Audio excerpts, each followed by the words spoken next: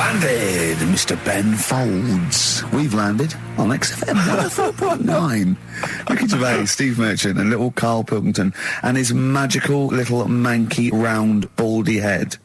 He was described as a wacky mank in one of the papers this week. Really? Brilliant. Well, remember we were talking about it last week, about he came round to my house, and I popped out my Mr. Johnson, Sure. to take a little look at. And his two That made daughters. the papers. That made the papers. Wow. What paper? It wasn't front page of the Times. It must have been like the Daily Star or something. Just squeeze Live 8 on the second page.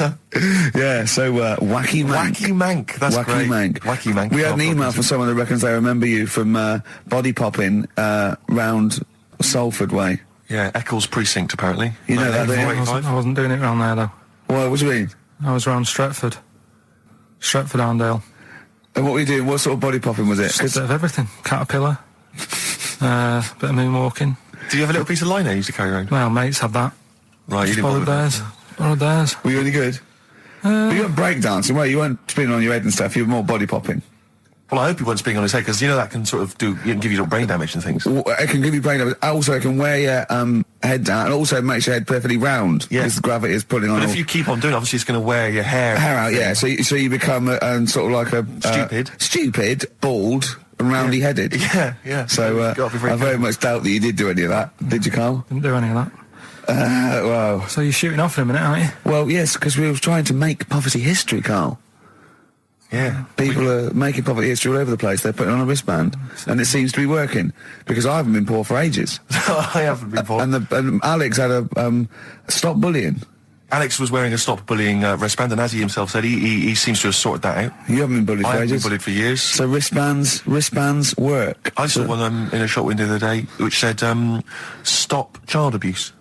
And I bought one, obviously, because a lot of people say, does it make a difference? But it was only £1, and I'd only spent it on kiddie porn. So, I think I've made a little difference there, in a small way. On a serious note, though, I like the idea that stop child abuse. If you're a paedophile and you're walking along the street in your Mac, right? You got a puppy in one hand, a bag of sweets in the other, and you see this wristband, and you go, "Oh, stop it." Oh, okay then. Yeah, I hadn't thought before. That's what you think. Okay, fair enough. Yeah. Well, I won't be doing that again. Yeah, he was hanging around in Topshop for unsavoury reasons. You saw them in there for only £1. Carl, we haven't got long, have we? We've got an hour and a half because we've got to shoot off. I've got to shoot off down to Live 8 and introduce Rem. So we got a lot to pack in. We got the Rockbusters, and then we give away. I just saw those. I'll finish the sentence in a minute. I look forward to it. I'm getting excited. Yeah. I'm getting excited. So we got so much to pack in. Yeah. I haven't got time to finish all my. So listen, right? You know the things we're giving away. The signed little Homer. The Nigel Tufnell thing and the Flanimals, right? It looks brilliant. They've done a brilliant job, the people here at XFM. So take back all you were saying about them, Carl. And also we should say as well, you've still got a chance to win that, because if you get today's Rockbusters, you go straight into the hat for the big draw, so you've still got a chance to win all those top prizes. Play a record. Bit of Monkeys. Yeah. Monkeys, Pleasant Valley Sunday. Alright, so like that, Carl. It's alright, yeah. What's it about? Well, if you heard, it was a sort of description of, typical suburbia, isn't it? Here in status symbol land. It's a sly dig. When the monkeys get a bee in their bonnet about something, you better not. You do not want to be on the receiving end of that. Yeah. We've got a good song with a story later. Go on, what have we got? Don't want to tell you yet. All right. Now, is it as pitiful as last week's, where you somehow misheard that Eric Clapton song? What was the Eric Clapton song? Well, Wonderful Tonight, and he was convinced it was about a bloke in a wheelchair for no reason, no evidence at all, other than she's walking around with me. Yeah. Well, yeah, walking around with me. No. I walk into a room and everyone's head turns to look at her, which you didn't seem to Helps hear. him to bed. Is he's drunk? He's had a few. Never mind. Yeah, well, you're totally wrong. Big day, Carl, though, isn't it? Because there's lots going on, and I know Carl's it's very, very important for him that he champions Live 8. I don't know what's going on. I don't know what. I am sick of it, to be honest. Sick of what? Just sick of reading about it. Sick of this Live 8 thing. Sick of it all. Brilliant. Fed up with it. What annoys you particularly? It's not only that today, though, is it? On the way in today, right, saw a gay fella on a bike. Weird? On a bike, rushing. What time did the gay march start? What time did they have to be? Why are you looking at me? I don't know.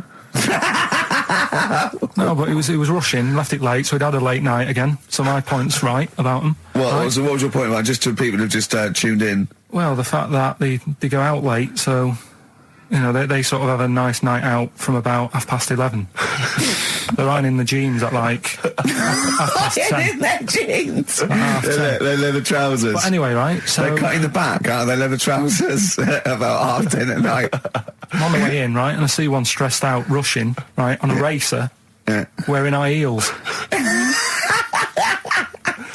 Oh, I love you. He's 50's dad, isn't he?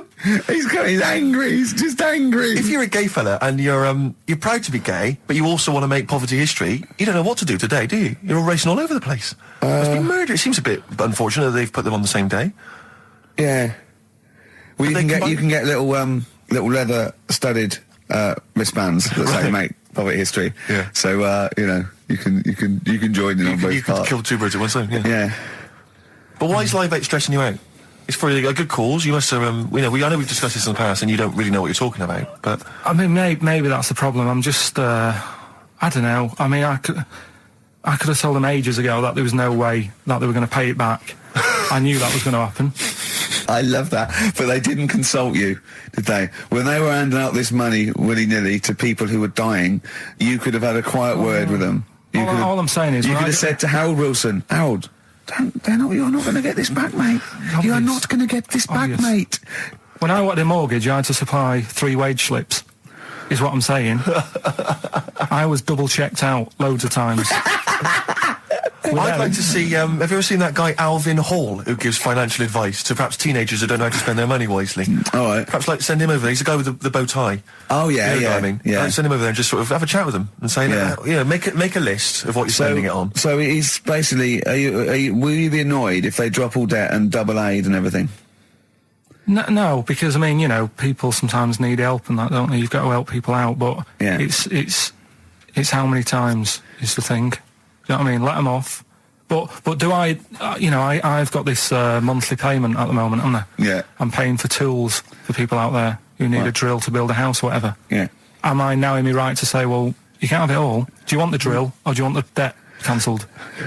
This is what I'm saying. I'm just, I'm all happy to help people out. Do you think they're taking us for a mug? Is that what you think you might be taking? We'll see, won't we? Time will tell, won't we? You know what I mean? If next year at the same time Geldof's putting on another gig, I'll go, what's going on now? Geldof putting on another gig and the mean fiddler. What's going on now? I think you're missing out on the true meaning of today, Carl, which is an opportunity to see Keane for free. I think that's the problem. I don't want to go. I don't like crowds and that, do I? Right. Can't be dealing with that. I don't like big crowds. People, because I was talking to people at work about it, and they were saying, it's a big occasion, it's one of them events, like, you've got to be down there, because in years to come, when they say, were you there, I don't see what's good about having a memory being stuck in a crowd of 150,000 people. I'd prefer to do something nice, say if I have like a nice cake and a cup of tea, right? In years to come, when they go, do you remember that day when we were all cramped and what have you? I'll go, no, I was having a nice cake and a cup of tea. So I've got a nicer memory than them.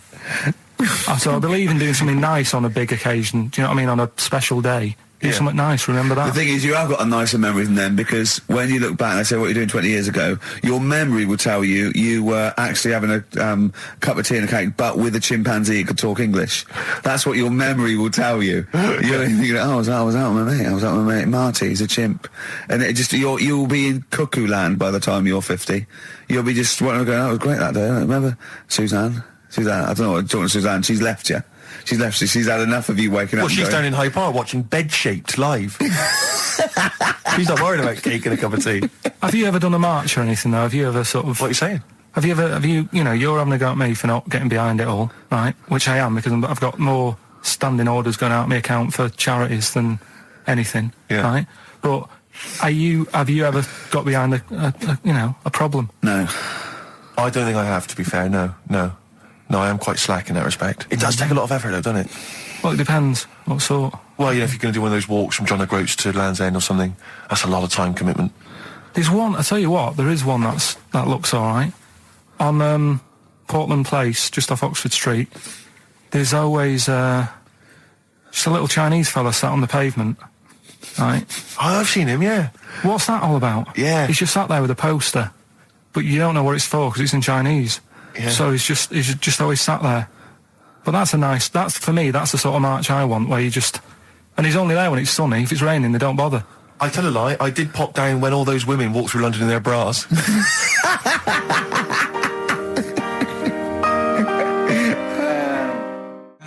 Embrace and Gravity on XFM 104.9. We've had a couple of texts. People obviously can text in 83XFM. That's the text number for the big quiz that's coming up shortly. Rockbusters, still your opportunity to win some of those cracking prizes. Enter your name in the draw if you can unravel the, I don't know what you call them, conundrums that Karl set. Sort of. We've had a couple of texts. Obviously, we're leaving early today. This is a shortened show and our last show of this run. But we've got to leave early. We've got to go down and try and make poverty history. But Rob's texted and he says, only an hour and a half today. Well, poverty does have some benefits then. He's a fan. He understands the show. Who was that little fella that used to write in who hated the show? Oh, I forget his name. I haven't heard from him for a while, actually. I don't know what happened. No. Maybe he realised that if he hated the show so much, the obvious thing to do was to switch off. Maybe that finally dawned That's on him. annoying. What's his name? Someone will remind us of his I name. like people who hate us to carry on listening. Yeah. It just gives it an edge, doesn't it? Yeah. It's the fact that, that you're annoying someone. I mean, I love annoying people. I know you do. I know. So You're like a kind of walking Chinese water torture. Yeah, exactly. Yeah. Have we got Ladder 49 today? Rick, there's a number of cracking DVDs as ever on Rockbusters. We've got The Life Aquatic with Bill Murray. We've got Howard and Kumar Get the Munchies, hilarious stoner comedy, and Batman the Animated Series.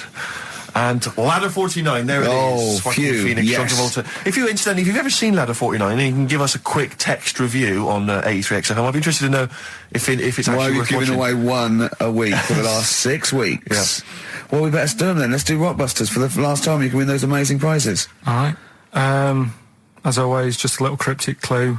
Some initials of a band or an artist. Work it out, email in or text in. That's it, isn't it? Mm-hmm. Yeah. Right, the first one.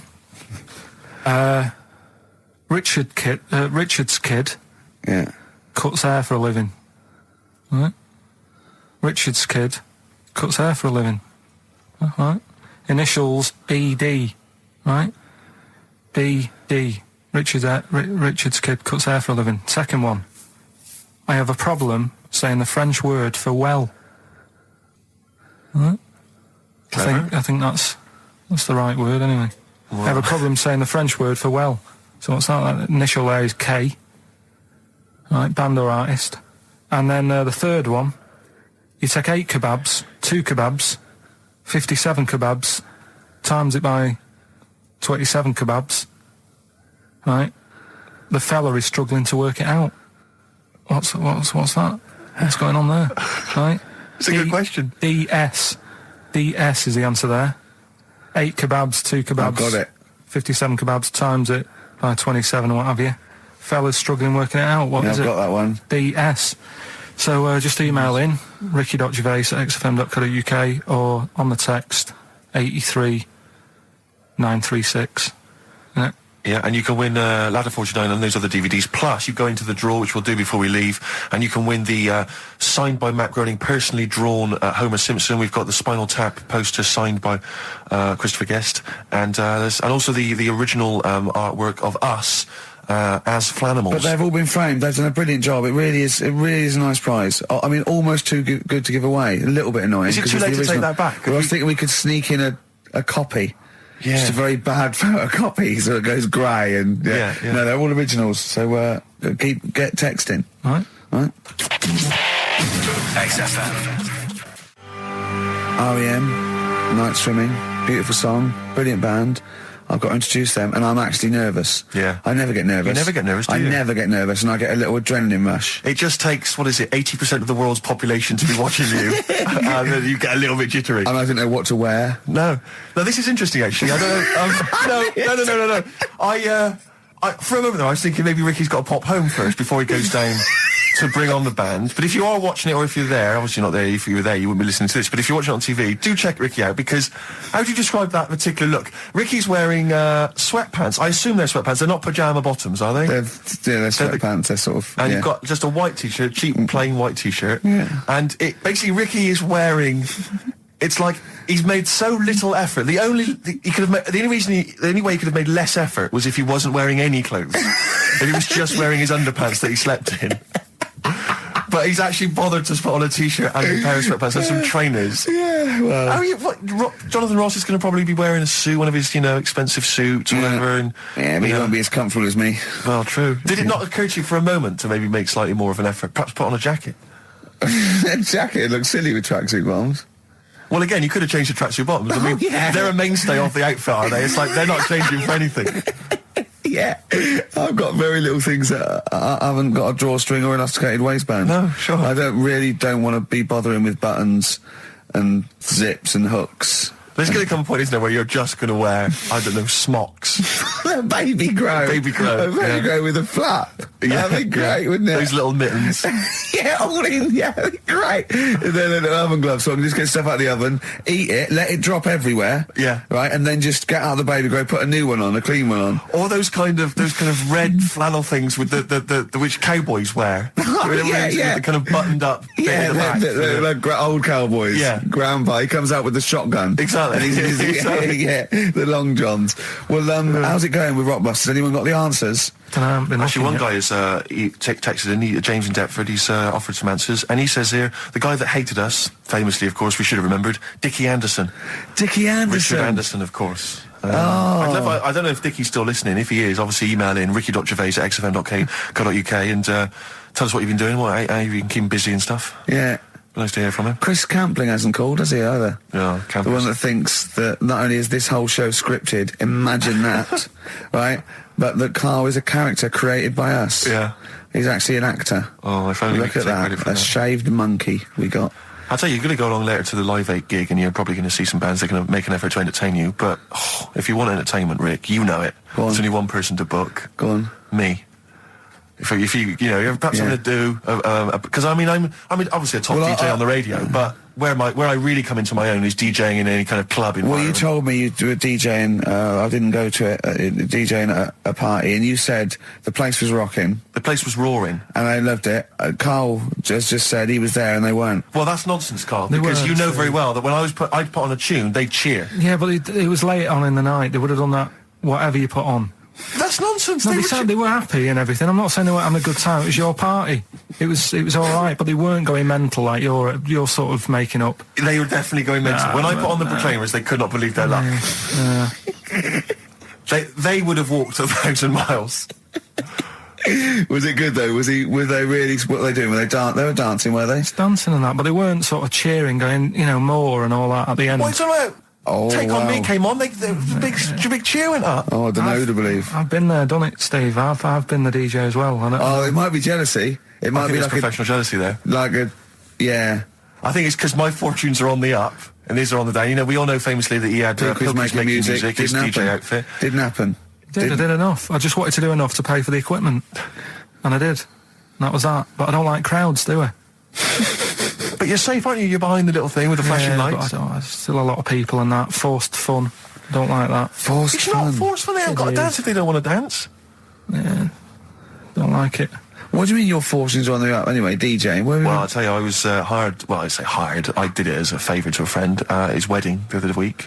And I got there, I was thinking, because everyone had their little role to play, and then people were doing a good job. I love you taking it seriously. And I spent ages putting together some CDs, special selection CDs. I love that! Because what I did was I burned them on iTunes. Did you turn up with your own headphones round your neck? Own headphones, wearing a suit, but headphones. Metal case. Didn't need it, just had them all in one small box. Brilliant. Boom. I thought this is good stuff. I got some classics here. Give me an example. Give me an example of the first hour, the warm-up hour. Rick, I'm coming straight in with Frankie Valli, Oh What a Night. Brilliant track. I mean, when those beats start at the beginning, who's not getting on the dance floor? Wait a minute, what's this following it up? Go on. It's the Jacksons. What, I Want You Back? I Want You Back. Brilliant. It sounds good at the moment, Carl. Yeah.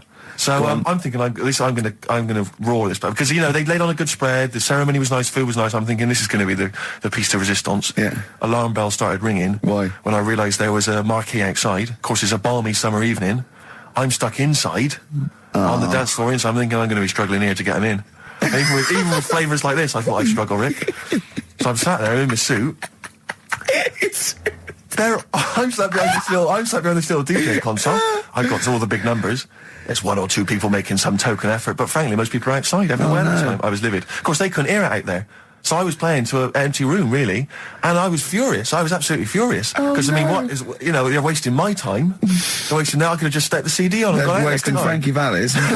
Frankie Vallis time. They're wasting the Jackson 5's time. They're wasting, D-Light's time. Yeah, yeah. And, so I'm sat there, and there's a couple of people making a cursory effort. Mainly when they come to get a drink from the bar, they might have a little quick, couple of two. You shout, we don't want your Not lot. interested. All of you or no one. All of you or no one at all. And, then there's a microphone set up because people have been doing speeches. This little girl gets on the mic, right? It's being funneled through the speaker system. So every time I put my headphones on... Miss Dynamite, was it? It wasn't, sadly, Miss Dynamite. Although she decided to have a little go at MCing. She was screeching a little head How off. old is she? Oh, I don't know, 8 or 9. At their most annoying.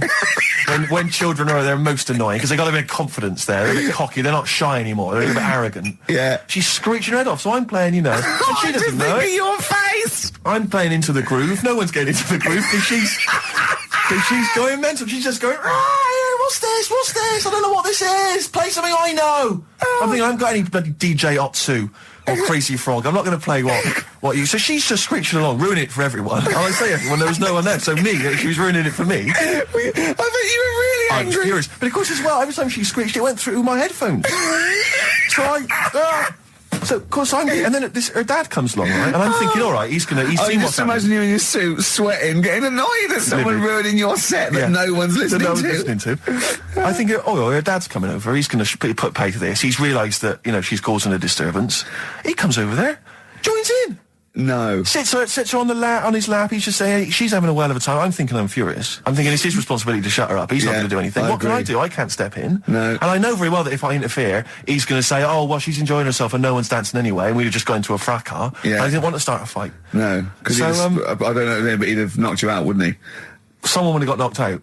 And I'm not saying who it would have been, but, but to bear in mind, Rick, there would have been 2 of them.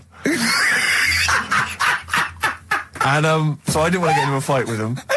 And, anyway, so I'm playing. Anyway, so my friend came along. He realised what was happening. And I didn't have the guts to unplug the microphone. Because he'd have known, you see. Yeah. So I got my friend to do it when she had her back to it. So he pulled the plug out. The microphone went dead. She went, what's going on? I went, I don't know what you're talking about. I said, I don't know. She said, where's the microphone? I said, you must have broken it. I don't know what's going on. Someone will probably make you pay for that. Anyway, at least we shut her up. That is great. But it really went from bad from worse. And there's that thing when you panic, you start panicking. So you're putting on a lot of flavours that you would have saved till the last hour. What are we talking? Boom, boom, shake, shake. Exactly, you're throwing him in early. Love Shack's coming on way too soon. Really? Oh, Love Shack before 11. It's heresy, but I had to do it. But anyway, in the end, I made the bride go and get some people in. I said, look, it's your special night, all right, and they're going to enjoy this. I'll be honest, love, this is a washout, and it's up to you Exactly. to turn this wedding around, or I'm walking. And I tell you, they're going to have a sour memory of this evening, unless you bring some people in. Everyone in dancing. So she got him in at the end. Brilliant. And I'll tell you this, Carl. I mean, I don't know what you say, but they were loving it. They were absolutely loving it. A bloke came over and said, have you got Amarillo? I said, no, but I put on something even better, Delilah. Wedding crowds always go for Delilah. A song, of course, about old man killing his wife. It always goes down very well, strangely, at weddings. They get into a sort of hokey-cokey thing. They went berserk for it. And I was following it up with, I had the monkeys, I had all sorts going on. Brilliant. Of course, you know what happens. What? I'm going great guns. People are absolutely loving it. They're rocking it. I throw in, I had something cracking on at the end. Come On Eileen, of course, was on. People were going berserk for it. Which is unfortunate because the bride's name was Eileen. Yeah. And then the bride pipes up. I'm throwing the bouquet. So they all traipse off outside again. Oh. I was furious. Oh, no. I plugged the microphone back in. I said, what are you doing? We got, but they went out. Then, of course, you can't get them back once they've done that because all the women are running around. I got the thing. And then they got to wave everyone off, throw the confetti. They ruined your day. I was having a great time and they ruined it. She ruined your special day. She ruined my special night. Oh, no. It's on her head. What would you put on about now, Carl? What if I was DJing? Yeah. Probably a bit of world party. Go on. Interesting. Put the message in the box, put the message in the car, drive the car around the world, and I'm imagining, Rick, that message is make poverty history. That's world party, put the message in the box. Can I just say quickly while I think of it, we get a lot of emails from people, a lot of texts saying, can you send a big shout out, stuff like that. I've just looked at one now, Scott and Julie in Australia listening, they want a big shout out, big shout to them. But there's so many people that do it, and I'm obviously just want to say sorry we never get to your emails. We're very, very lazy. We never really get to look through them, but we obviously do appreciate you emailing in, texting in, stuff like that. And also, can I send a big shout out to my grandparents, who I believe might be listening on their new digital radio? They're pretty high tech. Very West Country. Yeah. Are they the merchants of Bristol? Merchants, yeah. Props to them. Props to them, yeah. It's a slightly truncated show, isn't it, today, Carl? We've got no news, I would trust. I don't like change, and that's what's happened. I'm not. You don't, do you? You're like Rain Man. Yeah. He really is like Rain Man. Anything change, it's got to get in a little routine. You can't. I don't like to. I'm not like Suzanne's mum and dad and what have you, where routine cannot change no matter what. Like what? Well, we've talked about it where, you know, if it's a Tuesday, I'm having sausage, egg and chips no matter where I am. That's what they're like. Right. That's what they'll remember, actually. When I'm saying about stuff about Live 8 and all that, you know, people will remember. If people said to a dad, you know, you remember Live 8? Okay, what day was it on? Tuesday. Well, I had sausage, egg and chips. Nothing changes. But the thing is, today, normally we have a bit of a, you know, I know what we're doing where and all that, and it's all sort of messed up. We don't usually know what we're doing where. We say, what should we do next? But I know, like, Rockbusters has been done early. Right. So that's normally done at that's about really about 5 throwing you. I minutes. say, I just don't. I don't like all this change and that. It's messing about, isn't it? Rain Man. So what do you want now? Well, what about Song with a Story? See, right, well, last week... Look at him, he's in a genuinely foul mood. No, he's actually rocking. Yeah. He's actually rocking like Rain Man as well. Last week we did, like you say, Eric Clapton. This is the section where we play a song with a story. I think every song, if it's a good song, it's got a story. You've got to listen to it, sort of, you know, from the start. You get in the middle, you're going, oh, how's it going to end and all that. Yeah. You wait another minute, you know the ending, you're happy. But the thing is, as Steve said, you know, sometimes you're disappointed with it, so it's just not a good story. And as Steve said, I'm not sure you're finding what you need in a song for a story. Why don't you read a book, a novel? If you want a really good story that engrosses you, why don't you read a book? You're not going to get it from a pop song. I haven't got time for a book. Song's 3.5 minutes. And that's it, is it? And that satisfied you? Well, yeah, it gets you thinking for a few minutes, then you move on. Then you stop thinking. 2 minutes 50, this one, right? It's brilliant. Go on then. It's about, last week we talked about the little crippled fella, right? This one... As I say, I don't think we say cripple anymore, but go on. All right, this one, someone emailed in saying, if you want a song about that, this is a song you ought to listen to, right? Right. It's about this fella who, basically something happened. I think he's in a wheelchair, right, for some reason. You thought that last time. His wife, you know, likes going out. She doesn't take him with her when she goes out. Right. Is it Ruby, Don't Take Your Love to Town? Yeah. Brilliant song. Well, just play it then. Yeah, great song. All right. What do you mean? Oh, it's just, it's a good story. It starts off well and that. You're feeling sorry for him, but then he says, where's my gun? Yeah. Because she's a slut. Why? Because she's going off. Yeah, but what does he expect her to do? What? Just because he paralysed his legs fighting for his country, presumably in the Vietnam War, says that crazy Asian war. So he's gone, he's fought for his country, he's taken a bullet, he's come home, he can't walk, he should be a hero, and then his wife's going out putting it about downtown. Why do I never meet women like Ruby? XFM. Forever Lost, the magic numbers on XFM 104.9. Well, the concert's kicked off, Steve. Yeah, I'm a bit annoyed that we're still here, really. Let's try and wrap this up quite quickly and then shoot No off. one's listening anyway. Nah, we could talk about anything. Well, we do.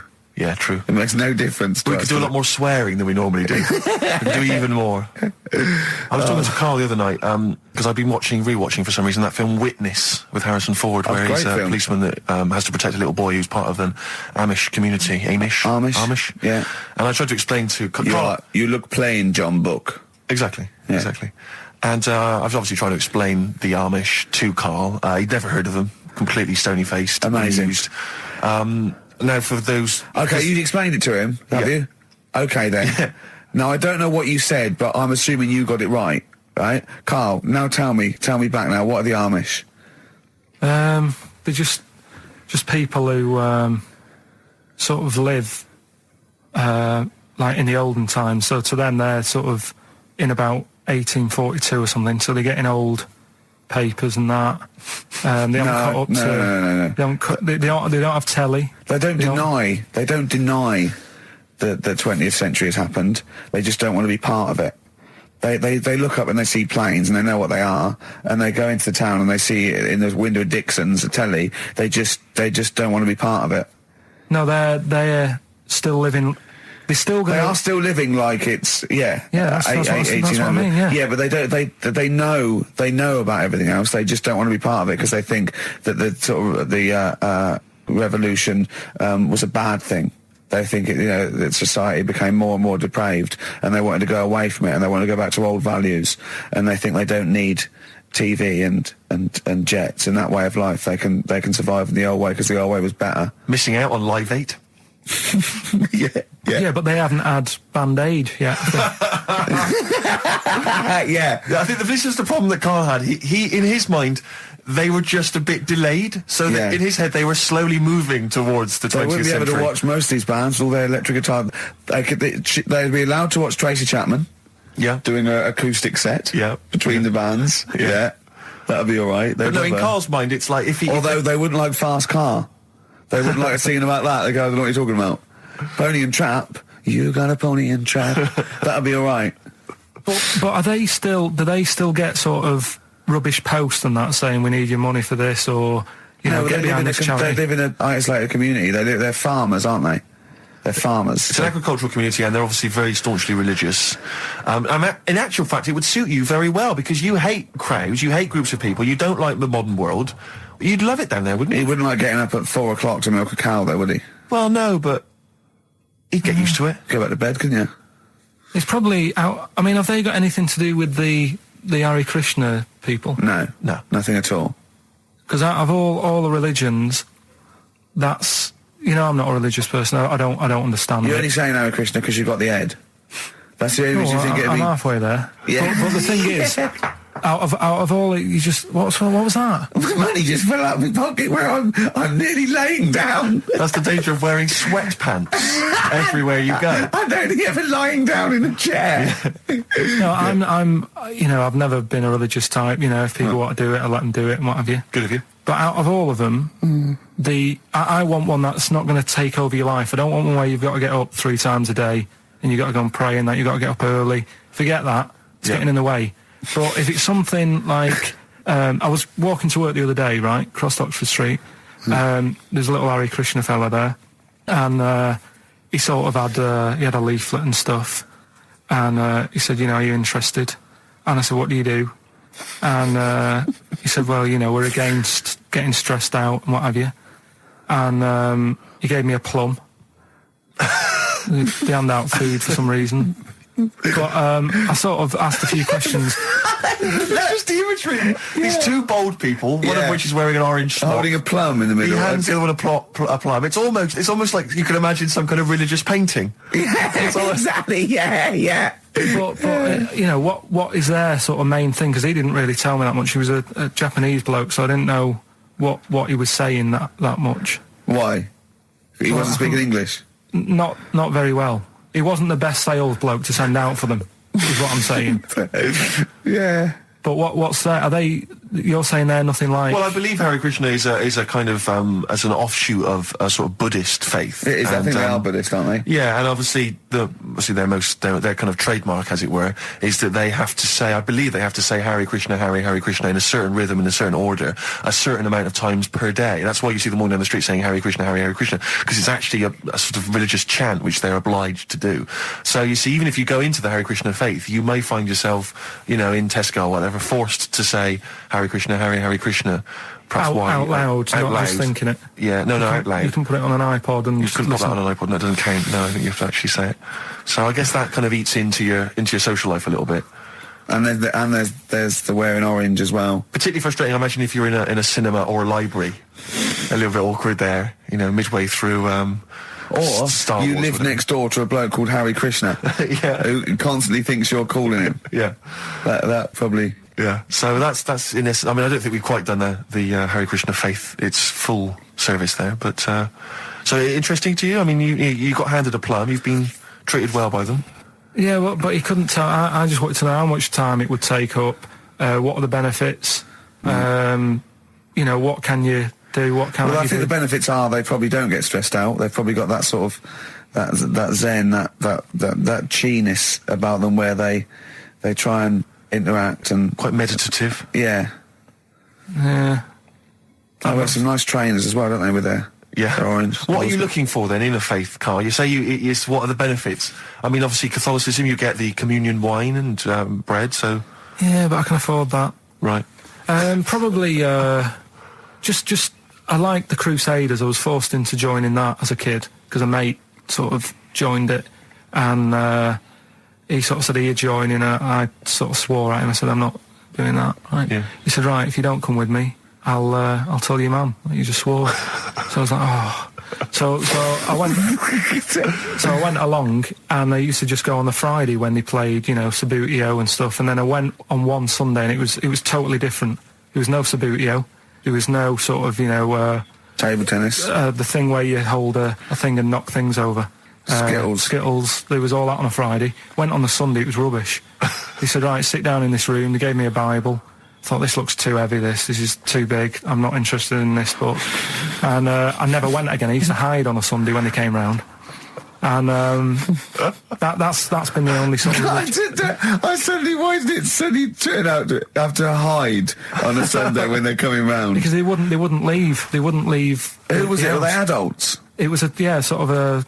Well, he seemed like an adult to me at the time, but he was probably about 27. Well, that is an adult. Yeah, but do you know what I mean? He seemed a lot older when I was a kid. Yeah. And he came knocking and that, and he used to say to me, Mum, I'll just tell him I'm ill or something. And he used to hang around to see if I'd eventually come out to play and that. And if I did, I think they would have grabbed me and took me there. I love the idea that for you religion has to bring with it some kind of gift. It's like, you know, join our faith and you get an alarm clock radio. It's like something like I think religion does bring a gift. Usually, it's the gift of the Lord. Well, the gift of everlasting life, isn't it? And that's the problem with it, you know. A lot of people believe in it because they think... But for I'll Carl, be all right. his feeling is like, that should be a given. That's safe. I'm definitely going home with eternal life. But what else can I have? Is there an Why do you have iPod to have in a it? religion? Because obviously I don't have a religion, I don't miss it, and I wouldn't want one. I'm an atheist. And that's out of belief, that's out of logic. And we don't get into the politics or the morality of it. Why do you feel you need a religion? Why don't you just get a hobby? Well, I didn't want one. I don't want one. I just was saying that, you know, if I was to get one, which one would I go for? Is what I'm saying. I'd what I like to mean? see you perhaps as a Jew. I think Judaism would suit you well, I think. What are the hours like for that? Tough. Can be tricky. That's what I mean. I don't want anything that's, you know... And they have a day where they don't eat and stuff. I couldn't be doing that. So they have days when they eat too much. Yeah, but what happens if I'm not that hungry that day? Like I say, I don't like change. You know what I mean? I like my Cheerios in the morning.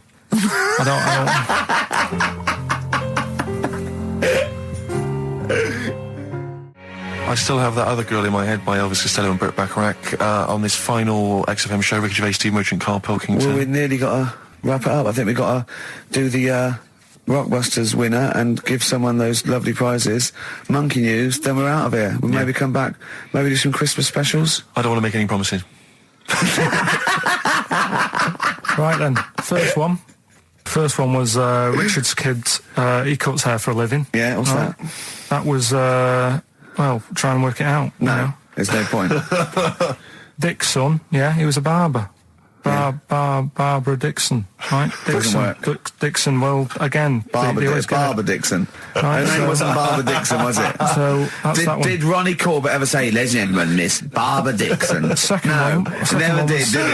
He never did. I have a problem saying the French word for well. What's the French word for well? Bon, isn't it? That's good. What?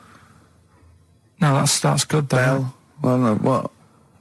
Isn't it bien? Yeah. Yeah, all right. I have a problem saying it, so I can't say it. I can't say bien. I can't say bien. Can't say Kasabian, right? So they managed to work that one out. That's say, one of your worst, that. Can't say bien. Can't say bien. Can't say bien, it's not... No. And the last one... work. That's terrible. 8 kebabs, 2 kebabs, plus 57 kebabs, times 27 kebabs. This fella is struggling working it out. What's the answer there? DS. Right? A Donna sum. Right? So he's struggling working it out. He's, So Donna Sum, right? So they got that right as well. So What was the answer? Donna Summer. Donna Summer. Yeah, Donna Summer. So just pick We went out one, on a high Steve. then. Steve, just pick one. We went out on a high. That was shocking. What about, let's have a look, there's, Well, it's the first one to get all three. Steve, what's the first one with all three?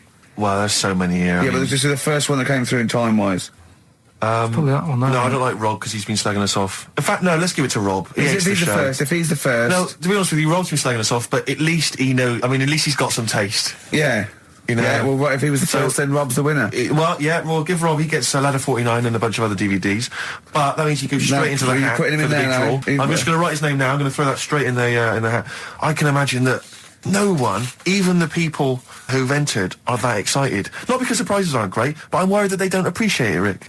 Do you know, I get the feeling that our listeners, they just don't appreciate the fact that we've gone to all this trouble. We've got the Homer Simpson drawing and things like that. I just feel like these people don't deserve it. Do you know what? It's weird. I just wish we had a better quality of listener. Like, people who listen to Radio 2, they deserve it. You know, they're elderly and infirm, some of them. It would really cheer them up. But our lot, you know, drug addicts, Yeah, let me pick you it know, out. truck drivers. So I've just put all the names in the hat, all the previous winners from the previous weeks, and Who's Rob as put it well. out? Is this Pilky going to put it out? Do you want Pilky or do you want Ricky? Oh, well, let's have the shaved monkey do it. All right. Plunge your hand in there. It's just, that's one, isn't it? That's it. sir? Just pull that one out. Check who it is. Right, it's, Gavin Thompson in Edinburgh. Well done, Gav. Are we going to get them up there? That's not his problem. You got to post them. You got to pay. They're amazing prizes. Yeah, but the Spinal Tap one, it's about 5 foot, isn't it? Well, they can post it. It'll cost them a few quid.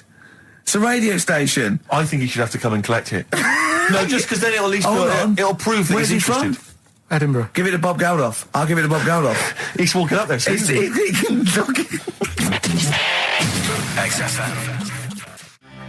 Chewing breaks. Fishing for a dream. That's what we're fishing for, isn't it? We're fishing for a dream today. What's So that make dream? poverty. I don't know what I was talking about. It doesn't matter what you're saying, Rick. No one's listening. No one's listening. Well, we've got to finish anyway. Think about the fact that think how small our percentage of listeners is anyway. Anyway, and then you two are on stage Yeah. at the moment. This is like broadcasting during Christmas dinner. This is the same. It's just On the pointless. hospital radio. Yeah. Yeah. Exactly. Where everyone's got an iPod for Christmas. Yeah. On the ward. yeah. Well, we've just got. We're going to go through. We're going to go through now till 5:30, and I've got to rush off. I'm afraid to Live 8. Don't apologise, mate. When people see the glam that you're bringing to that event.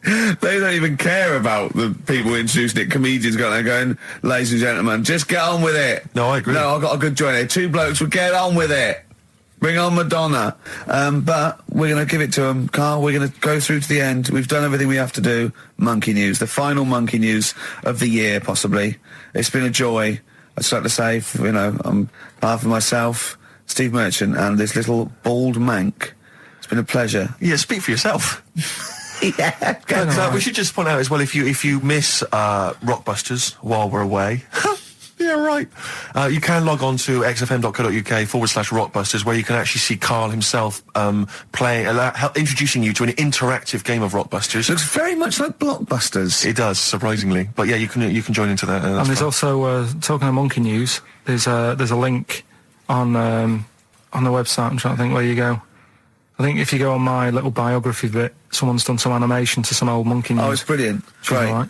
Yeah. So if you're having withdrawal symptoms of monkey news, then you can find some classic And it's monkey news on animated. there. Classic monkey I feel news. drained today. Do you? Go on. This is the strangest radio show in the world. Yeah. Isn't it? Yeah. Because when we can do that, we can talk about this and go, I feel drained today. Just like he's not, like no one's listening. Because that's the sort of thing you say socially and no one listens. Like just when you're watching up, I feel drained today. It's rhetorical. Yeah. You're not expecting anyone, not even your loved ones, to go, oh really? They just go, that. But to do it live on air, Yeah. no one's listening. What I mean is just give us a jingle.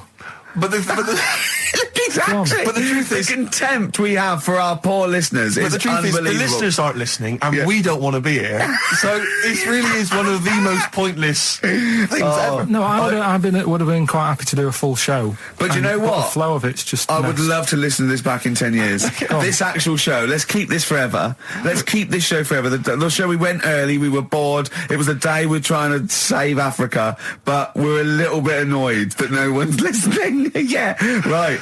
Right, once and for all, the final monkey news of the year. Oh, go on. What were you going to say? No, I was just going to say, if you're not into the Live 8 and you're gay, you're not listening, because you're on a walk. Right, okay. Right. Oh, chimpanzee that monkey news. Right, there's this card game going on, right? in the big hotel in Vegas, Right. The Luxor Hotel in Vegas. Yeah. There's a major card game. All the big players and that Sure. were involved. Right, they're all invited.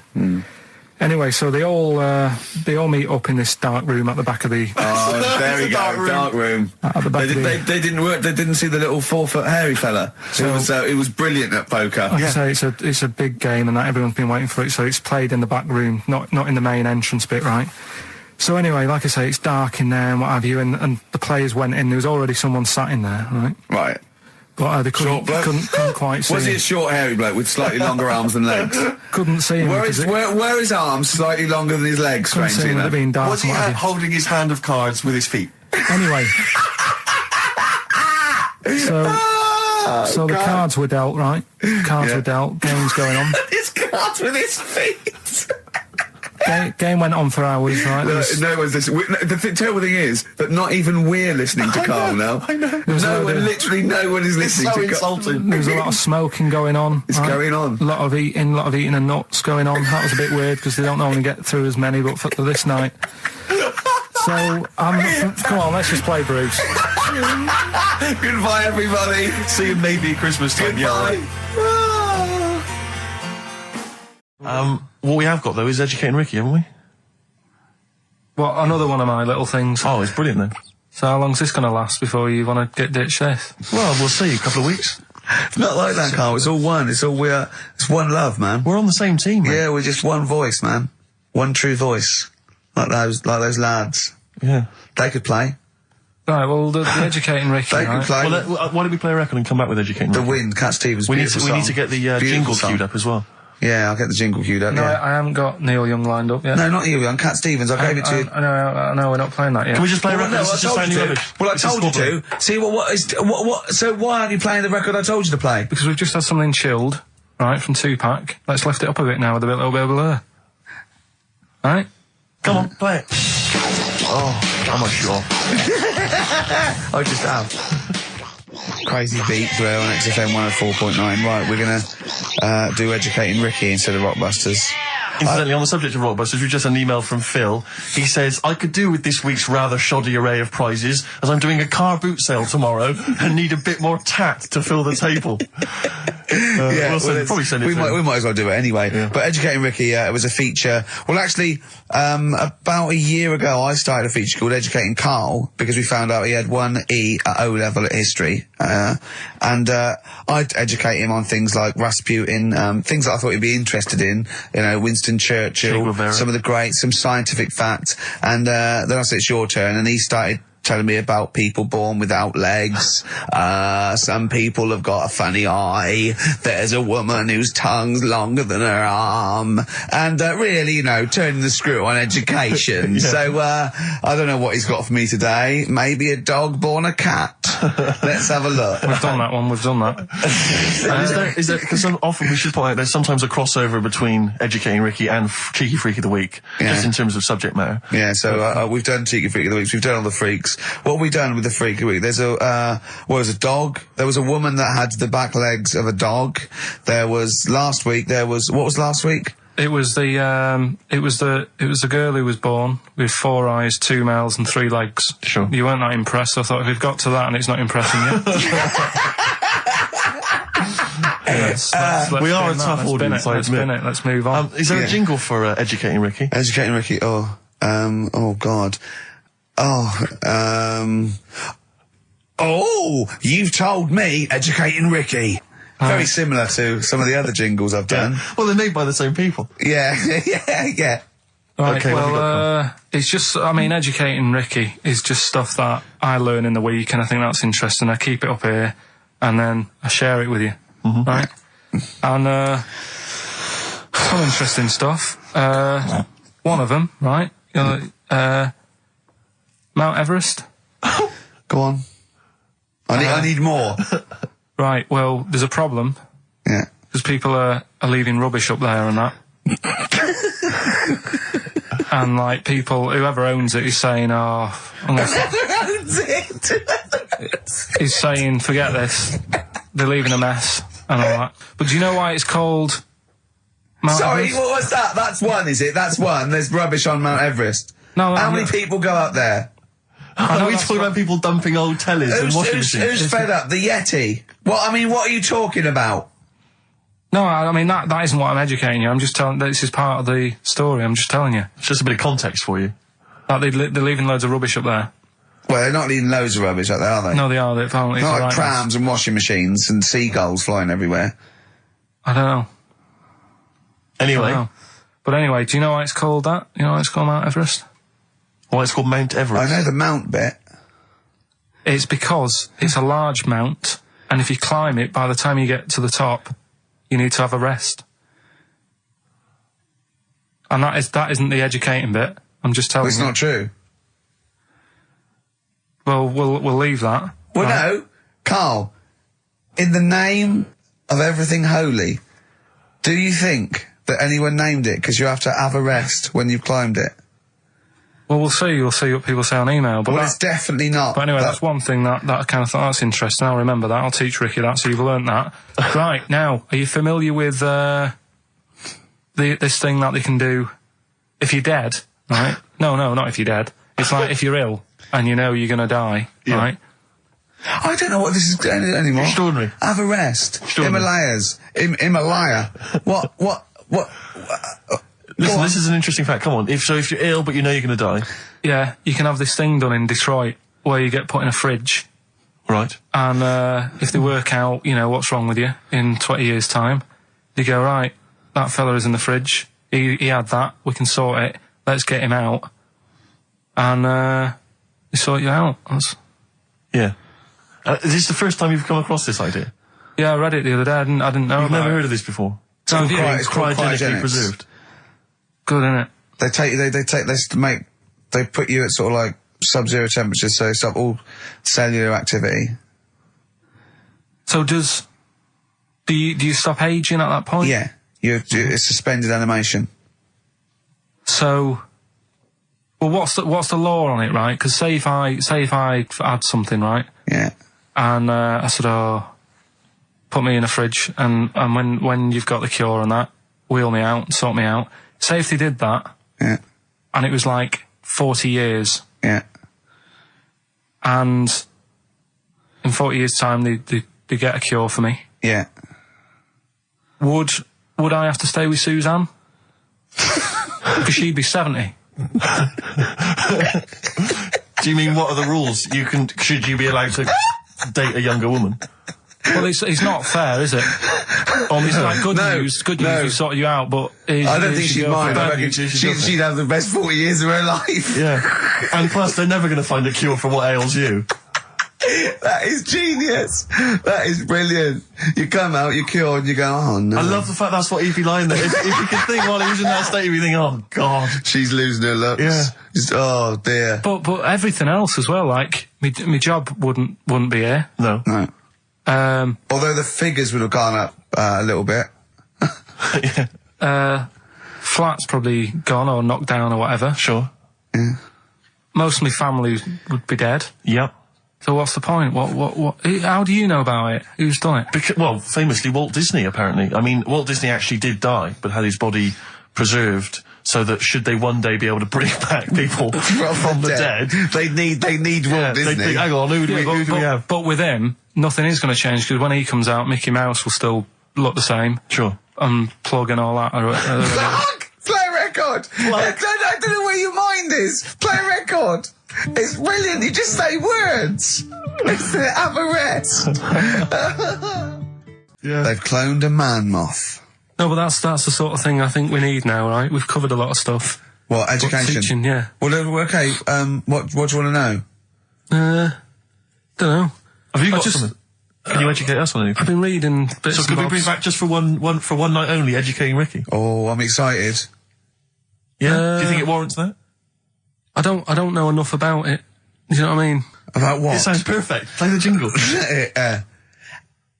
Educating Ricky's getting smarter. A couple of things happened in the week that I read about. Okay. Keeping up on what's going on in that. Sure. Yeah. One was about that Galileo fella. Okay.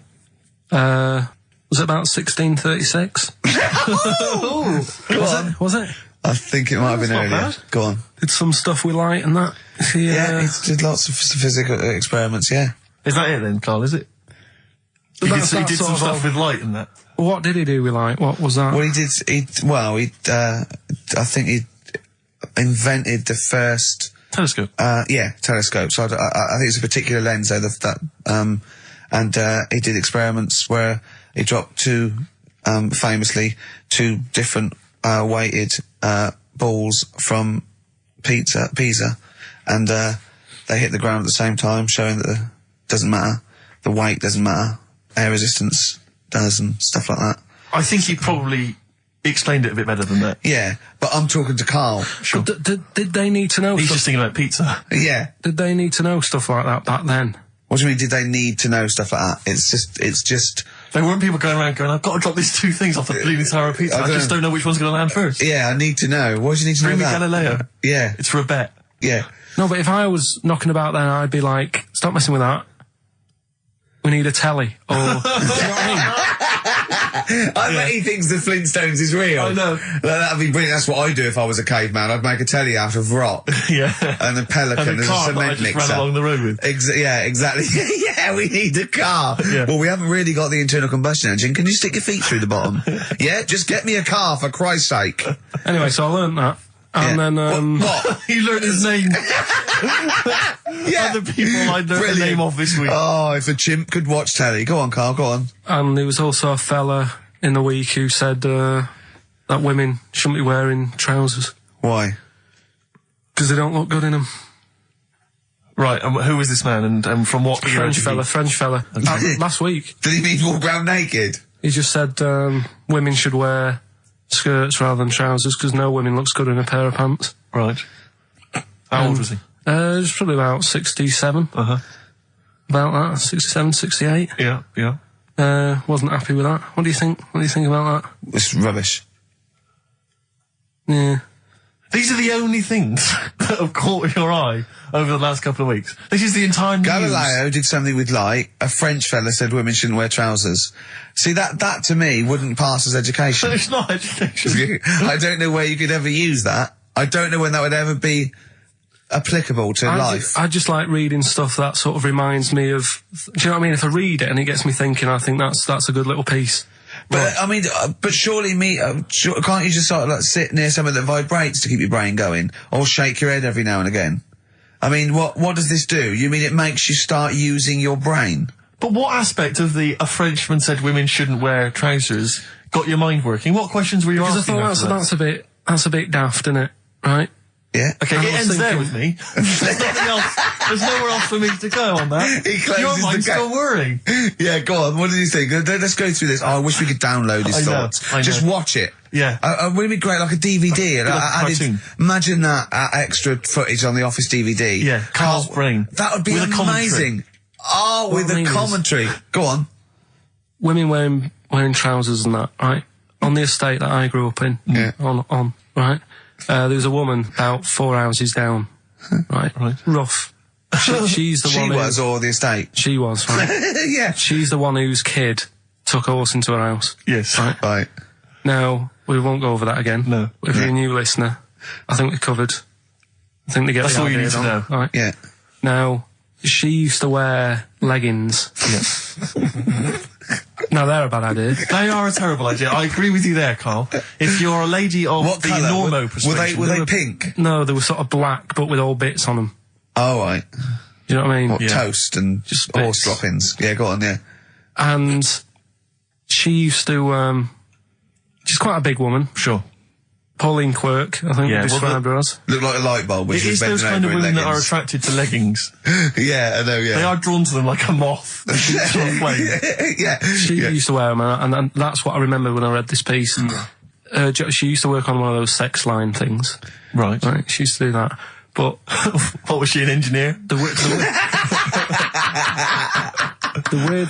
weird thing with her was, she had big eyelids. Right. Go on.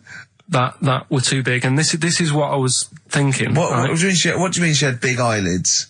How big do eyelids have to be for you to go, they're big eyelids? What was she shoplifting with them? Would she come out of Dixon's with, like, radio stored in them? What do you mean she had big eyelids? It was another one of them popular things around our way. Do you know, like... What do you mean popular things? They They go, oh, I'll tell you what, they're all the rage. Can I get some big eyelids, please? No. It was just like one of them things that people suffered with. Just big eyelids. They could hardly open their eyes. What do you mean? What do you mean? That's one of them popular things round where I grew up. People had big eyelids. They could hardly open their eyes. What does that mean? What sort of freak town were you born in? You had webbed feet people with big heads. You got women with big eyelids. What does big eyelids mean? Are you confusing her with the horse? Yeah. Did she have hooves? Look, what? Just too much skin. It was like the neck of a chicken. But on the eyes. Well, what's your point? Anyway, so there's this big eyelidded woman with the leggings. And that's what I'm saying to you, though. That's... When I read that story with people with trousers, Yeah. I went from that... Yeah. To a woman who used to have big eyelids. I still not the point. But then, and also the other bloke who had the eyelid problem was a mate of mine. Right. His dad had it. And same problem, massive eyelids. I don't know what that means. I don't know what that means.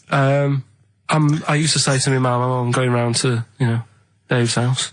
Yeah. And, Or to say, Drew, as you call him. that's alright, but make sure his dad doesn't take you out in the car. Because he could hardly... he could hardly see. He had to have his head... He gets to tilt his head back to keep his eyes Make open. sure! Did he have a couple of matches with him at all times? Oh. What a load of gobbledygook. I This began as educating Ricky. know, So it's what, like he was people thinking, with eyelids. But it's like you're supposed to make that leap as well. Yeah. If I mentioned the trousers, Ricky will probably be thinking about people with big eyelids and women wearing leggings. Play a record, Carl. Got nonsense. Adverts. No. Oh, all right. Before we move on, was the Sharks article interesting? Did you learn anything? It's pretty good. Was it? Go on, Yeah, what I'll was teach it? you something about that later. Oh, okay. Is this educating Ricky? It wasn't, but I can teach you a bit. Yeah. Alright. That's good. Play some ads and that. Play some ads on a tune, and then have we got maybe a competition? Yeah. All What have we got? We're all looking forward to that. Alright. Fortune Faded. Red Hot Chili Peppers on XFM 104.9. I'm Ricky Gervais, with me Steve Merchant and Karl Pilkington. Back for 2 hours a day, then a Monday off. Conning the management, baby, and sending this station spiraling down into the depths for his greed and selfishness. Yes. Okay. Tell you what I read about. on the Sharks, way. monkeys, or jellyfish? It's 10 past, isn't it? We haven't done a little bit of knob news. No, we haven't done news, no. But It's been 3 months. It's been 3 months coming. There's this thing. I don't know the full story. I don't know how it happened, right? But little Russian fella. Yeah. He was sort of having sort of emptying his bladder, right? And Yeah. somehow electrocuted himself. Right. And sort of did a bit of damage. How's he? What, is he smashed I don't onto know. some I don't live know. wires or something? Something like that. So Did anyway, it damage to himself or to an electric fire or something? no, to himself. To himself. Yeah. And so the doctor Didn't slip and curling tongs went up his arse when he was pissed, because that's happened a lot in Yeah, we've all been hospitals. We've all shoved the old curling tongs up the arse when having a piss. right. So I can't even be bothered. No, go on, we're interested. We're interested. Come on, we're interested. Don't You give can't up. be bothered. You get Mondays off. Do some work. All right. So anyway, so the doctor says, "Oh, it's not looking good. We'll have to take that off." What? He's like, Novectomy? Yeah. Really? But the funny thing is, right? Nothing funny about that. They've done. You're doing me head in. You're doing Just me head tell in the today. story. Just doing me head in. Oh, you can chill out on Monday. I've only got 15 minutes, but I'm going to talk to you every Saturday. I'm going to get the money's worth out of this, because you get Mondays off, and I can't bear the fact someone's getting away with something like that, because it's terrible. So you're going to stick this out, or you're going to have to work Mondays. So take it on the chin, right? Okay. Just finish the story. Yes. I command you. Just do it. Anyway, so he said, you know, will you be able to sort me a little knob out? A prosthetic Now, cock, yeah. Yeah. But they put him out Yeah. for the operation. Yeah. He woke up, Yeah. right, and he's thinking, oh, thank God that's over and done with. Yeah. They've only grown it on his arm. What are you talking about? You twat. Shut the you're an idiot. What do you mean they've grown it on his arm? Apparently, like, that's the way they do it. Oh, yeah, but to then put it on, that wasn't a mistake. It wasn't doctor going, does it go there? Some bloke I didn't do a degree. Are you a real doctor? Yeah, yeah. But why put it there? Because it's got to grow, it's got a graft there, so they can control it.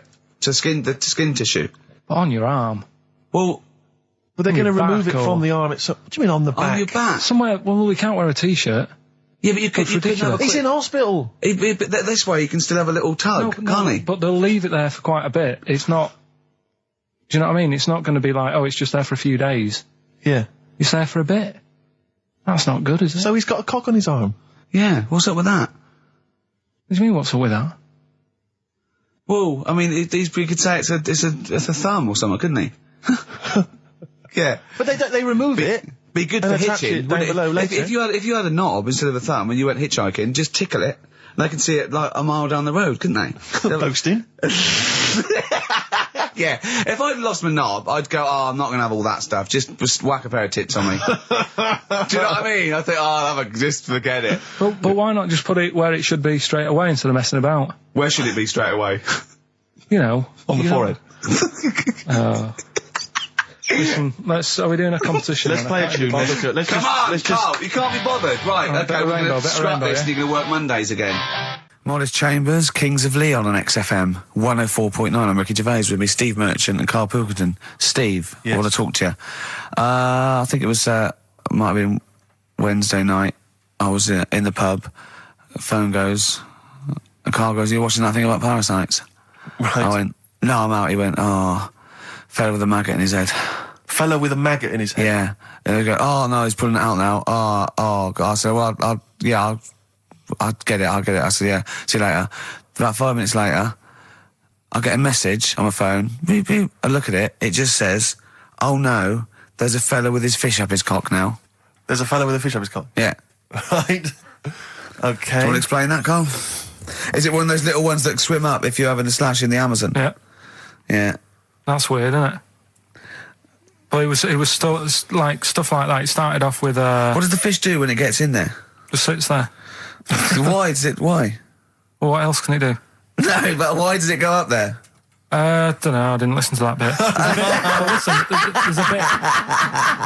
There's a bit. He started off with a fella who had a bit of meat and got a tapeworm inside him. Yeah. And he grew it for however long, and then it came out at the end. It was about 7 foot long. On purpose? Yeah, he did it on purpose. Yeah, for the program, right? I think yeah. Probably slimming, isn't it? Well, I was thinking that could I mean, you're a fan of Waller. Could he purposely have about 8 of them? What, Rick Waller? Yeah, It's a good idea. because they were saying how they eat, a lot of stuff when they're in you. They just eat. Well, all they of take enough so you don't die, and nor do they. Yeah, but I mean, you've got to keep taking them out, haven't you? Because you'll still have the same weight because it's got to go somewhere. So you'll have them in you. What you got to do is like let them eat your meal and then take them out. Do you think worm watchers will catch on? Yeah. So anyway, so that happened, right? And then there was a woman with a maggot in her head. A woman with a maggot in her Yeah, head. she went on holiday, it got in there somehow, and Stowaway. it just it was massive. And the thing is, she had a hole in her head, and she's there being interviewed with the doctor, like, and you can see it just sort of sticking its head out. Like, do you know when you see a cartoon with a maggot in an apple, Yeah. and it looks around like that? Yeah. Why didn't they just take it out there and then? I think they could have done, but the doctor's messing about. It's like, well, it's good for the show, isn't it? And they left it in there. Right, that's libelous. Well, That is libelous. but I found it weird. Why not just grab it? Because there must be a reason. There must be one of those medical reasons that you don't really know about, Carl. Right. And another bit. This was the best one, right? Grab it! Right. There's this fella, and he was on his bike, right, Yeah. cycling to work or whatever, and he sort of sees this thing in the corner of his eye. Right. Literally in the corner of his eye. Or you mean he saw He just said he saw in his something. peripheral He vision? saw Okay, something yeah. and thought, what's that? Yeah. So he thought, oh, doesn't matter, whatever. And he stops off at a cafe, right? Get a little scone, a tea or whatever. And he goes in there and he's sat down, and the waiter comes over. He says, yeah, what do you want? He says, I'll have a scone and a tea. He goes, all right then. So he goes to get it, comes back. As he puts the tea and the scone down, his face is like, what is that? Right? Like a look of frightenedness on his face. Right? Drops the tea and legs it. So the fella's going, what? So he legs it after the bloke and goes, what? And he says, oh, something came out of your nose. That was massive. Sorry, something came out of the Listen, guy this is all serving. true because people would have watched it, so don't start saying it Sorry, didn't but hang on, happen. I just need to clarify. The guy I on the bike... I don't believe he ran away. Wait a I minute. don't believe he legged it. I don't believe he had a look of frightenedness on his face, and I don't believe he said something massive came out your nose. Wait a minute. And I don't even believe he had a cup of tea and a scone. These are the things that I think are embellished. But who had something coming out of his nose? Was it the guy serving the scone? The one who was on the bike who ordered the scone. Yeah, but what It was came out it? of his nose. Yeah, what was it? Came out of his nose. Right. So he goes home and he thinks, I've got to sort this out because it's not good and that. So he But sat. what? No, it was out of his nose. So you mean it poked out of his nose? It didn't come out. It just said hello and then it... It was like the maggot in the head. Yeah, he yeah, just it just- popped his head out, had a look around and went back in. Why Like, did the bloke drop the tea and run? well, it's weird, isn't it? All right, so he goes home. He goes Yeah. home and he goes, oh, God, you know. So he sits in front of the mirror and he's sat there waiting. This thing comes out. Again, sort of looks round, goes back in again. So he goes, oh, No scones. right. No, it's... So he goes, I've got to sort this out. He goes to the doctor's, says to the doctor, I've got something up my nose. It just keeps coming out and having a look round, going back in. Didn't say that. The doctor's like, oh, I haven't heard of that before. Right? Didn't say that. So sat there. It does it again. The doctor looks, frightened again. Runs away. Yeah. He, No, he he, didn't run away. Well, he's got a look of frightenedness on his face. he had a look of medical frightenedness. He dropped his stethoscope and legged it. No, he said, I know what it was. He said, what? So you got a leech up your nose. He had a leech about that long. What's radio? Well, how long's that? 4 inches. 4 inches coming out of his nose. Next time it stuck its head out, he grabbed it, pulled it out. That's horrible, though, isn't it? Isn't it? Can I just remind people, just let people know, when Karl was saying it was about that long and Ricky said 4 inches, he was using his fingers. Oh yeah, he didn't have his There's nothing else there. fella out. No. So he had a leech up his nose. How did he get a leech up his nose? Don't know, again, I'm not that bothered about that bit.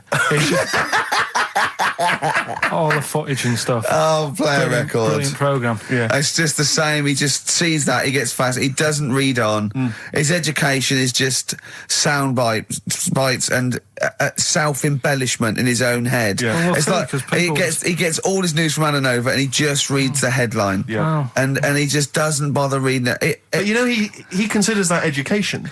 He Well- gets annoyed if you think that more So you information is don't useful. get going on that, 'cause Oh, we'll talk about that later. If you're I'll going to tell start you having what. a go. Right, okay. Okay, we're going to play a song now, and I'm going to tell London Karl's confusion over evolution. Right. Better you two? Oh, brilliant. Sweetest thing. Good listening.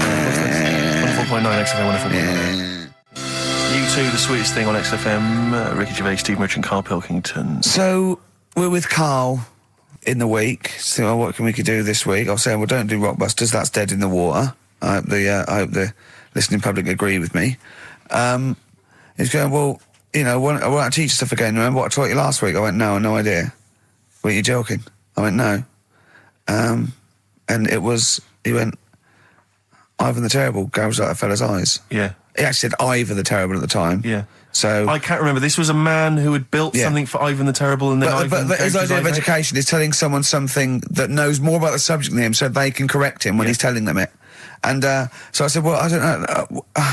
And he gets annoyed that me and you are dubious against monkeys who perform bank robberies. And he goes, but you believe in Newton. Yeah. He doesn't know the difference. I was trying to explain the laws of the universe, Yeah. right? It was going, what do you do? And so all I come up with, I thought somewhat interesting. You know when you tell a child maths, you say you've got 3 potatoes and you've got 4 potatoes. Yeah. I have to do that with science to Karl. Yeah. So I ended up saying, imagine you're in a shopping trolley with loads of house bricks. If you throw the house bricks out, you'll go the other way. he loved that. Right. He didn't you? Because I didn't know that would happen, and it's sort of useful to know. It sort of explained a bit to me and stuff. Yeah. Right, and that's why I like doing stuff every week. I think listeners go away going, well, I didn't know that. Do you know what I mean? Carl told me something there. They forget it instantly, just like we do. We're friends of yours, and we forget it instantly. No, the annoying thing with you is, Steve, not so much, Ricky, at least he'll listen now and again, you'll just dismiss stuff straight away. I told you loads of stuff yesterday, I taught you loads of stuff. But Carl, what you consider education... What did you do? Hang on, what you consider education, I consider tittle-tattle. Well, It's not education. Do you know what I mean? You seem to think it's education. It's just kind of gossip, stories you've sort of half read. right, all right, example of yesterday. Goldfish have longer memories than people think they do. Yeah. You said no, it's rubbish. No, we didn't. We said, No, where'd you get that we said, from? where'd you get the really? information from? Yeah. There's not enough information there for it to be educational. Because what you've said Because is it's also longer than you relative. think. I don't know. Because that as a statement, it has no objectivity. Goldfish's memories are longer than some people think. That isn't a fact. Exactly. Because we don't know how long do people think a goldfish's memory is. Do you see what that isn't a fact? Whereas Newton's laws of physics and the universe All right, are. all right. Yeah, but it was just a little thing. And I taught you more than that. I said about there's loads of Chinese people, if you put them in a line, you can't get to the end of it. I don't know what that means. I don't know what that means. There's loads of Chinese people. We know that, but what? If we put them in a line, we can't get to the end of it? We just say there's about 1 billion Do you know- Chinese people in the world. But what really annoys me is, right, I read something on the internet the other day, because I'm always trying to learn stuff. Yeah, no, you are. I know you are. Right? Yeah. And you're having a go at me because you're saying, well, what does that mean? Yeah, there was a report on, I think it was Ananova or BBC News website. It said, the world may end in 32 million years. Right, first of all, it says may, it doesn't say it will. And 32 million, who's going to argue with that? And yet they're allowed to put that on a website. You're not having a go at them. No, but But Carl, you didn't read that's on. There's more It information. wasn't like, that wasn't meant to be a newsflash to worry people. That was like, oh, scientists have discovered that possibility. That was just like. Yeah, but again, possibility. No, but Carl, Yeah, but it's there's the still- 8 other paragraphs that you haven't read. You see, that'll have to give need to, explanations they need as to to, why yeah. they think that might happen. So therefore, it becomes a news item. It becomes educational. It's not just the headline, the bullet point. The headline's just supposed to. It's supposed to draw you into the story, so you read on. That's not all the information. But then I was trying to come up with things to excite him, and I realised that I was opening a can of worms. I was trying to come up with facts for him. He was going, give me facts. So I said, oh, okay. Why can't an owl? Why does an owl have to turn its sort of head 180 degrees? And I said, it's because the eyes are so large, has a huge focal point for its sight, that they can't move within the skull, right? And he went, well, why'd they do that? Why don't they just do it, give them normal eyes, and then not have to have turn their head? I went, what do you mean? Why didn't they? He went, well, whoever did that. I went, well, it was evolution. He went, it's like giraffes. I read that giraffes grew their necks to eat food. So they didn't grow their necks to get the food. The ones that had upshots lived longer and so got the food and passed on their. He went, yeah, but why didn't they just give them wings? I went, why didn't who just give them wings? He got angry and went, whoever gave them the necks. his understanding of evolution made me fall on the floor. Who do you imagine is they? Because you don't believe in God, do you? So who is it you imagine is they? Well, whoever made us sorted us out. Who? I don't know, it just happens, doesn't it? Yeah, exactly. Well, Carl, there's no will to evolution.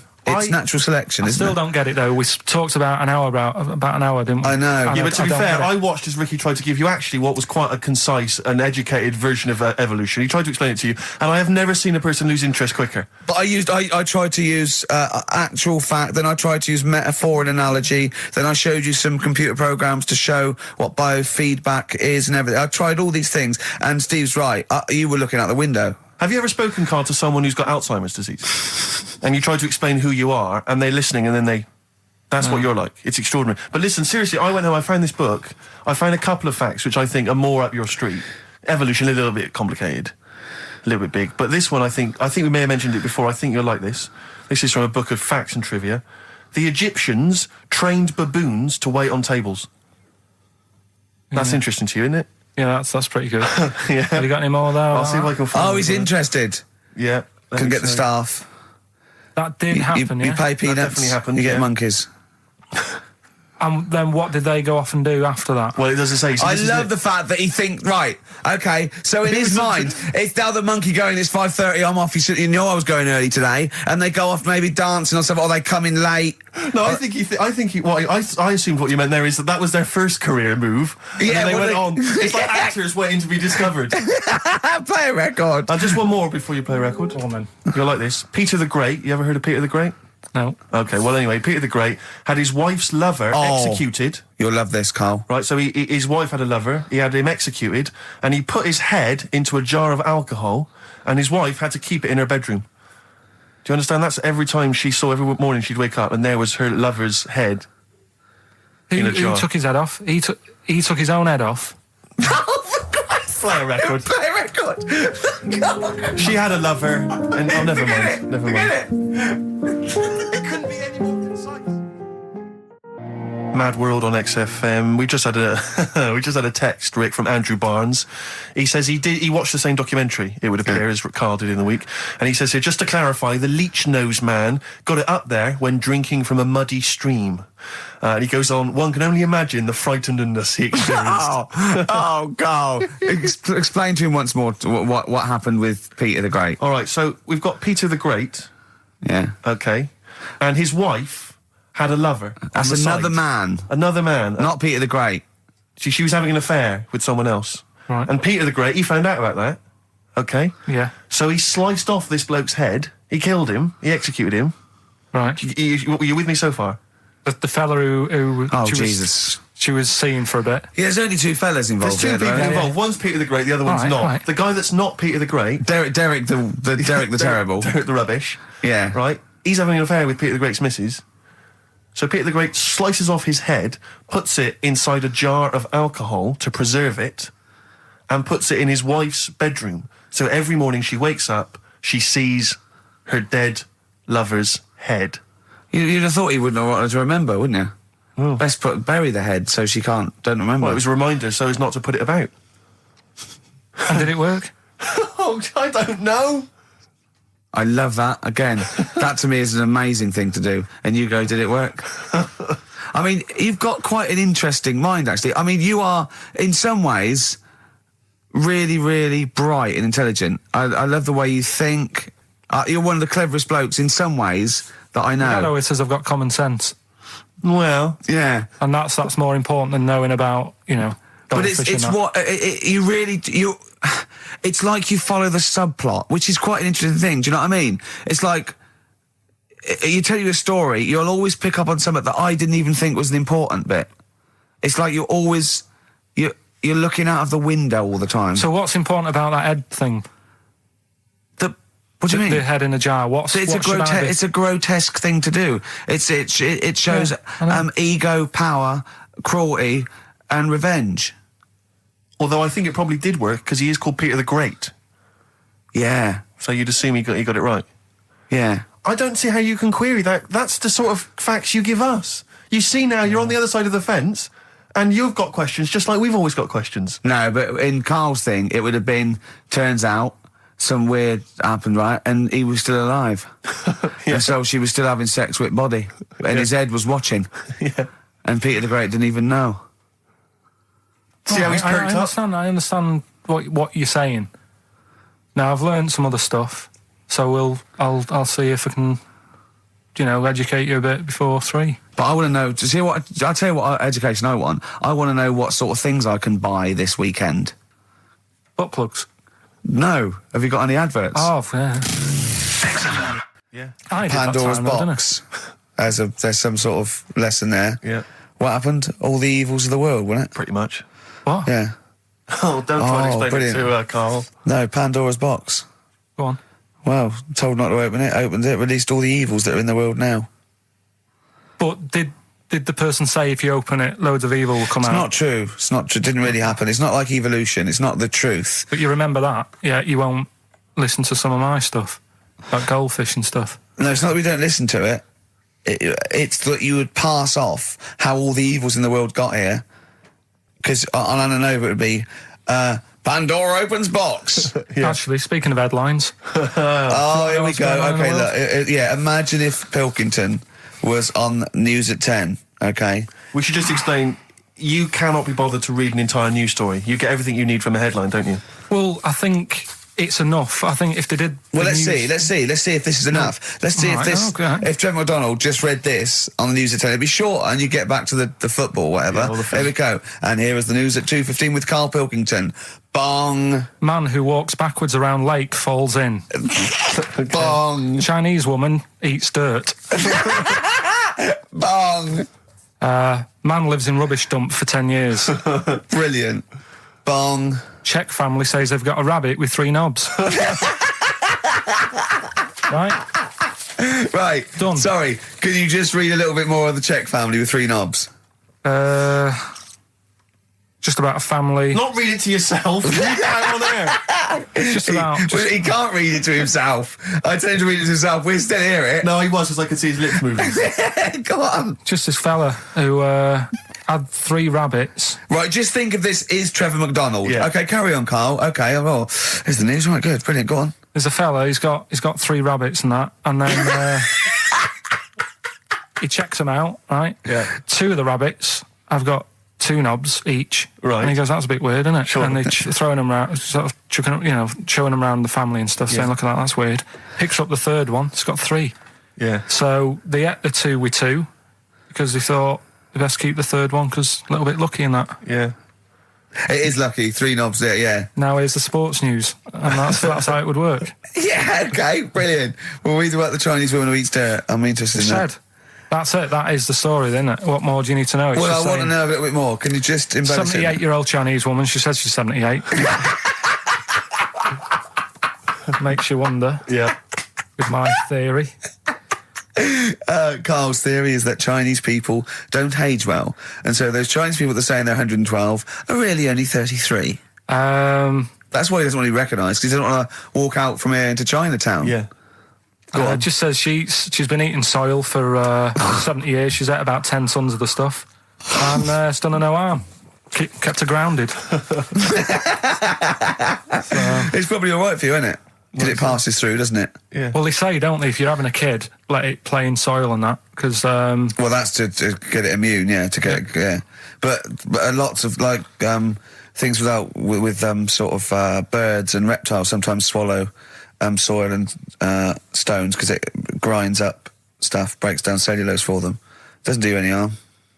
All right, then. One more fact from this book for you, Carl. Apparently, officially, the Second World War is not over. It's not actually over because there's never been an official treaty signed between Germany and Russia. So it's still going on. Interesting or not? Not as good as the monkey one and the woman who eats dirt. and the Peter the Great and that. Sure. But yeah, it is over, isn't it? Isn't it though? That's what I mean about you annoying me with stuff that you go, oh, that's interesting. I don't think that is interesting. Okay. Okay. There was what was it I learnt? What was it I learned? Think of that as a question. Well, we're all trying to figure that out. Yeah, go on. Leonardo DiCaprio? the painter, Da Vinci. Da Vinci, he could write with one hand, draw with the other at the same time. Right. Yeah, that's good. It's all right. That's interesting, isn't it? Yeah, it's all right. Well, if you have an interesting fact for Karl Pilkington that you think he might be intrigued by, email ricky.gervais@xfm. What have we got coming up? What have we got coming up? More education stuff, some good tunes and that, Yeah. and bit of Outcast. Yeah. I've got another fact for you, Carl. Might be of interest to you. This is the final one. The ancient Babylonians had What? And just stop you there. What's a Babylonian? My head's gonna burst. What do you mean, what's a Babylonian? I've never heard of one. No, but we'll work out. What's an Evertonian? Someone who supports Everton Well, or from. from Liverpool. Yeah, so what's a Babylonian? Is from Baba. Yeah, well, anyway, some people from Baba, ancient Baba, they didn't have very many doctors in those days, all right? Because they felt that illnesses should be left to the wisdom of the public, right? So if you were sick, Okay, you were placed in the city centre, right? And then a passerby... Outside Baba. Outside Baba. And a passerby who had suffered from the same ailment or who had seen it treated in the past, they would pass by, they would give them advice on how to be cured. Do you understand? So there'd be no doctors, just people passing by would see, they'd say, what's wrong with you? And they'd say, well, blah, blah, blah, I've had the same thing, here's some advice. And pedestrians were forbidden to pass such an individual without inquiring about the complaint and prescribing for it if they knew how to. So hang on, so there's someone ill. Yeah. It's outside the town hall. Yeah. People walk past, go, what's up with you? They go, oh, my foot hurts. And they go, oh, you've got to do this to get rid of that. Yeah. And were they ever right? Well, what do you mean? Were they ever right? Well, how do we know? What are you telling me? What? What have you just told me? What am I meant to take from that? You just said strangers sort of say, you've got that wrong with you. I think he's sulking. I don't think he's ever going to take anything we tell him again because we don't. No, but I don't like the fact that he goes, monkeys can do armed robberies, and we go, no, they can't. I don't understand what the problem is. But how is that different from telling me that a Chinese woman ate dirt? How is that not the same sort of thing? Because that's weird. Someone sat in Trafalgar Square going, I've got a headache and I go take some Nurofen, isn't shocking. I'm not a doctor. I've given him a bit of advice. But neither is the dirt lady. She's not particularly interesting. Neither of them are particularly interesting. I'm just trying to give you an example of the same sort of drivel you feed us every week. Would you sort of have tea round at her house? It's weird. The Chinese woman. Right, so it's weird. Okay, now we're getting somewhere. It's weirdness that you're interested in. See, I thought that you were actually interested in sort of interesting sort of stuff. But if it's weird, it helps. If it's weird, it helps. Yeah, I mean, it doesn't have to be major news. The other day there was something about this fella who I think he wanted to be an actor, right? And he was trying all his life to be an actor.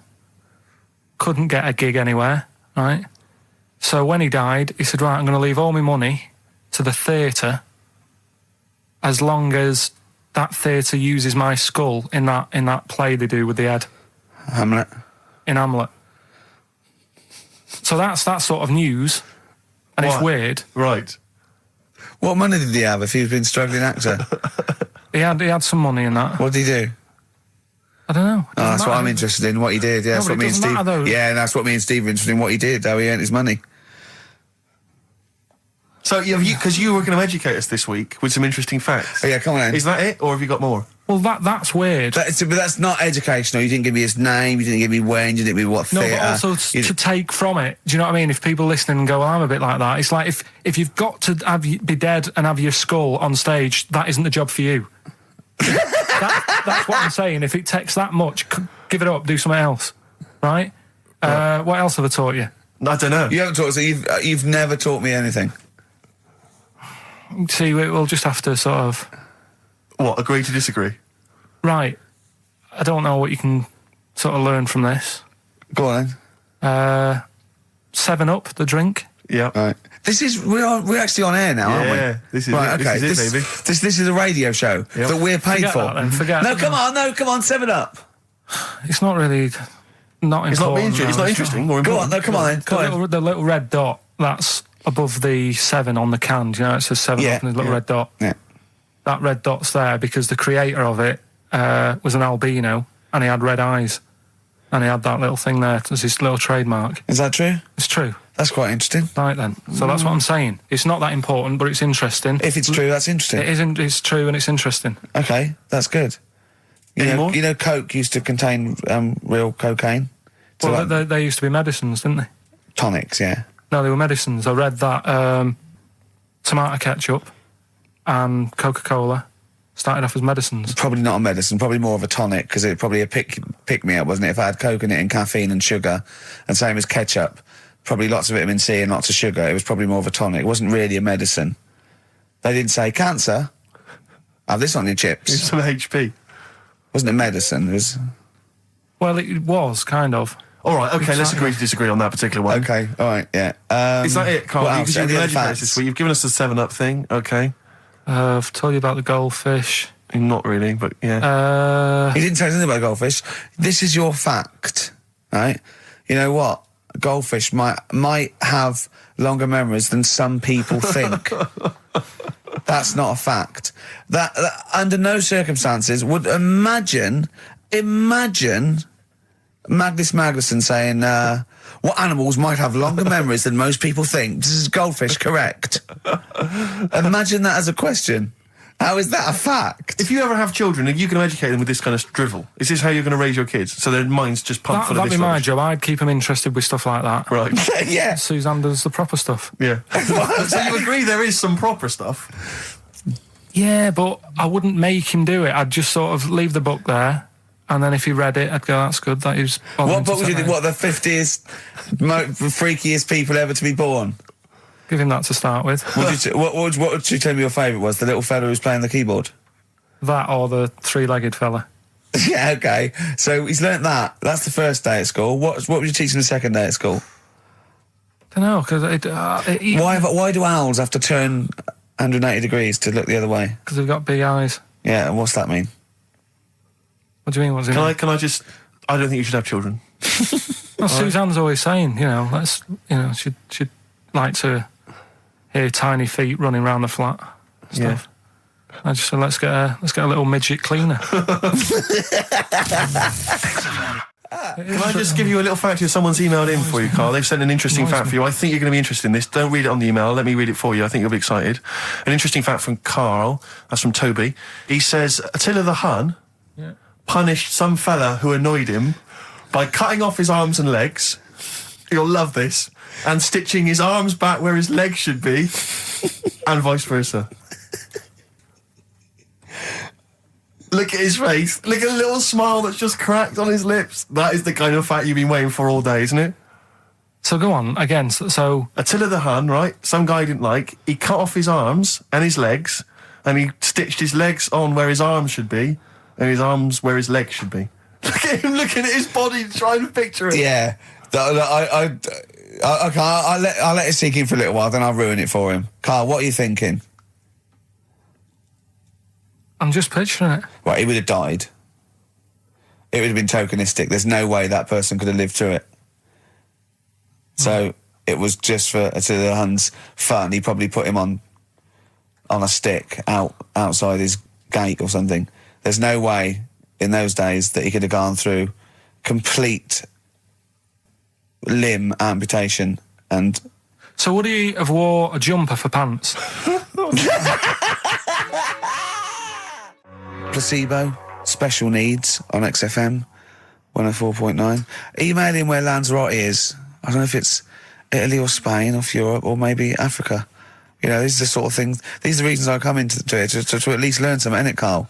We've stopped educating Ricky, so I've stopped learning, about things like the woman who ate mud all her life. I told you something before when we were in the office. Go on, what was that? What did you teach me? They've just counted how many fish are in the sea and that. No, they haven't. They've just done a census. A census? What, of fish? Yeah, some fellas have gone in the sea and they've got to work out. There's about... This is Spratt. Is this your son? No, he's a lodger. Okay, well, let's mark him down. That's 2. Oh, I've lost count. 6,400,000. Oh, darn. So how many are there? About... There's a lot. Oh. Well, there are more species of fish than bird, mammal and reptile put together. Can I ask a question? That's on my DVD of animals. That's still available in the shops. Probably find that online. You'll get that slightly cheaper. $15.99. What? Go on, ask me a question. Features Ask me a question. Includes Karl Pilkington's also on the DVD. Yeah. That's a perfect Christmas gift. Yeah. This is a question. I was discussing this yesterday. This is not a bit of shit. This is not a joke. I genuinely have always been slightly perplexed, and we were discussing it last night. The notion of the birds and the bees. Yeah. Now, I don't mean, the birds and the bees. I understand how... Why they use the birds and the bees? Yeah, because, you see, I always, as a child, I never... No, I assumed the bees were having some kind of relations with the birds. No. So what is there anything to do with the birds and the bees, or is it literally, just like a euphemism? It's just, the birds and the bees. No, but they... Do the birds do anything with the bees? No, not at all. It was where they just take them out? It was where parents used to sidestep the issue by saying things like, when a lady blackbird and a man blackbird, they meet, right? They make a little nest. And then because they're in love, they have an egg. Yeah. And that was it. I understand that. That makes sense. But why the bees? Why the birds and the bees? Well... probably, I don't know. I don't know. You see, within nature, forgive my ignorance, within nature there is no relationship between bees and birds, is there? No, not at all. No, not at all. Nothing's going on. But probably what it was, if the parent found it hard to say, you know, Daddy puts his penis at Mummy's vagina, it was much easier to say, like in the insect world, billions of them queue up and just fill the queen with spunk for about a day. Sure. You know, thus avoiding the embarrassing intercourse. Exactly. That's what I think, Carl. What do you think? Were you taught about the birds and the bees? Did anyone bring that up with you? No, it was just in that class, wasn't it? When they put a video on. That's what we had. No, we had a film. And they just said, "Leo, I watched that." And then what film though? Basic Instinct. It was just like, you know, two people, and all sat round the telly and watched it. One girl fainted. And they said, "Right, that's that. Next week, you know, prisms or whatever." And did it teach you everything you needed to know? Well, how much do you need to know? Yeah, true. No, true. Except one kid in my class still thought a baby came out of an arse. Afterwards, he didn't understand. I think what they should have shown on those videos is technique as much as anything. Yeah, I suppose so. Because it was largely just instructional. Wooing. Wooing. What it didn't tell you was how to get into a position where this might be of some interest. That should have been the first 4 weeks of the course. Yeah, well, obviously that baby who had the kid who had a baby. What was going on there, Carl? That was weird. Did you see that? Yeah, that was going to be your favourite programme, wasn't it? Yeah, it wasn't that good in the end. Why? You told us about this story ages ago, didn't you? Ages ago. I told you about a year ago about a baby that had a baby. Yeah, it's a bit different, the baby that had a baby, isn't it? Whereas a Siamese twin with a breech actually just, you know, developed inside him for, you know, it wasn't even developing. It was a twin stillborn that just was enveloped in the other one's body. So it's a little bit different to a baby. What had a baby, isn't it? Yeah. Actually disappointed he was. Do you know what he said to me? He went, "Well, I thought it was going to come out." And go, "Oh, bloody hell, I'm 7. What a waste of my life." Like he'd been in there going, "Oh, hello, hello, 7. Idiot. Yeah, a bit disappointing. But there was a programme on after that, right? At 10 o'clock on Discovery, and I haven't got Discovery. Oh, right. It was about... Good? Oh, I didn't see it. This is it. I was yeah. going to say to people, if they've got a copy of it on tape, if they can send it in. What was it? About a baby with 4 legs. Right. That was on at 10 on... It wasn't a puppy? No. Just, What's it doing up there? Yeah. It's my baby. Oh, is it, Mum? All right then, fine. Yeah. It's got 4 legs, yes. Yeah. Sometimes they do have Look, 4 legs. Dad's gone, he's never coming back, you've got to get over it. so, if anyone's It's got not a baby. send it in. Oh, Right, dear. okay, Send it in. good. So you want to tape with a baby with 4 legs. You're going to be disappointed again. It's not going to be like a baby with 4 legs who's running up the curtains. You know what I mean? It's not going to be that. It's probably going to be 2 legs and then 2 sort of like floppy appendages. You know what I mean? They're not going to be brilliant. It's not going to be like Jake the Peg. You're going to be disappointed. Apparently Lanzarote is one of the Canary Islands. Oh, is it? Although we've also been told it's part of Spain. Right. I don't know yeah. who to believe. I don't know who to believe either. That puts me back because I knew it was either one of them. Yeah. I just What about it? Pilot knows, doesn't he? Pilot knows where he's going. I thought so, yeah. Doesn't matter then. Right, we're playing J-Hawks. Let's play it. Yeah. Love it. Got bored with that conversation, did you? Letter to Hermione, David Bowie. Well, we've had the most convincing answer that it's about 290,000 actual words, but possibly 3 million in our vocabulary, using all jargon and scientific stuff and all that. Sure. 290,000. Still a lot, isn't it? It is a lot. We know so little, don't we? Apparently the average person has about 20,000 words in their is it? vocabulary Right. and uses maybe 2,000 a week. Really? Yeah. Carl, obviously, slightly bringing that average down. Carl, what do you think of that? Single figures. Doesn't matter, get by. Why have you got to use longer words messing about and that? I told you. That word about old, anti-dipuian or something. Just say old. That's a bit old, isn't it? That's a bit anti-Ian and that. What's the point? Yeah. Get to the point. Sure. Busy.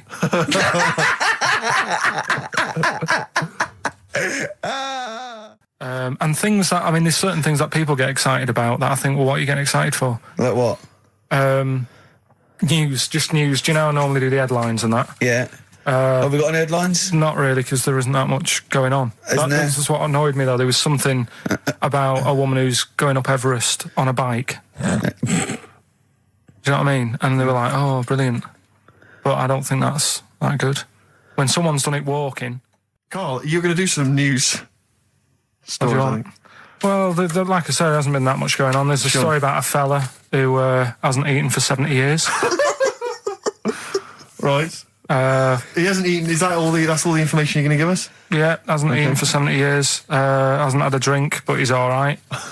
That's rubbish then. Next. It's not rubbish. Yeah, it is, yeah. Next. Well, what is it? How is that? How is a man not eaten or drunk for 70 years? It's that thing, isn't it? Your belly gets used to it or something. Steve, has he misinterpreted it or is it rubbish? Well, it does, to be honest with you, it doesn't actually offer any explanation. It just says that that's what happened. Right, so that's rubbish. It doesn't go on to Next. anything else. A woman's had 6 organs transplanted. Woman needed a new kidney, a new heart, a new stomach, a new liver, new kidney, intestine. Does that mean that she's the same woman? I know. You'd just say forget it, wouldn't you? Yeah. Wouldn't you, though? Well, not really. You know, the organ is just a lump of tissue. If you're that knackered, call it a day. Don't waste time with that. Yeah, And good advice. There's a woman who hasn't slept for 8 years as well. Well, that's impossible. Again, you want to see that, Steve? Yeah. So that's the news for the week. Yeah, all rubbish. Turn off now. Next. Do you want to apologise once more for anyone you might have offended over the year? Yeah, like I say, I never want to upset anyone. We're just chatting about stuff. It's just chatting. It's from the heart. You see something, you say, "Oh, it looks a bit like so and so," or "Isn't it a bit?" You're not really, you don't really try and hurt anyone's feelings, do you? But I think most people know that. And I've got to apologise for laughing at anything you say. I actually can't help it. Again, it's not vindictive, but when Carl comes out with some of the things he says, it's impossible for me not to laugh or react. So have a Merry Christmas, everyone. Well, before that, Rick, is there some final for the year Monkey News? Tell you what, let's play a good song. Okay. Right, we'll have a bit of Monkey News, and then that's it. A bit of Amy Mann, then. Perfect. Yep. Brilliant, this one. Yes, We've also got a new feature, Cheeky Freak of the Week. That's a new feature, isn't it? That's a new feature. Cheeky Freak of the Week. Let's do Cheeky Freak of the Week. What is the cheekiest freak of the week? I'm just going to apologise now. I've just had freaks, sorry to freaks. Okay, right, go ahead. Well, I say it's a new feature, but we've sort of touched on it in the past with... We always talk about freaks. Hairy Chinese Kid. Yeah. We've had the Pillow Man. Yeah. Are you called a draft excluder? Just make a note of that, would you, Rick, on the list? People without arms and legs. But at least, you see, the Pillow Man, what do you picture? Because I was saying to Ricky in the week, right, I'm a great fan of the Elephant Man. That's his favourite freak. Of the all the man. freaks, that's it. Do you know why he said? He said because you get what you pay for. When someone says the Elephant Man, you get what it says on the tin. Right. You know you're going to get it. Yeah. Do you imagine, Steve, if you had a mate and you said, "Where are you going?" He said, "I'm going to see my mate." And you go, "Which mate?" And he said, "The Elephant Man." Yeah. Straight away, you haven't even met him, but you know what he's going to look like. Yes. Right. That's what I like about that. Hairy Chinese Kid. Yeah, you know what you're going to get. Pillow Man. Yeah. Not so good. What does that mean? It could be one of those big fat things on that show, couldn't it? A big pillow, like a... Yeah. They had that big thing about the fat people in feeders. They were getting up to like 60 stone and that big one. And there's a thing called fat admirers that just fancy fat women, right? And you writing that down? Yeah, sorry. And they had blow up versions. It looked like a bouncy castle. Wow. Yeah. Really? Yeah. You'd be knackered when you blew that up. Yeah, you just wouldn't want to go forget it. Yeah. Oh God, That's people being cruel as well, isn't it? Because after watching the programme on Channel 4 about the fat people and fellas who like them and stuff, there was a story on one of the news websites about some fella in Germany, right?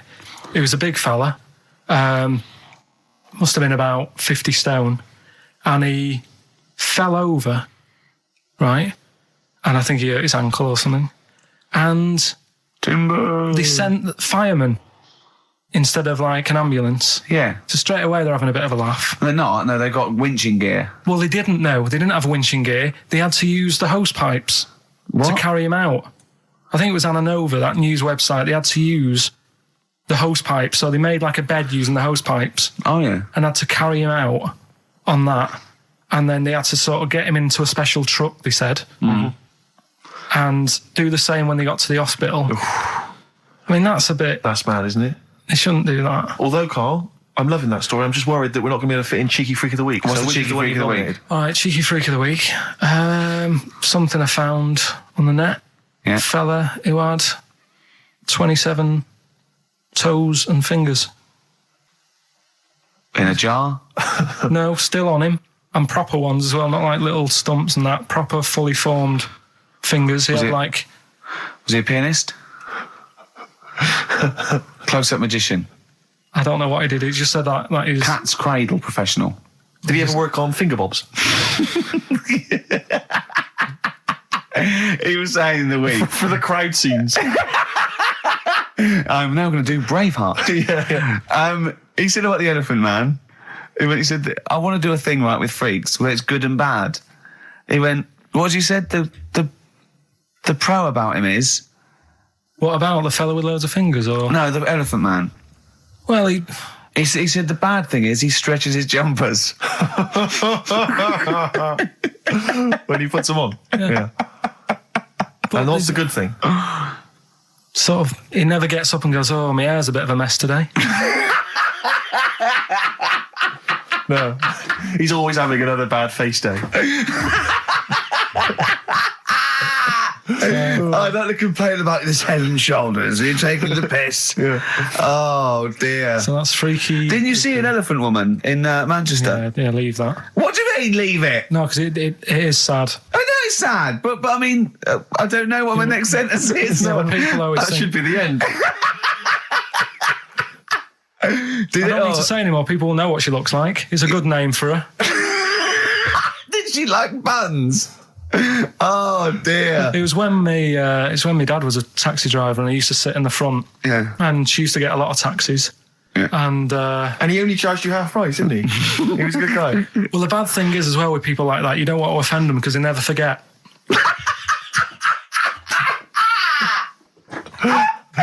Oh, go! But, go, Pilkington. I was sat in the front of the cab and my dad goes, right, we're going to go and pick the I can't even tell you the name. He's go, it's just evil. Right? What do you mean? No, leave it. So she's got...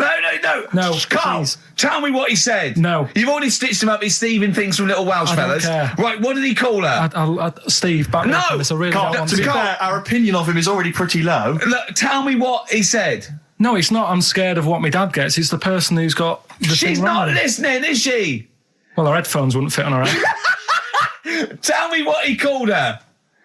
I don't want to. Tell me what he called her, Carl. I'm getting angry, man. Tell me what he called her. No, I'll leave that. Honestly, Tell me what he... It doesn't matter. Tell me what he called her. Carl, just... I'm going to go... Seriously, I want to know what he called her. Right, you're not going to stop this show. We're not doing the next show until you tell me what he called her. What did your father call the elephant head woman? Tell me. Spudhead. How old were you? I don't know, about 9. Did you laugh? So did you expect to see a potato with a dress? He did sort of, again, it's a good name. Do you know what I mean? I had an idea of what it was going to be about, and he said, do you want to stay in the car, I'll take you home, because you She's can't... spudheads, you got lovely eyes. Can't. Come on, man. That's it, by the way. Is that all? Is that all of it? Cheers. Bye. Brilliant. Well, let's end with LL Cool J. Mel Gibson. Yeah. See you next week. Last night we were sat in the pub and I was saying, right, let's not even worry about new features then. Let's get the current ones, going. Like getting what? Good. Like the one I was trying to work out, the Cheeky Freak of the Week. Think of that. Yeah, but I was Think of saying, that though as a normal conversation. Yeah, but I'd looked online, right? I didn't find that much. I found. Actually, I'll tell you what I found later. Brilliant. We're looking for them, right? And then at one point, I think you said to me, "Go and, what about the Guinness Book of Records? Yeah, they'll have like the best freak in the world or whatever." Yeah, ever. So I said, "Yeah, bring one in."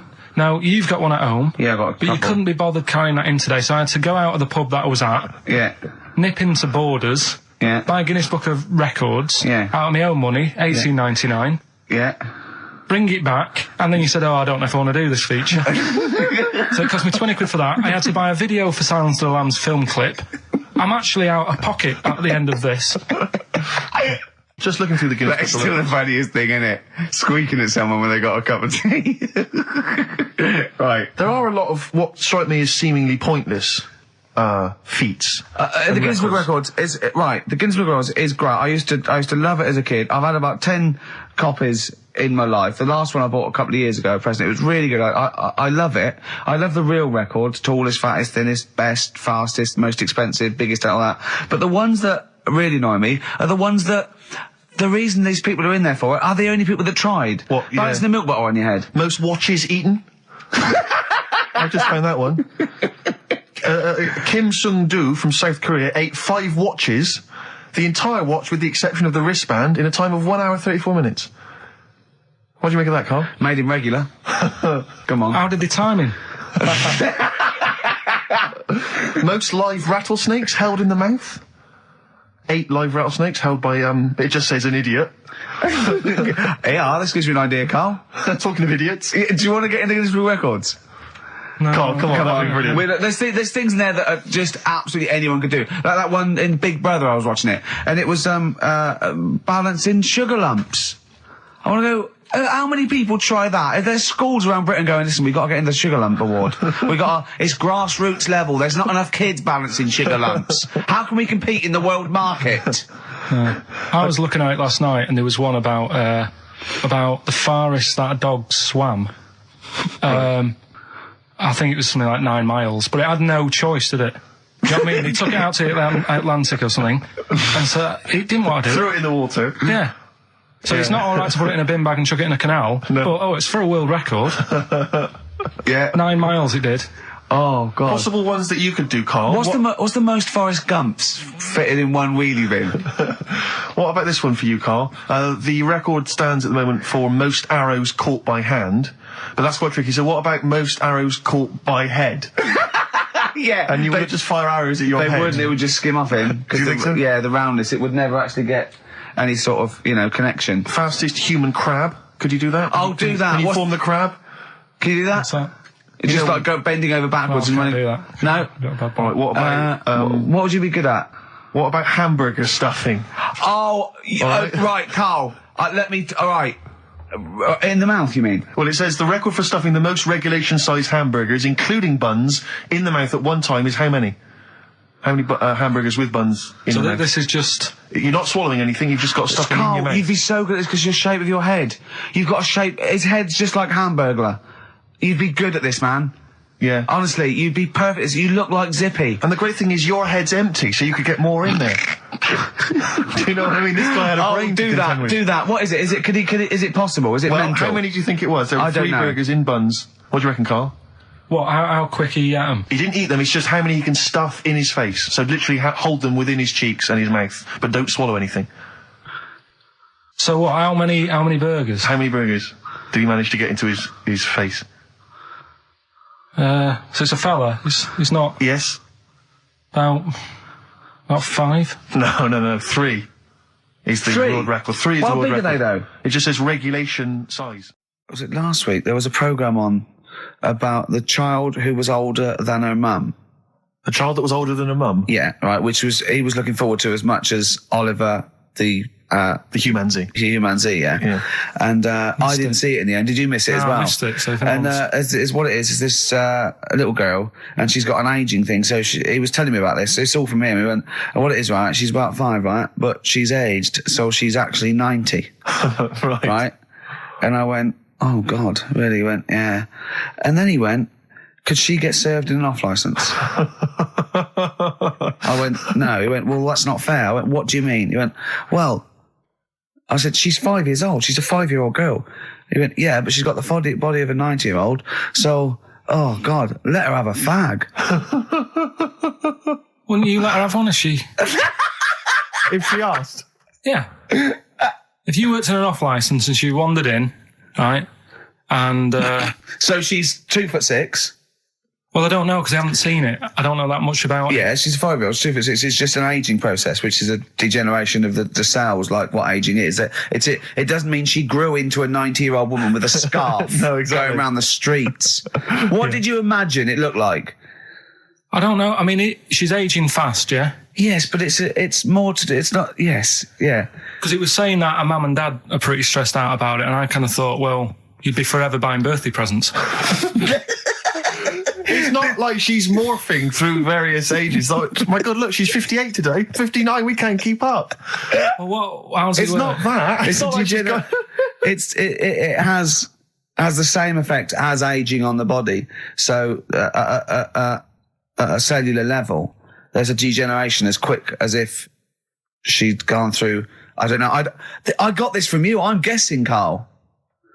It's not like she's watching Top of the Pops one week and she's loving it, then the next week she's going, I can't understand what they're saying. It's not like music it's all in my bland day. dance. I remember. I remember when I was 4.5. They were Yeah. real bands. Now, that S Club 7 were excellent. Yeah. But what's this tripe? S Club. But if she wants a fag, She's 5 years old, Carl. but she's got to experience everything in a short spell of time. Do you know what I mean? You've got time to sort of... I think you're thinking of her life like that Fatboy Slim video, where it starts off as something crawling out of the sea and then it evolves really quickly over 3 minutes. I think that's not the case, Carl. Her mind isn't... She isn't aging in her mind at the same time. No, she's not living a whole life in 3 weeks. It's just her body is degenerating quicker than it should. So does that make if you sense? worked in odd bins, you wouldn't serve her with a bottle of wine? No, I probably wouldn't. Well, Unless she had some ID, which That's would a probably bit cruel, be fake. isn't it? I said, well, on that and on top of all her other problems, he wouldn't even give her a glass of... Yeah, a bottle of wine. and her ID wouldn't look right because she's aging all the time. The photo would never match. Yeah. Look at my hair there. That was last week. Well, it was 2002. Exactly. Oh, Well, dear. we don't know enough about it, so... No, I haven't seen it, so yeah, maybe we should apologise because that could sound callous and cruel. Because I don't know what the whole It was just the the title. vibe of the I was the know the title that It was excited something you. like, I'm older than my mum. No, it's the child that's older than her mother. Well, Yeah. so that was weird. There was some good stuff on in the week. You missed that, did you? You didn't watch that? Didn't see that. Saw, Maybe someone have it on video for you. yeah, if you taped it and you send it in. Watch it on fast forward. She'd really age then. Imagine that. Whoa. Carl just remembered we've got Cheeky Freak of the Week to fit in. Cheeky I don't know Freak what of to the do. What's your Cheeky Freak of the Week? Quickly, just throw that away. Right. Well, it's just like we look at cheeky freaks. Is this show offensive in any way to some people? Do you think? Ding dong. Got any buns? Oh, it's the Elephant Man. Go on. Right. Well, it's a bit of a problem for you, this one, Steve. Right. I'm chucking it forward to you. Remember the cheeky freak of the week that we were talking about? That illness where people age quicker. The 5-year-old girl that was older than her mum, and he said to you, what, if you ran off like you wouldn't serve her fags and beer? And you went, no. He went, why not? And you went, because it's a 5-year-old. Yeah. Right? He went, oh, she's got enough problems. Give her some fags. You remember that, don't you? Sure. Yeah, right. So another dilemma for you. Right. Picture this. You're running a restaurant. Right. Door goes. Right. Few people. Most of them look normal. You notice the woman at the back, crawling on all fours. Top half is woman, right? This is real. Yes. This isn't like a comic or anything. This is on, Yeah, on the internet. I've seen it. They're called dog people, and her legs just come straight down. They're like little twin legs at the back, and so they walk on all fours because it's easier. Dog people, right? Yeah, You've not got dog a people. They're human beings All right. with deformed back legs, so they walk. It's easier for them to get around like that because they can't stand up because they can't stabilise, and also it comes straight out of their hips. Right. So you're running a restaurant. It's a busy night. You haven't really got time for any hassle. She comes in. Would you serve her? The premise being what? That he doesn't serve dogs. Because the restaurants don't allow animals in. Right. Right. So it's a dilemma. It's not a dilemma. She's not a dog. She's a human being. Yeah, I with put a plate of meatballs on the floor, and she tucks in, and a little glass of, a little bowl of wine next to it. He turns round. There's the woman older than. Get away from that plant.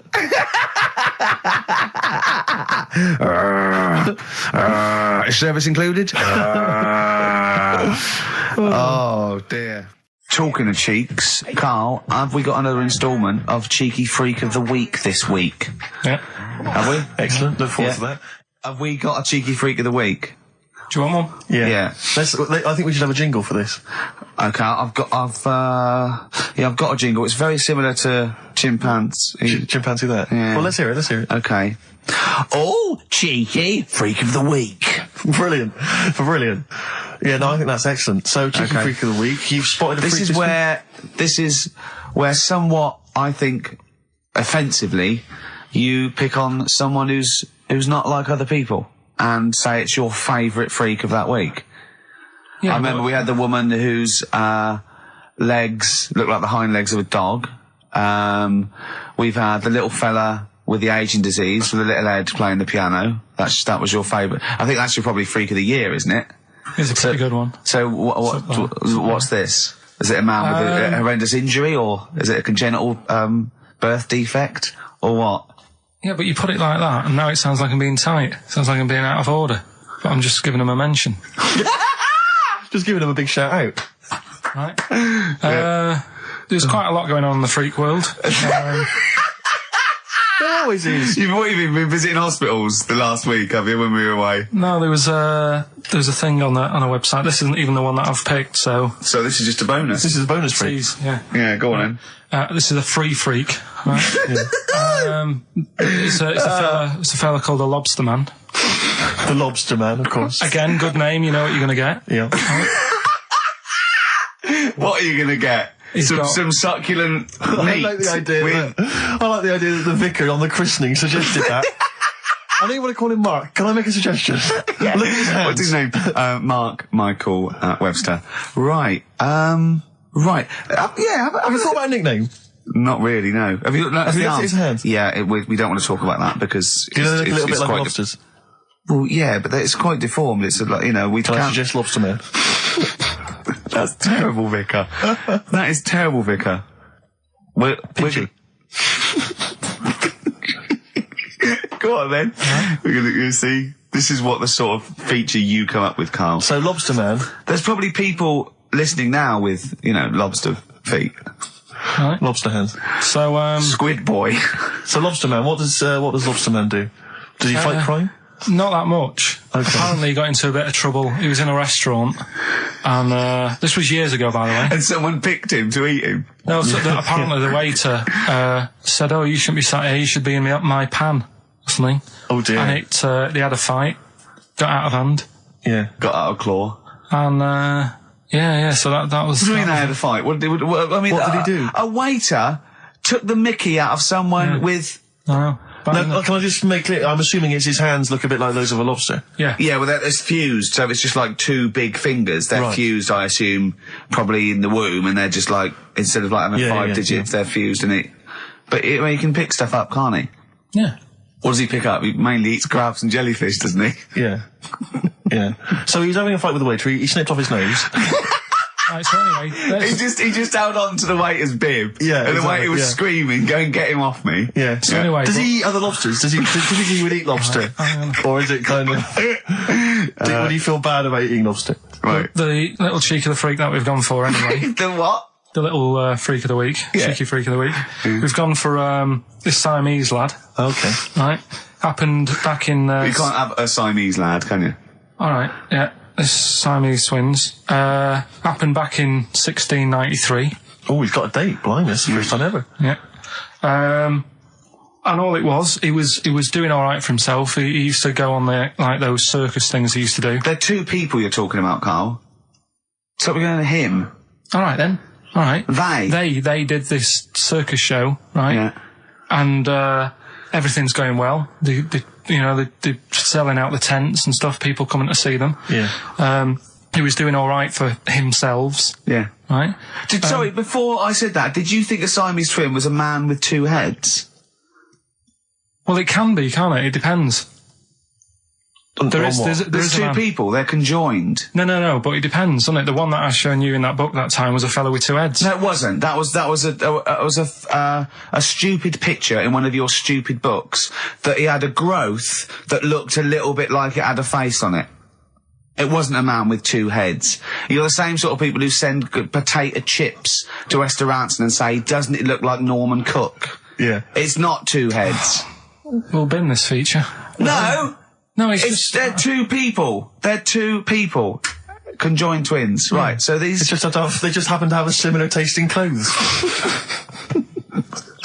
Okay. Anyway, so they were doing all right, and it all went wrong when he crossed the road, got run over. The lad with two heads got run over. That's it. What? How is that cheeky freak of the week? Just because he got my interest, and I kind of thought, why didn't he just look both ways?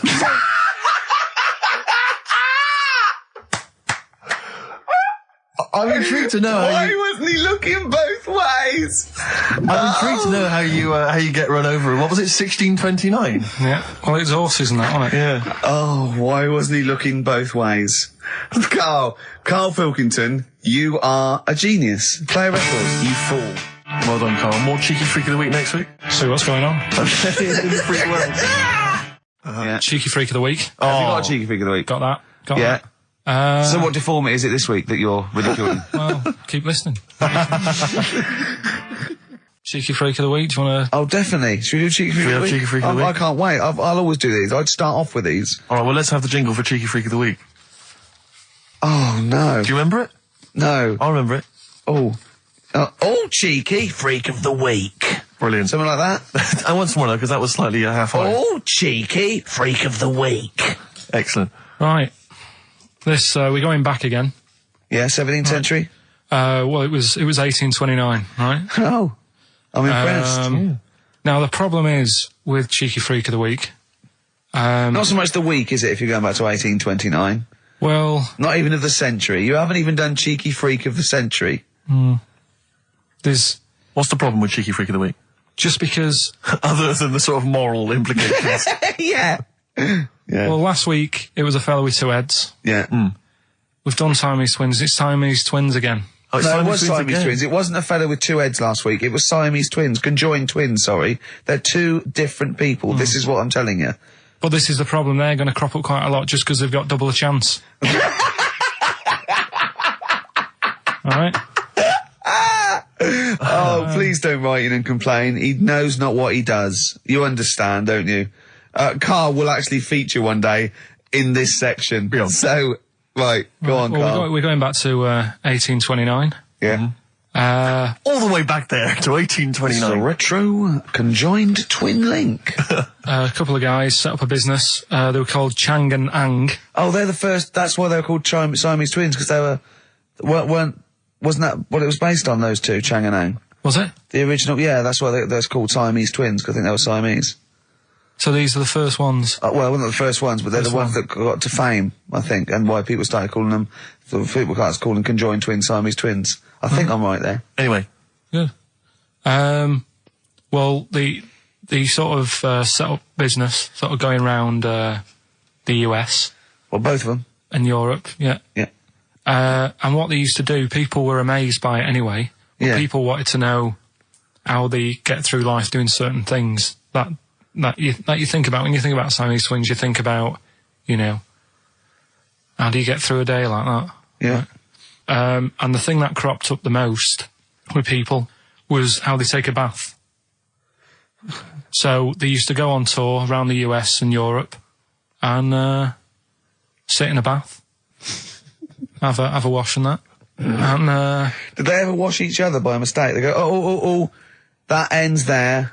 That ends there. Like those things in supermarkets. They put one of those down. We go, oh. Now, as Chang and Ang, they're in the bath. They're washing their own bits. They got one of those dividers, right? They go, well, that's definitely yours. I marked mine.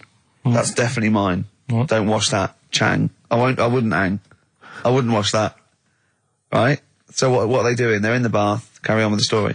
that's about it, really. I mean, that's the fact that people. So, two little Oriental fellas joined in the hip, had a bath. No. That's your story. No, they didn't have a bath. They they must have done some sort of research, right? Who?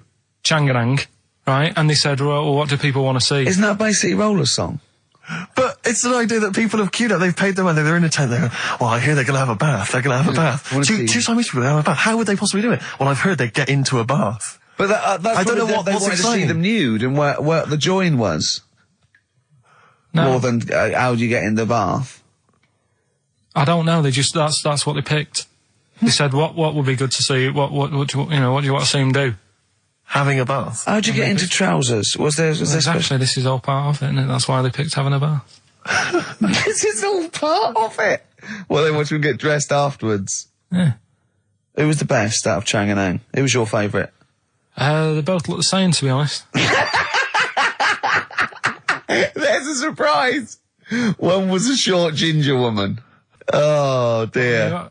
Is there anything you know? What would be better than having a bath for you when you'd seen them? What would sort of make you go, oh, I wonder? One of them pulling and the other one going home alone. Yeah. I go, look, she's definitely up for it. I'm taking her home and go, oh, what am I going to do? Can I watch? Definitely not. Definitely not. Look, you go to bed. I want to wine and dine her. But if he's got back to their place and they're going at it hammer and tongs, but are you saying one of them? No, hammer and tongs were their cousins. Right. They lived miles away. Yeah. If one of them gets knackered, can the other one take over? God, I think we play a record. That annoys me. What? That sort of being at it all night. What do you mean? Let's put a song and I'll come back. What do you mean? No, come on. Seriously, because Okay. R.E.M. yeah. Well, after REM, night swimming, being at it all night, and why it annoys Carl. Cheeky freak? Controversial cheeky freak of the week, where Carl finds a human being with some sort of congenital or imposed deformity, or So and we talk about that in a wry way. Do you think that's big and clever? No, but that's just it. It's never about taking the mickey out of someone, right? It's to make you think. I'll tell you what isn't big and clever. How lucky you are. A dwarf with learning difficulties. Nice. Yeah. Well. We'll explain it to you. See, you know the sort of things I find incredible. Go on. Mirrors. Shiny objects. Kettles. Yeah. Oh, God. Well, listen, remember the time when I told you about the baby that had a baby? The baby that had a baby. The baby that had a baby? Yeah. It's happened again. No, it hasn't. Well, it didn't happen the first time. It was in the papers, I think, on Monday, in all the tabloids. So it's a twin where one has grown and the other one is still at a fetal level. No, it wasn't, though. It had grown. He was saying to his mum... Who was saying to his mum? The little kid who was 7 years old.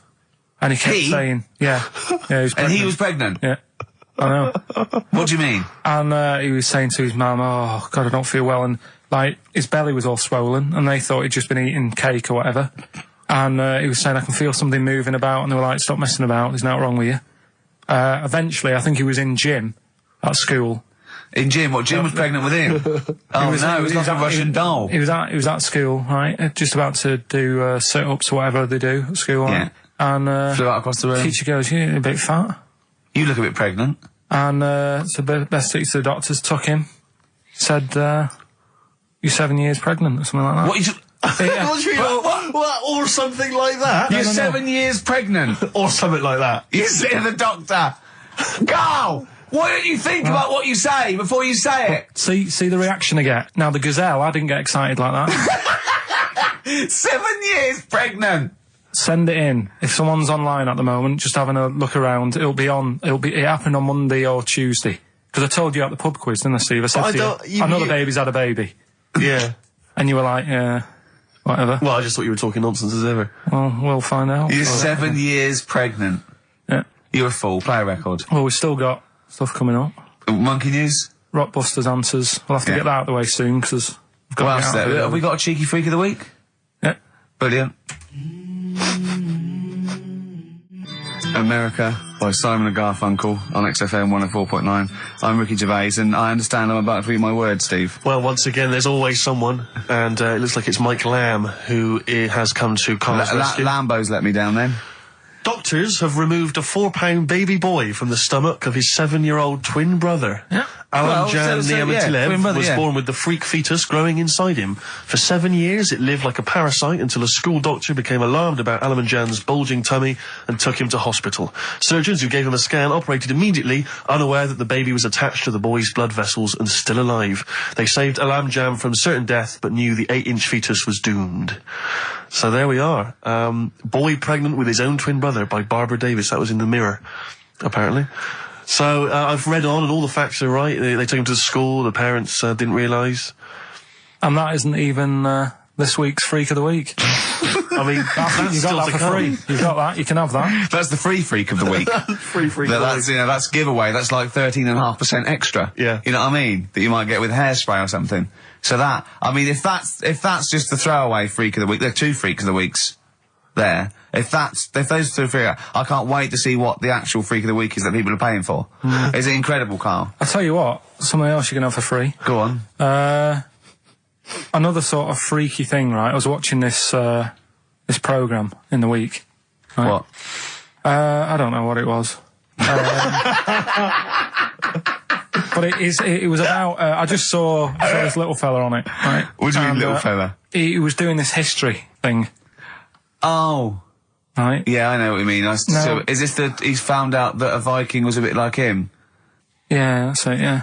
He was boneless or something, or he's... Well, that's the weird thing. What do you think of that, Steve? He's what? He's boneless. No, he was called Harry the Boneless or something. and Yeah, but you know what you're going to get there, don't you? That's what I mean. Always have a name, Elephant Man, you know. Harry the Boneless. Where is he? You know what I mean? I'm meeting someone, waiter, what's his name? He's called Harry the Boneless. He's over there flapping around. Yeah. Yeah. Having some He's over revenge. there in the bucket, having noodles. That's what I mean. But, do you reckon you could do that? Do you reckon you could have your bones taken out? I love talking to him! He's brilliant! It's like talking to a 5-year-old. I was asking Suzanne when she was watching it, and she was like, ask me later. Yeah, brilliant. She wanted to know about, What do you said? You were watching this programme about history, right? About Vikings. Something like that. You turned to your girlfriend and said, do you reckon you could have your bones taken out? Yeah. I love that. What do you think? That is why you are my favourite What do you thing. mean you think you could have your bones taken out? Firstly, why would you have your bones taken out? If you've only got a small flat or something, and there isn't much room, Yeah. right? And what I mean is, would all your organs still do the stuff? No, they wouldn't. You'd just be mush. Listen, I'll teach you something now, right? The skeleton, right? Spam. Yeah? Support, movement, anchorage. No, support, protection, anchorage, movement. Spam. That's what the bones do. Yeah? You couldn't stand up. You wouldn't be protected because they protect his rib cage, skull, of course. Anchorage, everything holds onto it. Every muscle is tethered to pull against something, like a crane, a pulley system, so you wouldn't be able to move at all. Do you know what I mean? So you'd be in a bucket. There'd be you'd die immediately, obviously. No, you can't have your bones taken out, Carl. I mean, why do you need to ask that question? Sorry, but Boneless Bob, or whatever his name was. Harry the Boneless. he presumably didn't have any bones. I mean, that's why he had that name, obviously. No, he did. No, he's got the name. Yeah, exactly. No, he was just... I've had an email here from Graham, old Kent Road. He just says, I had a dream about Carl last night. Can I sue? I've no idea what he looks like apart from the boldness, and yet he turns up in the middle of my dream. I don't need this, it's harassment. Yeah. But people are having dreams about you now, Carl. You actually, it's like you're one of something that was created by the Brothers Grimm. So, Carl, so this little Harry the Boneless, what was your point? Was that really your point? You wondered if you could live without bones? Yeah, I saw the little fella on this programme, and The presenter? Yeah, and he was a small fella, and he was talking about Harry the Boneless, and I thought, that's interesting little bit of science stuff. Yeah. Yeah. Well, yeah, that's about it on him, really. All right, well, that's just another bonus cheeky freak of the week, isn't it? That's not even the freak of the week either. No. That's still to come. So you've had a pregnant Siamese twin. I know, it's been mad in You've the had a freak week. boneless fella and another fella talking about him. They're not even involved in freak of the week. No. This is getting mad. Play a record. Let's play a record. Let's have cheeky freak of the week afterwards, shall we? Yeah.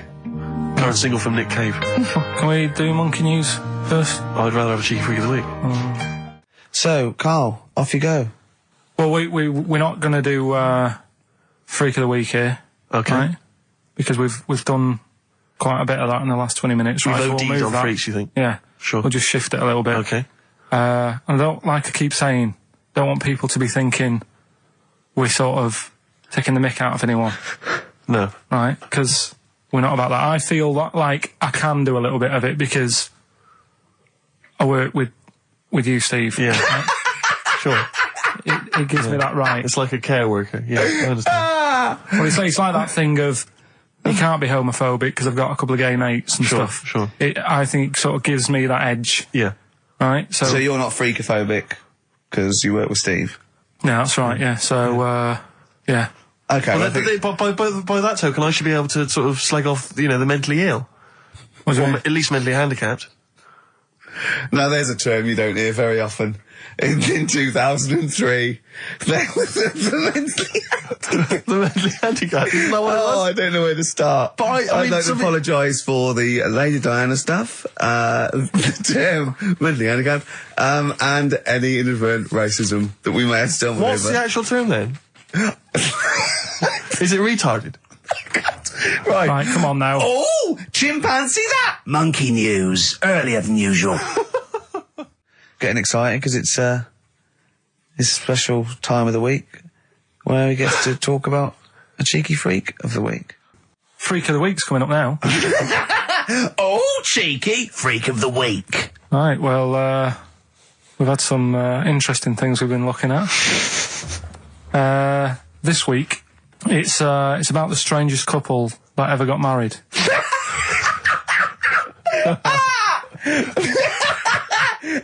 And we've had 2 sets of chimps, so it's stranger than that. Oh, it's not Dale Winton and Nell McAndrew, is It's it? not your parents, is it?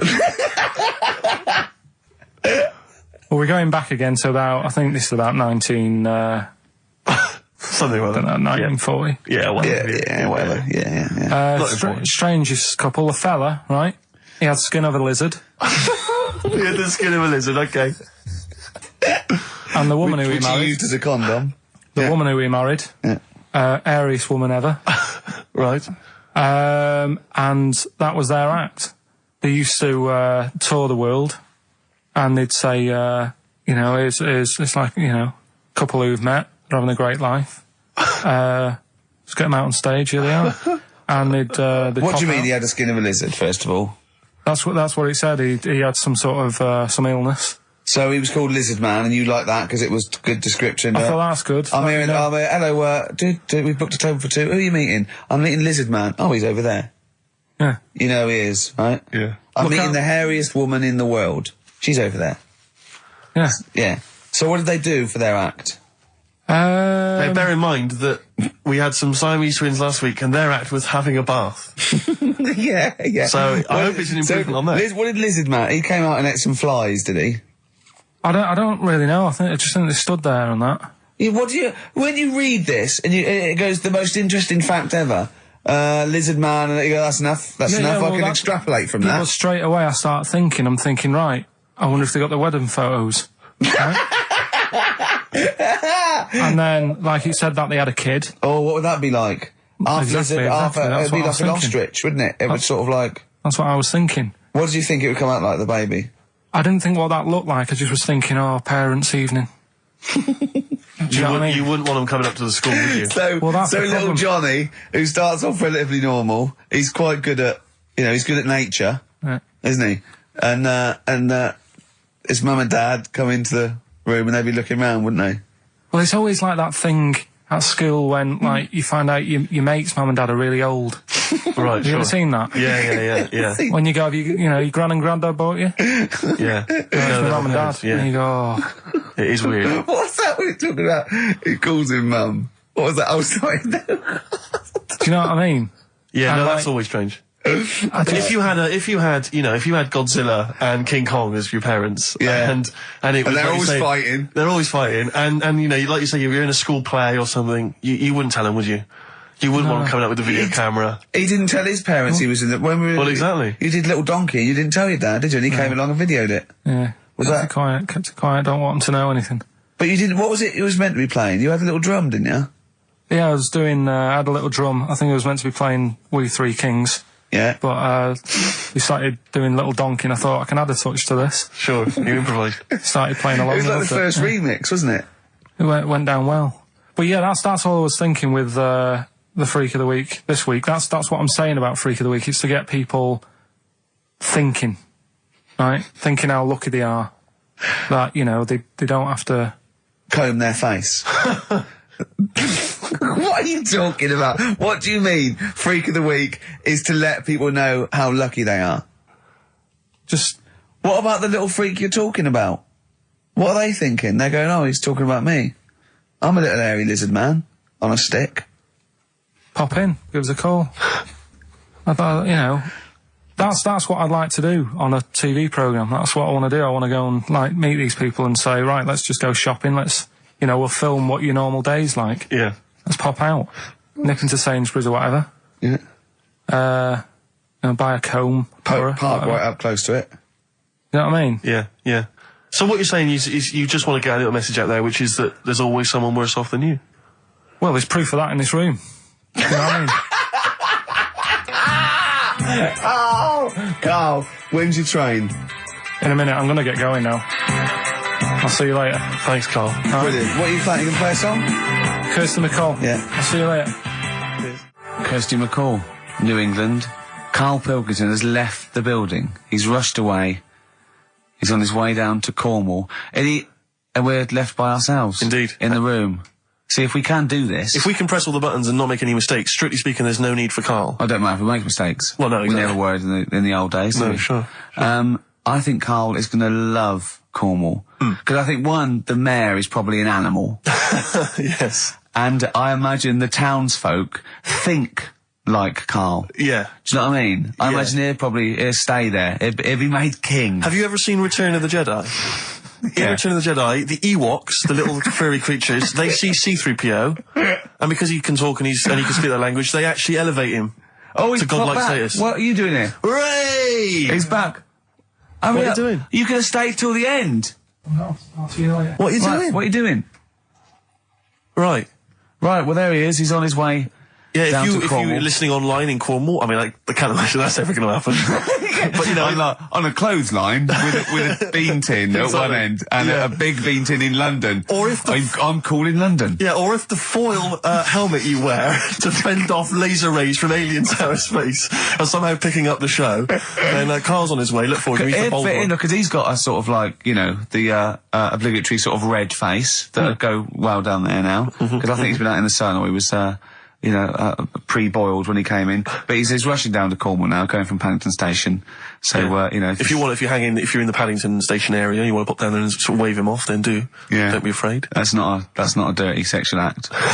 Wave him off. Yeah, I'd love to wave him off. Did you have a good holiday, Carl? Yeah, it was alright. It's alright. Went down to Cornwall. Now Tell you're you going what, to the monkey some odd sanctuary. people down there, Steve. Well, don't look at me. I'm not from Cornwall. Well, you're from that sort of area. Well, not really, but never mind. Genetically, he means. Right. They're weird. Well, you must have slotted right in. What are they weird? What do they look like? Just all sort of odd people. A lot of old people, but not just old, sort of messed up old. What do you mean messed up old? You can't just say that. There's There was a woman with a funny neck. Okay, in what way was it funny? What did she have a funny neck? If you were writing an essay, you wouldn't say there was this woman with a funny neck. How would you describe it? She sort of had her head, like, pointed down all the time. Like that. Don't do it. It's his radio. No, but just for you, I do like that. Walking Yeah. about like Yeah, okay, right. So brilliant. that. I don't know. I was saying to Suzanne, what happened, you know. What do you think? Because Suzanne knows everything. That's the good thing about her being with you. You just ask her what happened to her, and Suzanne goes, "Carl, I don't know. Yeah. I haven't been here before." Suzanne, your girlfriend, or mummy as you call her.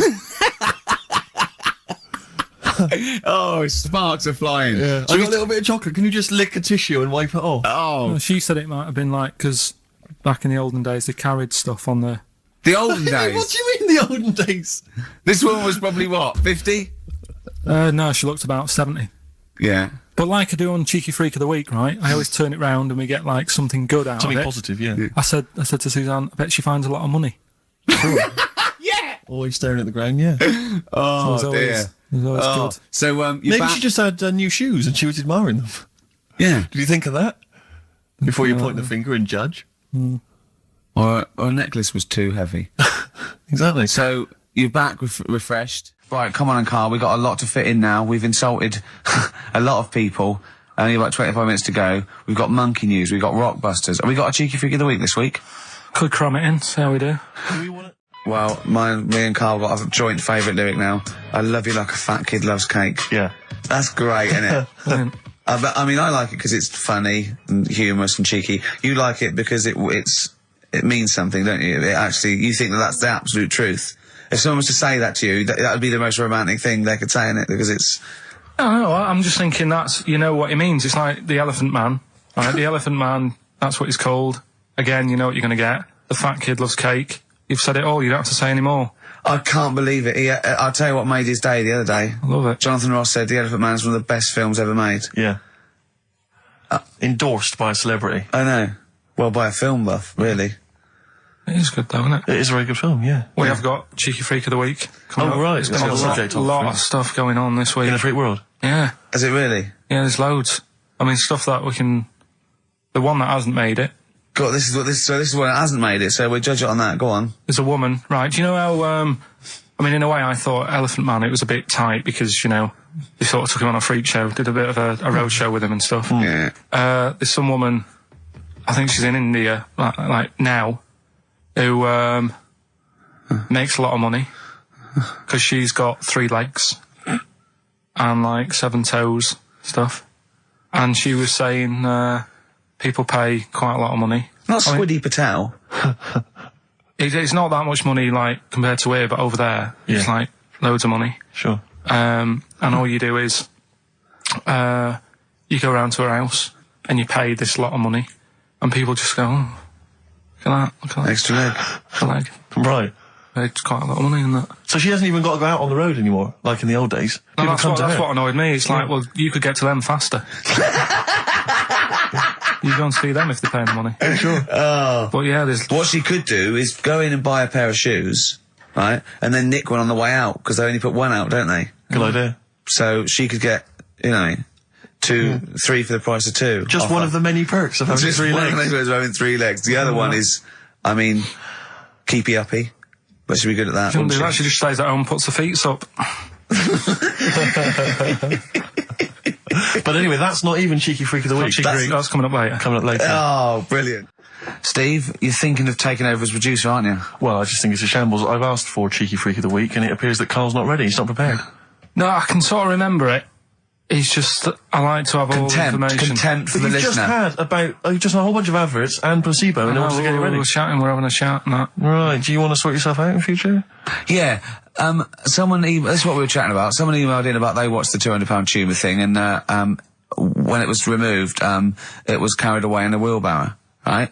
Carl said, what, even when she had it removed, she still carried it round in a wheelbarrow? And he went, I thought it's sort of like she'd become attached to it. You definitely are my favourite thing in the world. It's great. Look at the way he's looking back. But I think they're all the same. The people, I mean, I have had more emails about people saying I watched the £200 tumour and I shaved me arse than anything else. When we ask questions come about up with science, we talk, yeah. Nothing, High concept, we talk about political issues. One person emailed in, they said, I tuned into the £200 tumour documentary. It looked disgusting, I couldn't watch for long. What were you expecting? Yeah. That it might sing and dance? Do a little show for you? Anyway, so these are really your listeners, Carl. Now, I think you know what I mean. You sort of find your niche, you attract your. I think me and Steve are pretty much just here. I think the people that we had in the early days, Rick, they've long since abandoned us. They jumped ship. They've got jobs. Yeah, they've got jobs. They're out now. They've been released. Exactly. Yeah, they're getting their life back together. Carl, Come on, what's the situation with Cheeky Freak? I've got like a couple of bits. Like I say, I haven't got the in-depth stuff that I know. Oh no, because usually it's it's pretty scientific. Exactly. Yeah. Do the jingle. We'll come up with a new one, haven't we? The Freak, say chic. Cheeky Freak of the Week. Right. Well, couple of bits. I don't know which one to use as the main feature for this week. It's that good, is it? Well, there's been another one born. What? Little kid. Who on? 4 eyes. Insult. It's the guy who wears glasses. Come on. 4 eyes, 2 noses, 2 mouths. It's weird, isn't it? This bloke, did he also have 2 heads, 2 bodies, sort of born sort of slightly separately? He wasn't stood next to a mirror. No, it's weird, that, isn't it? That's all you've got. Is it? I love that. That's weird. That. Imagine if the doctor said that. Well, Mrs. Parks, kid's got 4 eyes and 2 noses. Weird, isn't it? Any clues? Any clues? So that's it. That's all the one. information. Well, I'll tell you what, No, that, but that again- shouldn't be the main one. Okay, No, I've answered but your like I say, what's the idea of this feature? What do I say all the time? Don't know. I always say, think about it. Think about what that would be like. Okay. What? Giving birth to him? No. Being, I think it's a girl. Being like her. 2 mouths. 4 eyes. What would that be like? Mad, innit? I don't know what this feature is. I don't know why. Is there another one? Is that, you said that? I mean, I hope everyone took the opportunity there during that silence to just think about what it would be like. I know I was. What? Could she talk with a mouthful? What? Is that allowed? Because she's got 2 mouths. Yeah. Yeah. Would that be alright in her house? She'd be eating. Yeah, one, she can something. talk with one mouth and eat with the other, I Right, well, suppose. listen, the main one, right? You've thought about that. That's good. The main cheeky freak of the week. I haven't got all the details. Smallest person ever. Right? How big would you say that is? Carl is now sort of like holding his hands up like a fisherman, long ways. That's about 1 foot. Right. Smallest man in the world. I printed the thing off and I can't find it. There's a little picture of him. Right? The odd thing was, But why have you asked me how, did it say, or was it a picture of him? I didn't really read it. Of course you Oh, didn't. Of course you didn't. Jesus. I just saw it and thought, oh, that's... What, that's you that one, straight away that's assumed it was natural size? No, it was that big. But what do you mean it was that big? Little fella, like that. But why are you doing that? What? It was a page with a little fella. How do you know that was natural size? No, it was, because he said it's world's smallest man. And the funny thing is, I've read the first line, I always read the first line, it said world's Well smallest done, man. well done. The weird thing is, he got an head like a light bulb. The shape of it, apparently. I don't know if that's got anything to do with his shape and size. Oh, God. That big. His name's Mr. Watts. And the annoying thing is, what got me is, if you're that big, Yeah. right, don't have your picture taken next to a fruit bowl. Why was he having his photo taken next to a fruit bowl? Don't know. Whoever the photographer was, obviously having a bit of a laugh. Yeah. At his expense.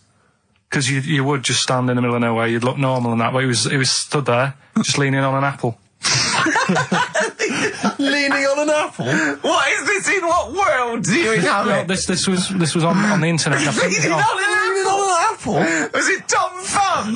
What is this? Are you sure it wasn't some sort of sci-fi show they're advertising? No, it was Leaning on it. Can you just lean on the apple? Just lean on the apple there. Do me a favour, you stand next to my chihuahua. You're not taking the piss, are you? No, not at all, no. Would you mind leaning on this matchbox? Yeah.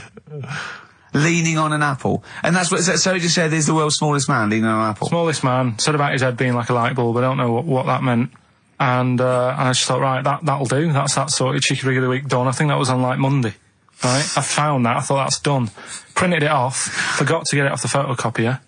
Someone's nicked it. Play a record. You got to... You know, it's just, Steve. No, can I just say, there's no Carl, point. please, There's no if I point. say, let's have Cheeky Freak of the Week, and you haven't done your research, you haven't got the information, just tell us you can't do it. But don't lead us on. Don't say this in on charade. radio. Hold your hand up to me and go, how tall is that? It's nothing. That's This is radio. nothing. It's nothing. I think it was that big because he was leaning on an apple. It's not enough information. But, imagine Trevor McDonald coming on, going, some news, some stuff. How big's that? How big do you think that is? Yeah. Because there was a fella, coming up after Chris Tarrant.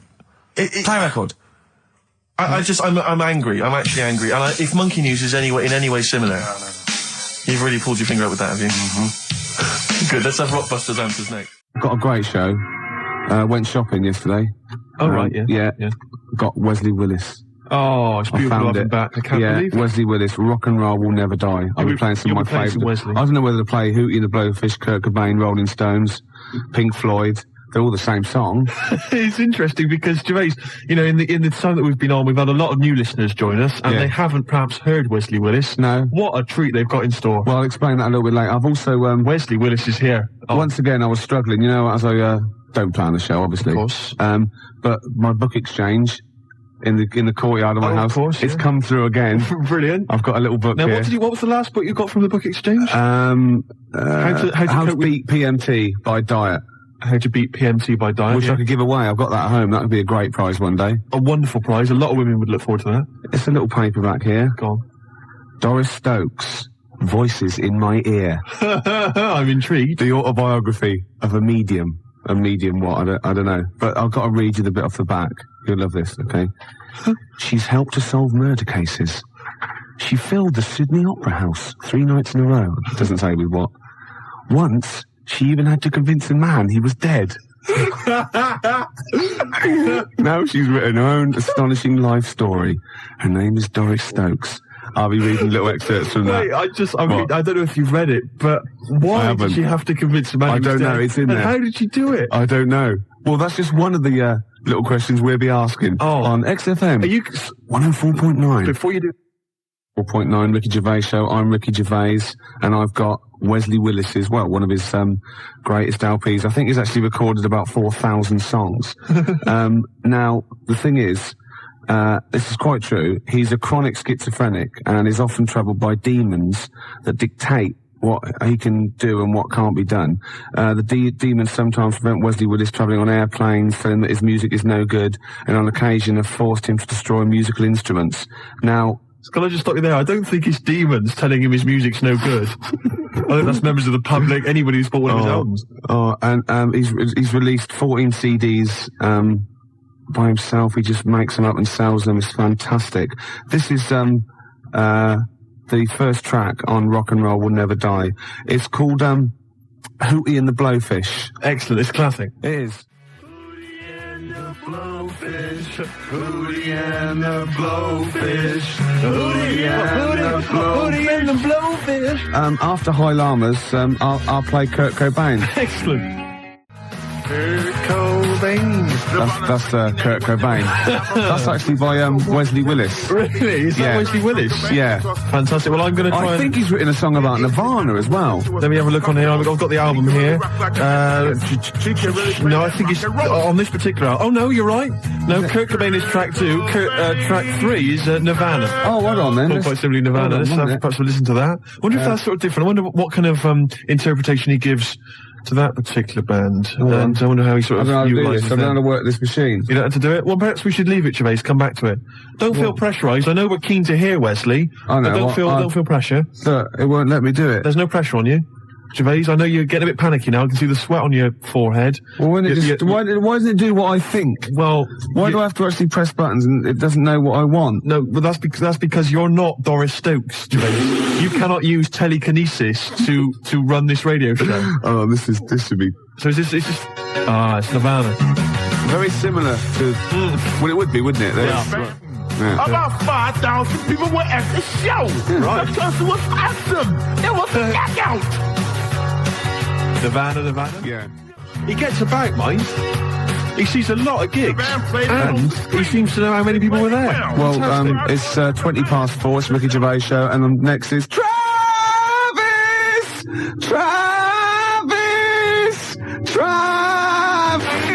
Gervais, you're never going to be Wesley Willis.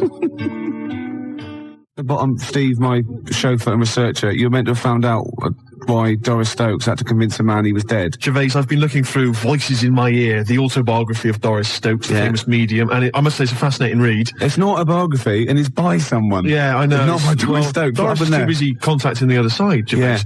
Yeah. But basically, let me just answer that. Yeah, on the back it does say that once Doris had to convince a man he was dead. It's not as interesting as it sounds. Oh. He was dead. Well, obviously. And she saw him, and he wasn't. She a big group of people, and he was like a ghostly figure. And he said, "I'm not dead." She went, "You are dead. Get out."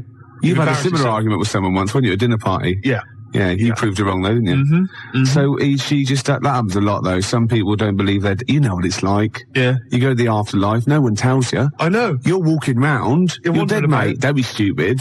You know. Exactly. She had to actually push the coffin lid down, apparently. It's Viagra he died of. I'm reading here about one of her first paranormal experiences. She moved into a house with her husband.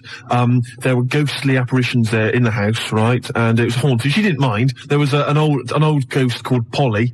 Yeah, it's lovely probably the little ghost, ghost boy. Anyway, so Mrs. Johnson from nearby comes in and she's making a cake basically, and she says, we chatted for a moment. Any more trouble lately with the ghost? Said Mrs. Johnson. No, old Polly's been quiet for quite a while now, but the words were hardly out of my mouth when the bowl of eggs I was baking with was torn from my hands and hurled across the room. Oh. Instinctively, I dived after it, did a flying tackle. On the bowl of eggs? And caught it before it hit the ground. Now, I must say that Doris, at this point, has already lost a pair of tights. Oh, right? no. Polly's already had a pair of tights. Oh, no. Now the eggs are in danger. Oh, God. You can just stop that, Polly, I yelled furiously and slammed the bowl of eggs on the table. She'd already cost me a pair of stockings. She wasn't spilling my eggs as well. Oh, that's got to be a euphemism. That's got to be a dirty book. Doris Stokes Hasn't it? there, fighting the paranormal. You can't lie with the dead to say what you want. Can we? Yeah. You can't libel the dead? No. So we can slag off Doris Stokes? You could say she drank buckets of, just after the break, we've got Oasis. You mean to tell me you can't libel the dead? You can't lie with the dead, no. I don't believe that for one moment. You can't, it's true. That's ridiculous. It doesn't mean you can say, there's certain stuff you can't say anyway, whether it's true or not. It's taste and decency, and you couldn't say Doris Stokes drank copious amounts of horse spunk, because you couldn't actually say that on the radio, because that would be offensive anyway. Could I say, I mean, Catherine Cookson died recently. Yeah. Can I say that Catherine Cookson used to bend over the sink and her husband would, I mean, can I... Well, again, taste and decency. I mean, you know, you couldn't be sued for it. Like, let's see, you could say Doris Stokes was a smackhead, for example. Right. You know. It's not very interesting, though. No, because it was true. Yeah, exactly. She used to jack up all over the place. Yeah, and she used to, I mean, the trips she used to take. Oh, all that God. nonsense about seeing and speaking to people on the other side. That's rubbish. She was off her tits. LSD, I know. my love. Yeah. Hello. Hello. Hello. Did you listen to it? Oh, listen to it. Yeah. And you told me you don't swear. What did I say? You said bastard. No, that's all right. That's not swearing. And it? No, it's allowed. It's an illegitimate child. No, that's what you called that, Steve. What did I say? You bastard or something. Why did I say that? I can't remember. Nor can I, eh? Oh, I know, because his uncle bought him something and he told him he didn't like it. And he didn't appreciate it. No. Ain't that nasty, though? Old bloke, he's got wooden teeth, apparently. He got what? He's got wooden teeth. Oh, that's his granddad. His granddad's got wooden teeth or something, and he's got 3 left. And he said they have to cook meat for 8 hours so he can suck it. You're blinging terrible. I better start thinking of some things that happened to Bob, hadn't I? So I can get him involved. Well, he was a horrible little git. Who? Bob? Bob was. Well, what did he do? I remember he had you up the hallway with Peter Miller teasing you and dropped you on your head. I was dropped on my head when I was a kid. How old was I? He must have only been 2 or 3. Dropped you up the hallway. And what did you do? Belted him. What did he say then? Dunno. What did I You only playing. I landed on my head, right? And what did I do? Was I unconscious or did I cry or? No, you thought it was funny. Good job I landed on my head, isn't it? Are you going to continue to exploit your mother on Yeah. the radio for cheap laughs? Yes. You are? Yeah. That phone call, a lot of questions are raised. What? The first one, obviously, that springs to mind, you were dropped on your head as a child. Yeah. It answers a lot of questions. Yeah. Gervais. You know, I don't even know who Peter Miller is. Where is Peter Miller now? Who is he? Let me be honest with you. Can I just be honest and confess something to you? Yeah. I have been making inquiries because I thought you had Creutzfeldt-Jakob disease. I did. I thought you had CJD. I'm absolutely earnest and serious about this. Right? Because my dad once, we thought he might be ill, and we had it checked over, and it was terrible. It was a terrible moment. I felt sick. Yeah. And that's exactly what I felt like with you. Really? No. But I did think you might have CJD, and I've been making inquiries. Yeah. The symptoms seem to be there. Gervais, you can barely string a sentence together. You're slovenly. You look at you. I mean, do you know what I mean? You let yourself go. You forget to wash. You forget to brush your stagger teeth. home. You stagger home every night. Yeah. You don't finish sentences. Yeah. Do you know what I mean? It's pointing in that direction. So do you think I've got CJG, BSc, right? From the Agricultural College, 3 BScs, 01715AO. 2000. Remember how it works?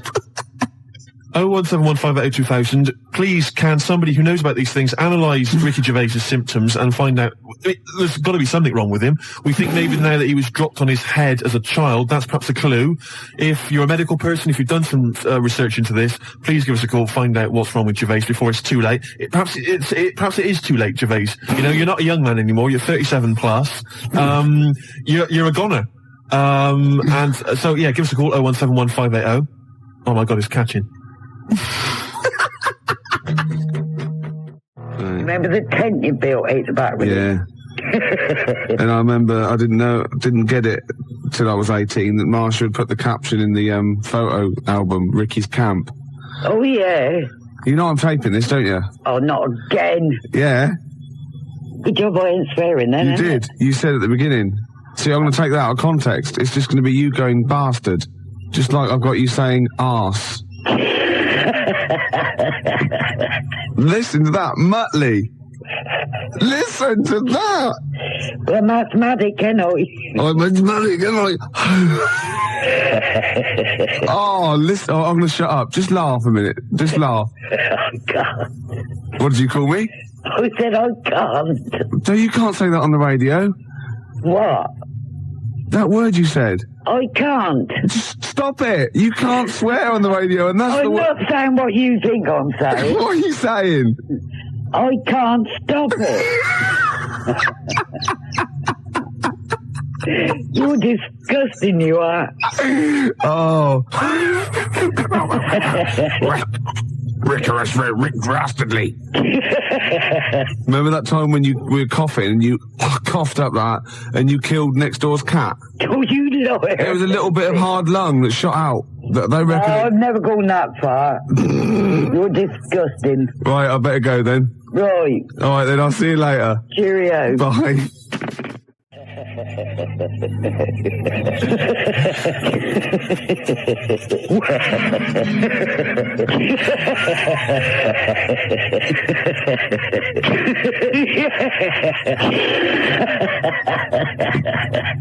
Classic Smiths. It's terrifying. What? It really is. Your relations. I mean, all right. So my relations. All right, their faces aren't symmetrical, but at least I don't have wheezy, weird laughs like that. Yeah, I know, and drop people on their heads. Drop people on their heads. Right, I got to tell you, I wish I was taping today. She called me today. She went, "Ain't heard of you for a while." I said, "I called you last week." "No, you didn't." I said, "Well, just before Thursday." "Yeah." "Anyway, I went swimming Wednesday." I went, "Did you? Where?" She went, "In the fish pond." Totally true. What? She went, "I fell in, it was up to my neck," and I could hear my nephew shouting, "It's only 2 foot deep." Like, it's a little fish pond with it is. It's like about, it's not even 2 foot deep, it's about 8 inches deep. She went, "Well," I'm pissing myself. She's going, "Well, I was cutting back the lavender, right, and 3 frogs jumped at me." 3 frogs jumped at me. I know she meant, anyway, right? So, 3 Frenchmen hiding in your garden. Yeah, that's what I was going to say. I thought, no, that's a racial slur. But anyway. No, because French people do like to hide in lavender and frighten 73-year-old women. They do. Knows that. It's a well-known fact. I know they that. lurk around, ready to attack. In stripy white and blue t-shirts and berets with onions. Anyway, these 3 frogs. I mean, I'll tell you, who is it? That dead president of France. What's his name? With the big nose. You know what he used to do? Well, exactly. He used to drink bucketfuls of. Anyway, right? You can do it because he's dead. He's gone. Anyway, so she went, and I went in. And I fell in, and I was sitting on the bottom, and it was coming up to my neck. And she went, and I tried to get out, but it was all algae on the side, and I kept slipping back in, right? So my dad says, "Lee, help your nan." And she said, and I got out and I said, "Put Lee on." I was speaking to my nephew. He said, she went into the pond, right? And she said she floundered around, right? And she got out and she ran to the kitchen. She dropped all her clothes and ran upstairs naked because she thought she might have leeches on. Leeches? She's not Humphrey Bogart in The African Queen. She said, it wouldn't have mattered if it was ace full of company. I'd have still stripped off and run upstairs. Oh, she said, I didn't drop the scissors. And she said, I had to throw my slippers away. So we're laughing at the fact that your elderly mother fell, slipped in a pond, could easily have injured herself quite seriously. Who knows? Now she could have sort of leeches. Yeah, she's probably got leeches, Any kinds of... the Frenchmen scarpered. There was no sign of them. Gone. Well, they're like that, aren't they? The French. All they found, they just left a beret. I'll tell you, the French, I mean, you know, any sign of trouble, Gervais, they're out of there. Oh, you know what I mean? God. Oh, I just like the idea of just running into the kitchen and stripping off just a ball of slime. And they're upstairs. I couldn't wait to get in the bath, she said. Yeah, and two ladies from next door, from the Women's Guild, just sipping tea. Oh, there she goes. There goes Mrs. Gervais. Naked as the day she was born, covered in algae. Oh, God. That's a Gervais for you. Oh, it's one of my... Blood on the Tracks. And that was for, Doris Stokes. Oh, the late great medium Doris Stokes. Yeah. We play that for her. Yeah. Who apparently, Doris apparently was a prostitute. She was a whore. She was a whore. Yeah. You can't libel the dead. You can't libel the dead, that's not libelous. No. No. Yeah. She apparently went at it hammer and tongs. All the time. Anybody that had a check. Oh, yes. Gervais, maybe I We've had a good 8 months in radio, haven't we? We've had a bit of fun. We've had a bit of fun. I was going to tell you about something, but what I'll do is I'll tell you in a minute. It's a short one, that. Is this the one? Yeah.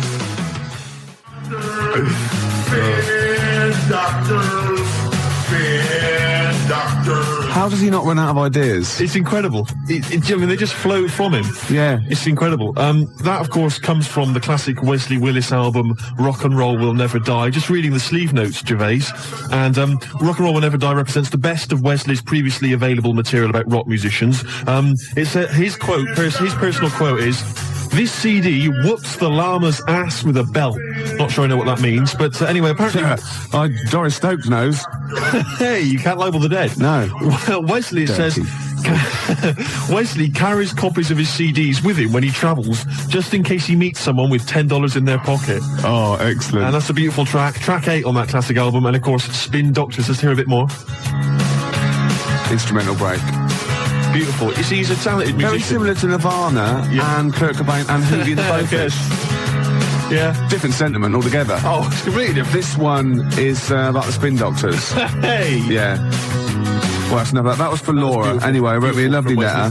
Remember we listened yesterday, last week, sorry, I was going about, and we could do the best of Ricky Gervais. Yeah. So I could just, like, get bits off the login tape and package it up, and we wouldn't have to come in, we could, like, sunbathe or something.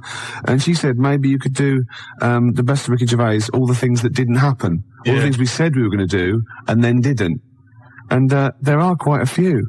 There are quite a few, but she goes on as well, because we're talking about reincarnation, and she believes in the Hindu view of karma.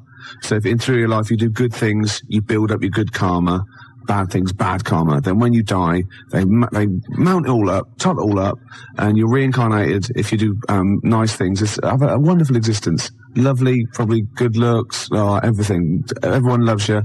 And if you're really bad, then you come back as something hideous like a maggot or a fish, and you have a horrible life. And the idea leads to wonder what you did that was so bad in your last life. I'm not rising to it. No. You're not baiting me. You're not baiting me. Gervais, can I just say, we've had some fun, we've had some laughs over the last couple of months. Yeah. But I'm a little bit sick and annoyed about all this slagging me off, claiming that I'm some ugly, grotesque freak of nature or whatever. Because we're getting loads of faxes coming in saying, Steve, you're a freak, you're an inhumanoid. Yeah. And all this sort of rubbish. And it's not true. And you've perpetuated this myth for a long time, and it's getting a bit irritating. It's winding me up. And as I've said to you before, I got into radio. I got into this broadcasting thing where the chances of becoming a celebrity are fairly strong. Right? I got into this in an effort to meet women, to get a lady. To get a lady. Yeah. Do you know what I mean? And it's not helping me out with all this. Well, I told you shouldn't pick careers based on whether you can get a woman. Well, like the gynecology thing. That's why that fell flat. Yeah, but that was going all right. I mean, I overstepped a few times. I just sort of remember I mentioned to that woman that we should just go back and sort of like a the first thing you say, exactly. And the other thing is, could just say, "Way, That doesn't put women at their ease. Right, yeah. You know what I mean? Would you, Mrs. Johnson, would you mind just taking your clothes off? Yeah. Hey, look at that. Say, Look at oh that. dear, Incredible. can I film this for the lads? Yeah. You know what I mean? I did have, I ran into problems. This is Happy Mondays. Yeah. Kinky Afro. Would you just stop now with the... Of course I will. You're a good-looking fella. Wow. The classics, Gervais. I just got to thinking, I wonder if I think I mentioned this before, it'd be great to contact Wesley and get him to do a song about the Ricky Gervais show. Ricky Gervais! Ricky Gervais! Well, you've pretty much done it for us. Yeah. Beautiful. Gervais, coming in on today... He had a radio show. There was about 100 people listening. Yeah. Well, yeah. I think he's been a bit generous. Yeah. Gervais, I was on the tube coming in, and I got to thinking about, my lack of success with the ladies. And I could trace it back to something. Right, trace it back to a moment when I was in the last year of my junior school. Well, I don't know how old it would be. How old 11. 11, something like that. We went to... You're only about 6'2" then, weren't you? Yeah, and we went to this sort of place in Cornwall, sort of an adventure camp. We stayed there for like 3 days. That was like the Riviera too, wasn't it? Exciting stuff, and we had lots of, it was all sort of climbing frames and like adventure courses and, abseiling and all the rest of it. And in the evening, what they'd do is you'd go in and they'd have like a little disco every evening, a little disco, right? And I remember they played that tune, that theme music from do do do do do do do do do do do do do do Jan Hammer, whatever that was called. No, it was Beverly Hills Cop. Oh, it's left. Beverly Hills Cop. Yeah. Remember that one? It was we're only bugging. Bug. It was that as well. That was a big tune. And also Living Doll by Cliff. And the young ones. And we'd all queue up before we went on the dance floor. We'd all queue up, and they'd give us little cups of soup. Don't know why. Little oxtail soup. I remember. It was quite nice. And then what happened was, I don't know. We must have been a bit older because the guys. Doris Stokes used to spike kids' soup with heroin. That's true enough. That is absolutely true. You can't libel the dead. No. And we must have been slightly older because all the guys started to ask the girls like to dance with them, cheek to cheek style. It was the first time that this had happened, and suddenly I saw like girls and guys dancing together. Couldn't believe it, right? Yeah. But instead of going perhaps asking a girl to dance, like any normal human being, every other guy was asking a girl to dance. I went round with a notepad, right? I went round with a notepad pretending I was a brain surgeon. How? I went round and said, I'm a brain surgeon. I want to analyse if you're mad so I can do surgery on your brain. And I would ask them a series of questions. How old were these girls? This is not just the girls, this was blokes as well. While they were dancing, smooching or whatever, I'd go up to them. What did you think this would achieve? And say, can I ask you a series of questions? I'm a brain surgeon. And I thought it was funny. I thought it was being charming. wacky? I thought it was charming and funny and wacky. I know I'm meant to go, who's that funny 11-year-old freak, right, in the clogs and overalls? I wouldn't mind dancing with him. That's what I was thinking. Yeah. That's what I was that's thinking. even sadder. I thought that kind of wit and zany charm would somehow... I'll stop you there, Steve, because you're boring me. After the break, some Beatles. I shouldn't be so blunt, should I? Yeah. It doesn't help, does it? Doris Stokes, right, is dressed like a dominatrix, right, and she's dripping hot wax onto the naked torso of Arthur Millard. Yeah, of course he is. Right, and he in turn is being pleasured, right, by Dusty Springfield. Oh, Dusty Springfield's not dead. What? You twat. Dusty Springfield's not dead. Yes, she is. No, she isn't. She is.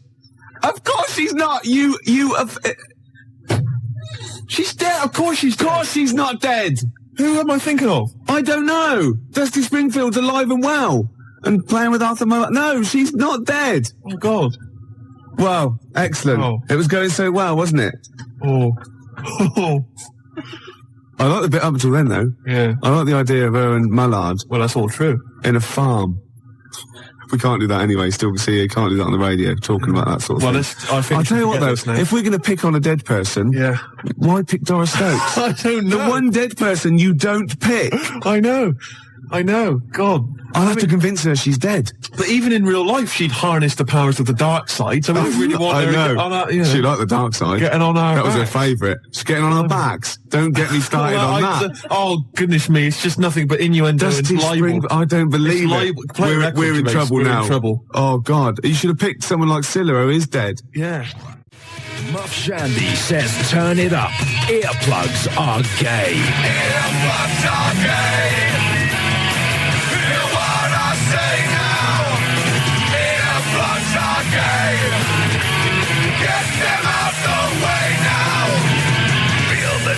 to make the bleed. My brain needs noise and speed. Mother.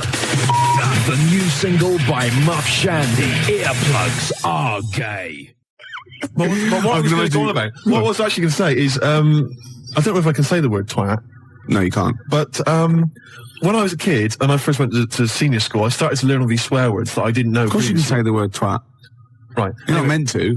I started learning all these swear words, and I went home and I started using the word twat. I just thought it was a slightly stronger version of twit. Yeah, yeah. Just it's a bit tougher for some reason. Yeah. And so I used to go around saying that, and I'd go, my sister would say, "Stop ruining my Lego," and I go, "You twat." Yeah. And make your bed, Steve. No, you twat. I'd say to my mum, right? And I didn't realise what it meant. Right. And my dad, right? He didn't really know much about swear words, so he started using it as well. He started going, "Oh, you twat, Steve." And, do you want to clean the bath? No, you twat. And we just started using it all the time, right? Yeah. So then at school, Mark Johnson told me what it meant. Yeah. Right? Obviously, I'm stunned. I'm thinking I can't go around calling my mum a twat. Yeah. So I didn't. I just stopped using it. Yeah. Like that. Just stopped using it. But I didn't have the guts to tell my dad what it meant. Oh no. So he carries on using it, and to this day, we were driving along. He'll say to my mum, "Elaine, watch where you're going, you twat, you great big twat." I just want to say to him, "Dad, don't say that to my mum, because she knows. Oh, she knows what it means." Oh no, but really? She's not going to say to him, Oh God. "Ron, would you stop saying that word?" Because Yeah. Same thing happened to me. My dad still says fouch. does he? Yeah. Oh, Felchin, talking of that, right? It's Doris Stokes. Yeah. She's got this huge 4 sailors Four and a sailors. big bucket and like a weight and warm jets and hurricane. So they haven't actually told you it's your last show? No, It's not official. Well, they wouldn't know, would they? They'd be mad to. Yeah. They usually tell you, sort of, when you come off, they go, "That was your last show." I mean, See, I'm annoyed because if I'd known it was the last show, I'd have, led on something special. what, a buffet? Yeah, we could have a nice little buffet, invite round all the listeners, Yeah. into the building. Yeah. Could have probably squeezed him in the studio, in fact. I'd have thought so. Yeah. Got them all in, I could have put on something nice, probably like a ball gown or something We special. could have prepared the show. We could have... No, that was never going to happen. Stupid. Rome, do the jerk. Good advice. Uh. See, not all rock and roll's just like bland nonsense. When in Rome, do the jerk. Shall I give it away? As it's the last show? Man alive. Yeah? What a way to go out. Yeah. Giving away the autobiography of Doris Stokes. Voices in my ear. Incredible. Lovely. A paperback from what, 1972? I think so. Remember, Doris Stokes was the medium, an elderly lady, about sort of 60, and she filled stadiums in the 70s and 80s. And the point was, you went along, bereaved people basically paid a lot of money to speak to their dead loved ones. And don't forget there, Doris Stokes, the whore, because you can't libel the dead. You cannot libel the dead. Doris is gone. We're going to say what we want. Yeah. So that's going to... Apparently, she wasn't even very good. No. No, you'd pay your money, and she just used to lie there, nothing. You didn't even get a bit of a sort of contact with your elderly father, Pig. Yeah. She's helped to solve murder cases. She's filled the Sydney Opera House 3 nights in a row. Once she even had to convince a man he was dead. Brilliant. So, be thinking of a prize for that. I mean, the phone line's 0171580 2000. Might be your last chance to give us a call. But you could win Doris Stokes, Voices in My Ear, the autobiography of a medium. Brilliant. By Linda Beardsley. You've really thought this through, haven't you, How does this that final work? show? How does that work? Beautiful. We're going to give away that grubby old tatty copy of Doris Stokes' autobiography. Man alive, we're really going out with a bang, Gervais. Okay, let's give some more stuff away. We might as well let's give some of the good stuff out of the library away, the stuff we are not nicking. Let's just give away the XFM library. We'll go and get some stuff then, because I want some of it, and then we'll give the rest away. They could call in anyone they like. All right. Yeah? Just for the of it, just for the of it, just for the under of it, just for the go on all the way, dirty boy. Just for the of it, just for the of it, just for the under of it, just for the that's wonderful. Just for the taste of it, Diet Coke. An idea there. What? You played Nirvana, so I went in the library. Bloom. I've got a load of Nirvana stuff. Yeah. I've got Bleach, the Unplugged album, Insecticide. It is like someone reading French, isn't it? You don't know anything about it, do you? You don't know what you're doing. You don't know how important Nirvana were. You don't care. You don't know how to pronounce it. That's fantastic. From the muddy banks of the Wishka, whatever that means. What's that? Hormoning? Yeah. Never heard of it. And obviously, never mind. Copy Bayani. I'll tell you something, Gervais. He's dead. I thought to myself, you've got Nirvana there. A lot of people have already got those. Yeah. What they haven't got A lot of people have. is this signed copy of Nevermind. You can't give that away. No, look, I'm reading on the inside sleeve. Chris Novoselic, Jesus. David Grohl, and Kurt Cobain signed that. Yeah. And I didn't get that from the library. That's from upstairs in the office. Yeah, well, that is obviously someone's personal copy, probably the boss's, so you can't give that away. Well, Gervais, I think the time for morals has long since gone.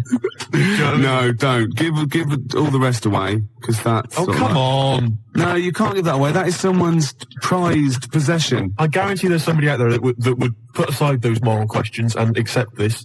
What, you mean you're going to ask people, do you think you should have it? Yeah, 01715802000, do you think you should have it? Even though it's someone's prized possession. Mind you, so is this radio station. There's a fact here. If there was one man I would like to be stuck in a Stena stairlift with, it would be Steve. How about it, honey? Love Thora Heard. Oh, beautiful. No, it's good to know Thora's listening. Yeah. Thora has got a finger on the new music pulse. Yeah, she's got one finger on the new music pulse. She's got the other on that emergency buzzer thing in case she has a fall. Your hip would break. I think it's a fake. Do you? You see, you can libel the living. Oh, right. Yeah. Let's leave it a few months, and then we're... I got a break here, then some... oh, no. We're never working radio again, that's the thing. Just for the of it, just for the of it, just for the and the of it, just for the, oh my word, you dirty old slapper. Just for the of it, just for the of it, just for the and the of it, just for the, go on, convince me I'm dead, you hoe. Just for the taste of it. Doris Stokes. An hour to go, Steve. Yep, it's going very well. I've got one of these live read thingies to give away. It's good, actually. Got 2 pairs of tickets to give away to the Llama Farmers gig at the 100 Club, 2nd of July. And they're supported by Seafood and Gel, and they're both good bands. I know you've no idea. The 2nd of July?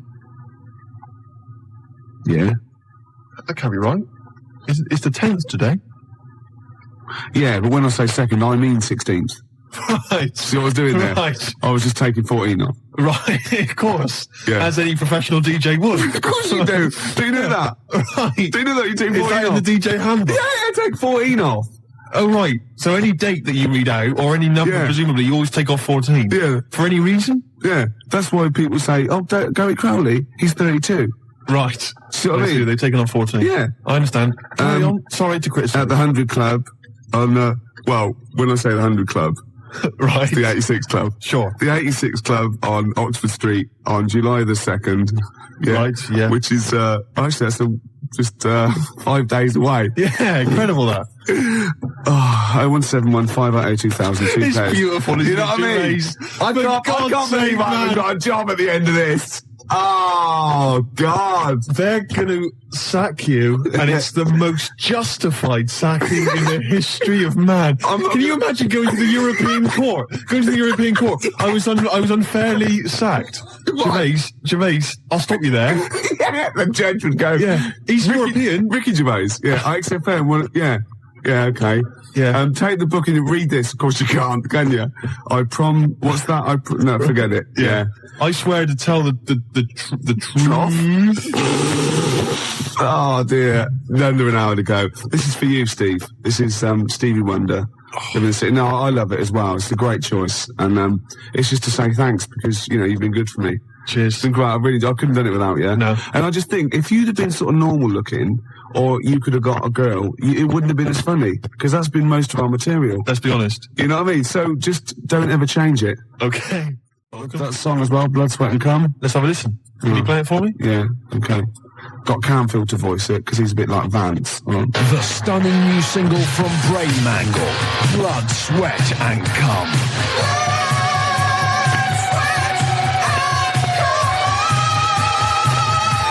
Blood, Sweat and Cum by Brainmangle. Out now. It's a change of career, isn't it? Be beautiful. Do you know what I mean? That'd be great. Keep the profile up. You'd be something for you in it, I reckon. Oh, really? Well, I don't know. drummer. A lot of those heavy metal videos have people sort of, kind of ugly creatures. I was going to say, like Metallica, they have like things that sort of like morph into you. Exactly. That'd be amazing, wouldn't it? That'd be great. I can see myself. That's a new career opening up for me. Oh God, that'd be amazing. I'd be in like horror films. He'd be like the special effect that isn't a special effect. I know, but they'd save so much money. You wouldn't need like computerized morphing stuff. You wouldn't need like makeup, prosthetic makeup. Oh, that'd be amazing. I could become a star of zombie films. Oh God, do you know what I mean? Seriously. But we'll do the heavy rock thing first, yeah? All right. So anyone out there, any rap company, I'll do Earplugs Are Gay or Blood, Sweat and Cum. Just whack down a verse, right? And Steve's in the video. Yeah. We're laughing. Thanks for the card. Oh, you got it then. How old am I then? 37. Yeah, I know. 37. Yeah, soon be 40. Yeah, all right. You're cracking up the hill then, boy. Always begins at 40. Yeah? Yeah. What happened when you were 40 then? I started going out with Joan Johnson after I've been locked in for 20-odd years. Well, thank God she was the youngest. Eh? Why? The last one. Who knows what the next one would have been. Well. It's been catastrophic. No, go on, keep going. Catastrophic. One more go. Catastrophic. You haven't got your teeth in, have you? No. Oh, you filthy animal. Oh, you haven't got your teeth in. I'm just eating my dinner. You're eating your dinner with no teeth? No, I took it. I've eaten my dinner. Oh, that is disgusting. So why did you take your teeth out for then? You have to wash them. There's nobody here. Only your father in here and anybody. Oh. Do you still crimp the pastry with your false teeth? Because that is disgusting. Oh, no. Darth Vader. It's like Darth Vader. You are disgusting, Rick. Oh, God, I can't believe you haven't got your teeth in. Well, it's difficult to say catastrophic. Oh, God. Well, let me hear you say it. Catastrophic. That's it. Yeah. That's what I meant. Yeah, I know. Right, all right then, I better go now. Right. Right, see you later. Cheerio. Bye. Best ever, Ricky Gervais. Almost certainly. Almost. That was for Becky, who's having her wisdom teeth out tomorrow. Don't envy her. Oh, no. No, do you know what they do? What they do is, right, they tie you down and like, you look like Hannibal, and no, it's fine. They've got anaesthetic these days and everything. Apparently so. Not in Bristol though, do Not they? in the West Country, no. They still tie it to a door? Well, to be honest, if you've got dodgy wisdom teeth, you're a witch. It's as simple as that. It's as simple as that, Gervais. You know, they wheel you out to the ducking stool, Bob. Yeah. And he still works there, does he? He does, yeah. With his two brothers, also called Bob. I know. Get on with it, get on with it. And this is a different Becky and Laura. They wondered if I showed you those nice pictures they sent through. Oh, what were they of the apes? The apes. Yeah, you didn't laugh, did you? Brilliant. Well, that's you, Steve. Ha, ha, ha. I got facts here from Bernard. He says, I'm a regular listener and I want to know, why is Ricky being taken off the air? Bernard, if you don't know the answer to that, you're not a regular listener. Which is a shame because you've had a few other faxes and stuff. I had a letter. This is the first letter I've had for years. It says, we love Steve. We pledge our alliance to all forces, amphibian or insectile, and we worship the grand fish monster. So I'm getting kind of positive mail like that. And it's too late. It's too late in the day. That is positive. That's a lovely letter. A lot of people, most people would like, envy you. The fish monster. Yeah. Oh, that's Believe fantastic. me, that is a sign of affection. Yeah. Michael Schumacher's won the British Grand Prix in a very confusing finish. Matt, can I stop you there? Have you got any, fun stories? Yeah, Matt, haven't you got any sort of, Two Ronnies style news stories? No, there's no fun. It's news, there's no fun. No, Two Ronnies style, a man with a meat cleaver has been terrorising nudist colonies. Inspector Wilson of Scotland Yard has had a tip-off, but he expects to be on duty tomorrow. Or Scotland Yard had all its toilets stolen, police have nothing to go on. That's what we want, that's what everyone's after. Oh, right, no, nothing as interesting as that. Okay, go on. Carry on as you are, sorry. Okay, right. News with nothing really silly.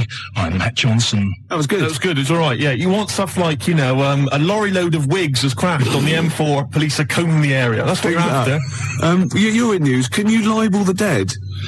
I'd rather steer clear of any controversial comments, if you don't mind. Okay. No, I didn't mean you. I didn't expect you to. I don't think you can, but I'm not sure. What do you think of Doris Stokes? I think she was a very talented lady who brought joy to a lot of people. That's fantastic. So you don't think she's a prostitute? Absolutely not. Steve? Yeah. You know we gave away those CDs. Hey, great giveaways. Just good radio, isn't it? We've got CDs to give away. Tickets and that's good radio. Do you remember who won them? What, last week? Yeah. Well, no. Right. I've got to get them back. What, are these the CDs that we took from the library? Yeah. I've got to get them back. 0171 580 2000. If you won those CDs, could you give us a call? Well, why should they bother? They're probably busy listening to them. Do you know what I mean? You can't give something away and then take it back. Yeah, I need big time. I've got to get them back. We've had a bill for the computer as well. That's mine. No, it's not yours. It is mine. It's not yours. I procured that. That is mine now. No, that technically counts as ownership. Listen, Gervais, it's not yours, all right? I've told you this before. I've explained this to you 100 times. What? All right? If you urinate on something, yeah, it is not yours. It does in the cat world. That's what cats do. That is what cats do. They go around their territory. That's theirs. They urinate on it. That computer's mine. If a cat urinates on something, right? Yeah, in its cat philosophy, it owns that. I agree. That's a sort of what do you call it? A sort of territory thing. What's the difference? You're not a cat. No, I know. You're not a cat. That's discrimination. No, you're not a cat. You can't live life by cat rules. Well, I've got loads of stuff like that. My flat's full of stuff that I've got like that. What? Yeah, I've got 2 telephone boxes. Right. I've got a cash point machine. Yeah. Glyn was furious. He was getting out money. Right. Side of a church. That's yours. Yeah. 2 BMWs. Well, I had 2. I've got 1 now. What happened? The second one, the owner caught me and he started doing the same. And because I started first, I finished first, so he finished last, so it was technically his again. Is that how it works? Yeah. If I piss on something, then that's mine. Yeah. But if someone else pisses on it, then that's theirs. Yeah. Is that how it works? Could you say urinate? This is XFM 104.9. Not yours. They are. They're not. They're my shoes. Yeah, and they're mine now. No, they're not. I can't believe. This is why I don't want to do this anymore. Why? I can't believe you. They're my shoes now. That is ownership. That counts. In the cat world, they're my shoes now, and some of the carpet is mine as well. In the cat world, yeah. Wow. You cannot live your life by the rules of the cat world. I can. How? What does your girlfriend? What's this? Oh, not many people can do that. God. You see, because I just think it's a wonderful thing. You know, the YMCA doesn't get enough publicity, good press, and the village people did them a favour. I mean, why on earth they wrote that song? Well, you know, to publicise the YMCA. I mean, who thinks? I don't know. People have done the police force. You know, they've done. Hold on, wait a minute. This is very good. But I think you mean this. You don't know what that song was. You think that they were actually some sort of advertising for the YMCA, were you? Well, I don't know. It just seems really odd to me. Well, if I remember at the time, the YMCA complained at the time because the connotations. What kind of? It's just a PR thing for the YMCA, I imagine. It's like the one that in the Navy. Yeah. Do you know what I mean? The sort of PR thing for the Navy. It's just bizarre. When they were dressed up as sailors and stuff. Yeah, well, whatever. Whereas usually they sort of like construction worker with a nice moustache, aren't they? Yeah. Traffic cop. Yeah. Jumpers. And, what? I'm worried about the Red Indian chief. Am I supposed to be supposed to be reading between the lines or something? I don't understand. I mean, I don't really understand. I mean this seriously. Okay, I don't right. understand what you're talking about. Okay, this is fine. Well, that's it. Obviously, there were gay connotations. It's like a gay icon record, isn't it? YMCA in the Navy. That was the point of it. What did you need? One of them dressed as Judy Garland. What? I don't understand. What was your problem with that? What?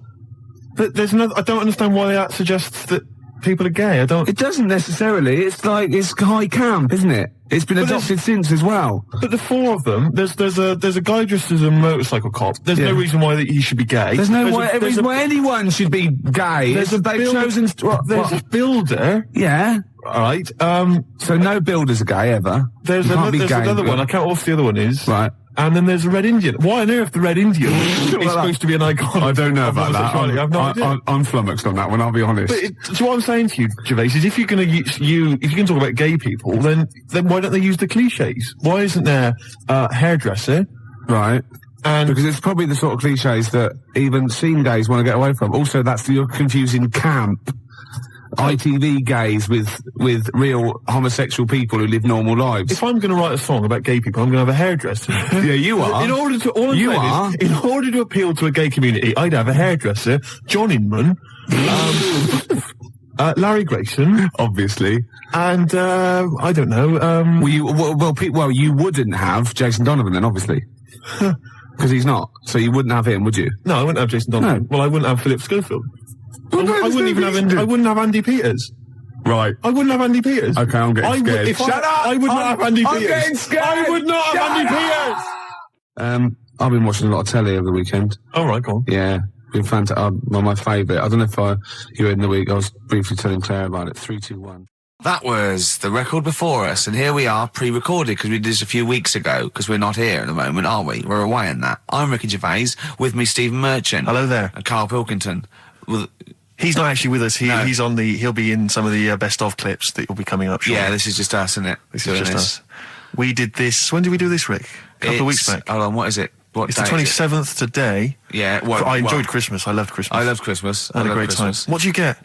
Loads of presents. So did and I. I'm glad they made it to number one. I'm really glad. Stroke, he, she. Yeah, I'm really glad that the pop idols, Cliff Richard, Westlife, made it to number one. Bo Selector. Yeah, just delete that. Yeah. Okay, well, we're going to play some of the best of, some of the greatest moments of the last 3 weeks. Yeah. Ever heard on XFM 104.9. What about this? Do you remember this one? Oh, which one is it? All right, so here's the first bit. Right, there was this. This is what it's like about getting presents and stuff, right? With my mum and dad. Go on. My mate Colin, right? Colin Makin? No, Colin Bailey. Oh, right? yeah. He had a little Sinclair Spectrum, right? Yeah. Computer, Yeah. which was like the thing to have at that yeah, time, yeah, right? yeah. You used to always go round to his house. The deal was Not the one you had to play through the window because you weren't allowed. no, that's another lad. Oh, right? yeah. This is a different lad, and the deal was he came to our house, and my mum gave him a pie, and then I'd go round to his, and I'd stay there for a few hours playing, Hungry Horace and stuff like that on it. Sure. Right? Now, my mum and dad knew that I really wanted one of these computers, right? So I waited about a year. Came round to Christmas Day. I thought, I reckon might have one. Turned out they bought me the wrong one. They bought me a ZX81 instead of a Spectrum, right? And Christmas Day, I'm there trying to load the games up. It's not working. I'm thinking, what's wrong, right? And the thing with me when I was a kid, I used to get quite sort of agitated. This quite is the moment. right? I found out that it needed a RAM pack to make it work, right? Looking in the thing and it's saying, and make sure you put your RAM pack in the back. And I was like, oh, where's the RAM pack? And my dad's going, I don't know, I've got you the main bit. That's it. So I was that wound up, I just was sick, right? Just sick. I didn't feel sick or anything, I just was like, oh God. Went to the sink, just sick. Because I was that on edge about it. I said, come on, we've got to get one. And my dad's like, Tandy's shut. We're not gonna get anything today. Ruined again, Christmas Day. That was after the year when my train set got blown up by our kid. The following year, no RAM pack. And now you ask me, why don't I get good presents? He's scarred. He just I'm gonna die. Honestly, I'm gonna die. He's just screaming sick. Yeah. There's no RAM pack. What? Did you get to the bottom of it? Why wasn't there a RAM pack? You have to buy them separate. Oh, It's one of them okay. cons. What do you mean I can't play Frogger?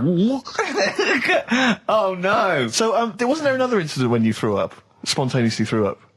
Oh. Through sheer anxiety? I do get it. It's not so much now because I've relaxed a bit, but as a kid I used to be quite on edge all the time with certain things. Do you think that's what happened to your The cat wind. that kept being sick? That it didn't get the food it wanted? And it just threw up? Do you remember that? Yeah. God, so they shaved it. No, like, again, I spoke to you in the week, and I had much better things, like when I tell you about Brian Blessed climbing Everest, and for some reason it made him, it played havoc with his belly, and he followed through, and he had to clean up. Shut himself? Yeah, using ice and snow. Why are you telling me that Brian Blessed, in what way is telling me that Brian Blessed shit himself once in any way educational? Because I was saying how he was climbing Everest, right? Right. I'll give it to him. He's an actor and that, but he gave that a go. Yeah. Right. He played. What's the point of that? You'd say, wouldn't you? You'd say, God, he's you know.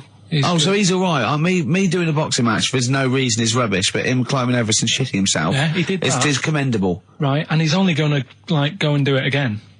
He's going to climb it again. Yeah, but he might not shit himself this time. What's the point in going? Nothing's changed up there. Yeah, good point. Yeah, Where's it been? Well, it has. They've probably cleared it up by now. Like, but it's slip on it. I can't even read about Brian Blessed. Is it actually true, or have you libelled someone else? It was an interview with him in it. And what did he say? Oh, come on! What did he say? He said I climbed Everest and I played of it with me belly. Let's talk about it next week. We've really run out now. Oh, you're a fool. 3 holidays Carl's had this year. Last year. Yeah. I'd love to have 3 holidays. You've got to start putting the work in there. I had 2 holidays then. No, you had 3 holidays. You went away with Suzanne and her parents. Yeah, well, that doesn't count. It does count. If you book 2 weeks off the firm, you go away and you go, how was your holiday? Well, I didn't really count. It wasn't a really good holiday. Can I have them days back, please? My New Year's resolution is to be nicer to you, but well done, sense. you've already broken that. No, but talk sense. Talk sense. You've had 3 holidays this year. And I'm just saying, you're in your 30s now, and 30s is when you should be really putting the work in. That's true enough. To reap the benefits in your 40s, 50s, 60s, 70s, 80s, 90s, and 100. Carl, what's your New Year resolution? What about think before you speak? It's worth... See, I'm allowed to laugh. I'm allowed to laugh at things other people say, Carl. That one, that is a good suggestion. How was your holiday, Carl? It was all right. Right, brilliant. But that, I don't see, on the ratio of good to bad in Carl's mind, that might be amazing, because we never hear him sing the praises of anything. I'll tell you what, can we have, a cracking little tune, and then come back and hear about Carl's holiday? I'd love to do that. Let's keep it tight. Love to Tear Us Apart by Joy Division. Now, I can't put my finger on it, but that doesn't sound like the original, and it's off a compilation. It sounded a bit fast. I think the vocal was slightly different. If anyone can, put me out of misery, I think it might be in a session of the time or something. Carl, is it a New Year resolution for you? Another one. Maybe when we ask you to get a song, get the original single version. I could be and wrong, not some but obscure session. Yeah, it does seem different, doesn't it? Very odd. Yeah. Maybe we just remember it wrongly. But anyway, that's XFM for you. 104.9, I'm Ricky Gervais with me, Steve Merchant. Karl Pilkington. Carl, you went to Lanzarote. Yeah. People said don't go to Lanzarote. They told you it was Lanzarote. They told you, were they right or wrong? They were right, yeah. Really? Yeah, it's a bit ropey, yeah. Is it? Why? Just, out there. If it wasn't for the volcano they had, it'd been knackered. That's their big draw, is it? That's it, basically. That's all they've got going for them. When you landed, was it really hot? Initially, were you quite excited? You were thinking this is okay? It was warm. It's, we can't complain about the weather. The weather was all right. Sure. You know what I mean? That's what I went for, but it'd be nice if there just was something else. Yeah. What did you do all day then? Did you read your ritual book? No, I didn't read that. I read that book. Do you know the book that I bought and all the chapters were messed up? Oh, yeah. I bought a better version of that. All right. And I read that. Excellent. And then... Did it make more sense in order? Yeah, a lot easier to follow. Yeah. And then we went and had a look at the volcanoes and that. They've got 36 of them to look at. How many did you look at before you realised that pretty much, you've seen one volcano, you've seen them all? Probably about 6 or 7. Really? Yeah. And then when you got to the 8th, you thought, now I know what this is going to be, Suzanne. This is going to be like a mountain with a hole in the top. Yeah. Really? But it happened years ago as well. It's like, just keep a couple, fill the rest in, tidy it up. Fill the rest in? Yeah, no, Well, getting some builders. No, seriously though. Okay, 4 million tons of concrete, please. They're an absolute death trap. Yeah, what do you mean fill them in? Do you know what a volcano is? It's just a hole, isn't it? That's happened. Well, it's more than the hole. It's more a portal to the magma in the centre of the earth. Back in 1730 it happened, and they still haven't sorted it out. Well, when you say it happened, volcanoes were made a lot longer ago than 1730. No, but the one that did Lanzarote in. Right. Sort it out. What would you suggest? How can they fill it in? It's joined. It's all joined. No, but what I'm saying is... the big plates of the earth are all joined. All the magma's joined. With the trade centre thing, that happened. They cleaned it up, sorted it out, they've moved on. That's what I'm saying. Whereas Lanzarote have just gone, leave it. It happened back in 1730. You misunderstand me. How, in the name of God, can you fill in a volcano? You ignorant twit. No, but it's not just the holes. They've actually left the lava everywhere.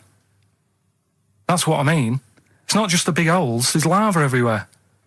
But it's molten rock.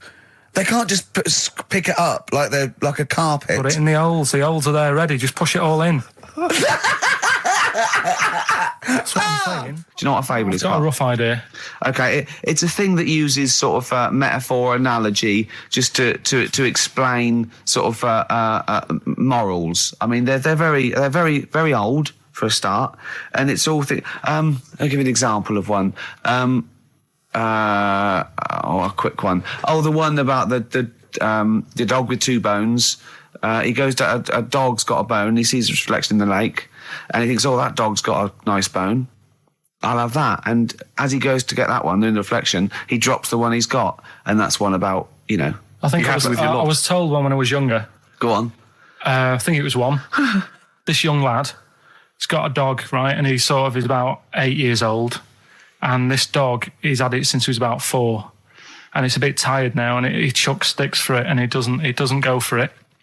And he's saying to his mum, "Oh, I want a new dog because this one's useless. It doesn't do what, it doesn't have any fun with me."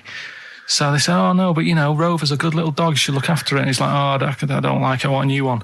So they buy him a new puppy, and it's running around, yapping about, and he's loving it, and he's playing around with it in the grass. And then one day he goes to the park, and he's messing about and rolling about with it, and he falls into the lake, right? And the little puppy's like yapping at him, and he's going, help me, little dog's yapping. And then the old dog comes and gets his collar, and it pulls him out of the lake, and he goes, "Oh God, why did I forget about you? You're the better dog."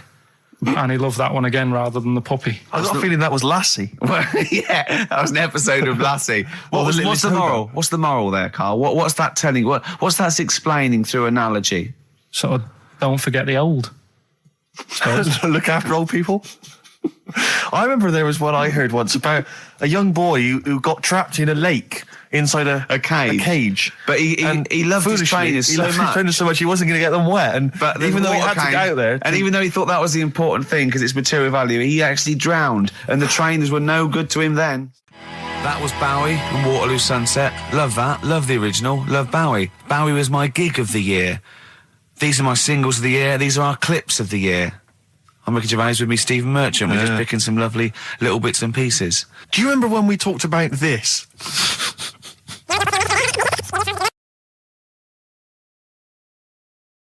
So we just had a text here that says, and I don't know what truth there is in this, as ever, but John says there is apparently a nude bike ride today in Hyde Park.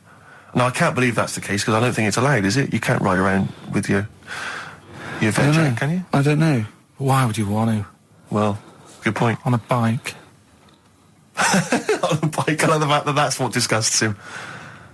Do you know what? If we did appeal for a nudist to call in, I'd want a very specific sort. I want a German nudist, a middle-aged man called Helmut. Okay. If there is any, or the closest one to it. So I want a middle-aged man from Germany. If your name is Helmut, you're in. But I'll accept Hans. Carl would be good, wouldn't it? All right. Yeah. I think I'm wondering if the age might. Maybe we could we broaden that Okay, just a German nudist bloke. Right. Can he at least be fat? Can I find a fat German fella? If your name's Helmut, we're going to give you a big prize. Yeah. But any fat German fella who likes to get his sausage out. Sure. Okay. It's sauerkraut.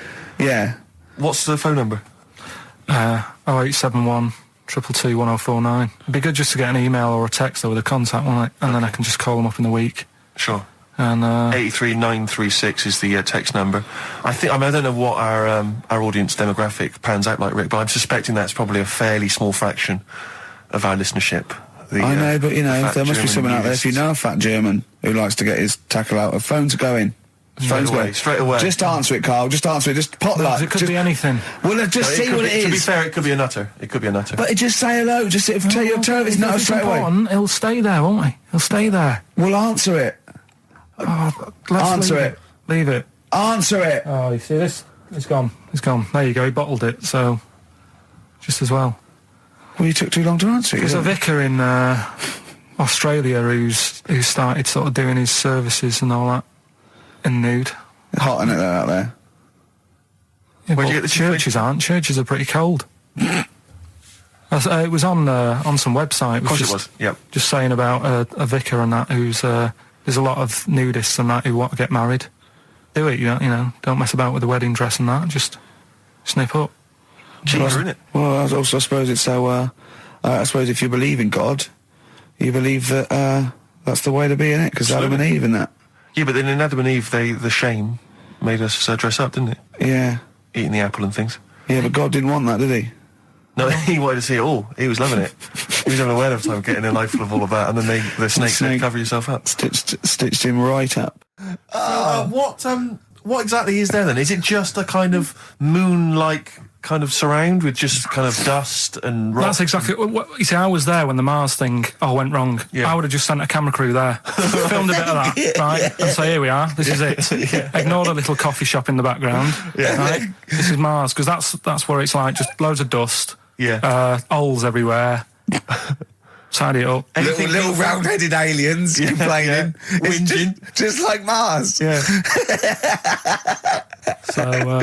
So is there what's the best bit about the holiday? Come on, pretend you're Judith Chalmers. I have been doing. I would have done all. I would have said that. Don't bother. Right. I mean, the hotel was good. Yeah? That was all right. What was that like? It's all right. Just, clean. That's all you want, isn't it? See, that's not quite what Judith Chalmers does. She doesn't go, what's the hotel like? All right, yeah, clean, innit? All right. What was it like? What was it? 3-star, 4-star? Did it have a swimming pool? What was the room like? I had a swimming pool and that. Yeah. Yeah, it's good. I think it was one of the better ones on the island. Okay. Nightlife? Wasn't really. And there was a bar. There was some bands playing. Yeah. Not very good. Food got a bit boring. Yeah.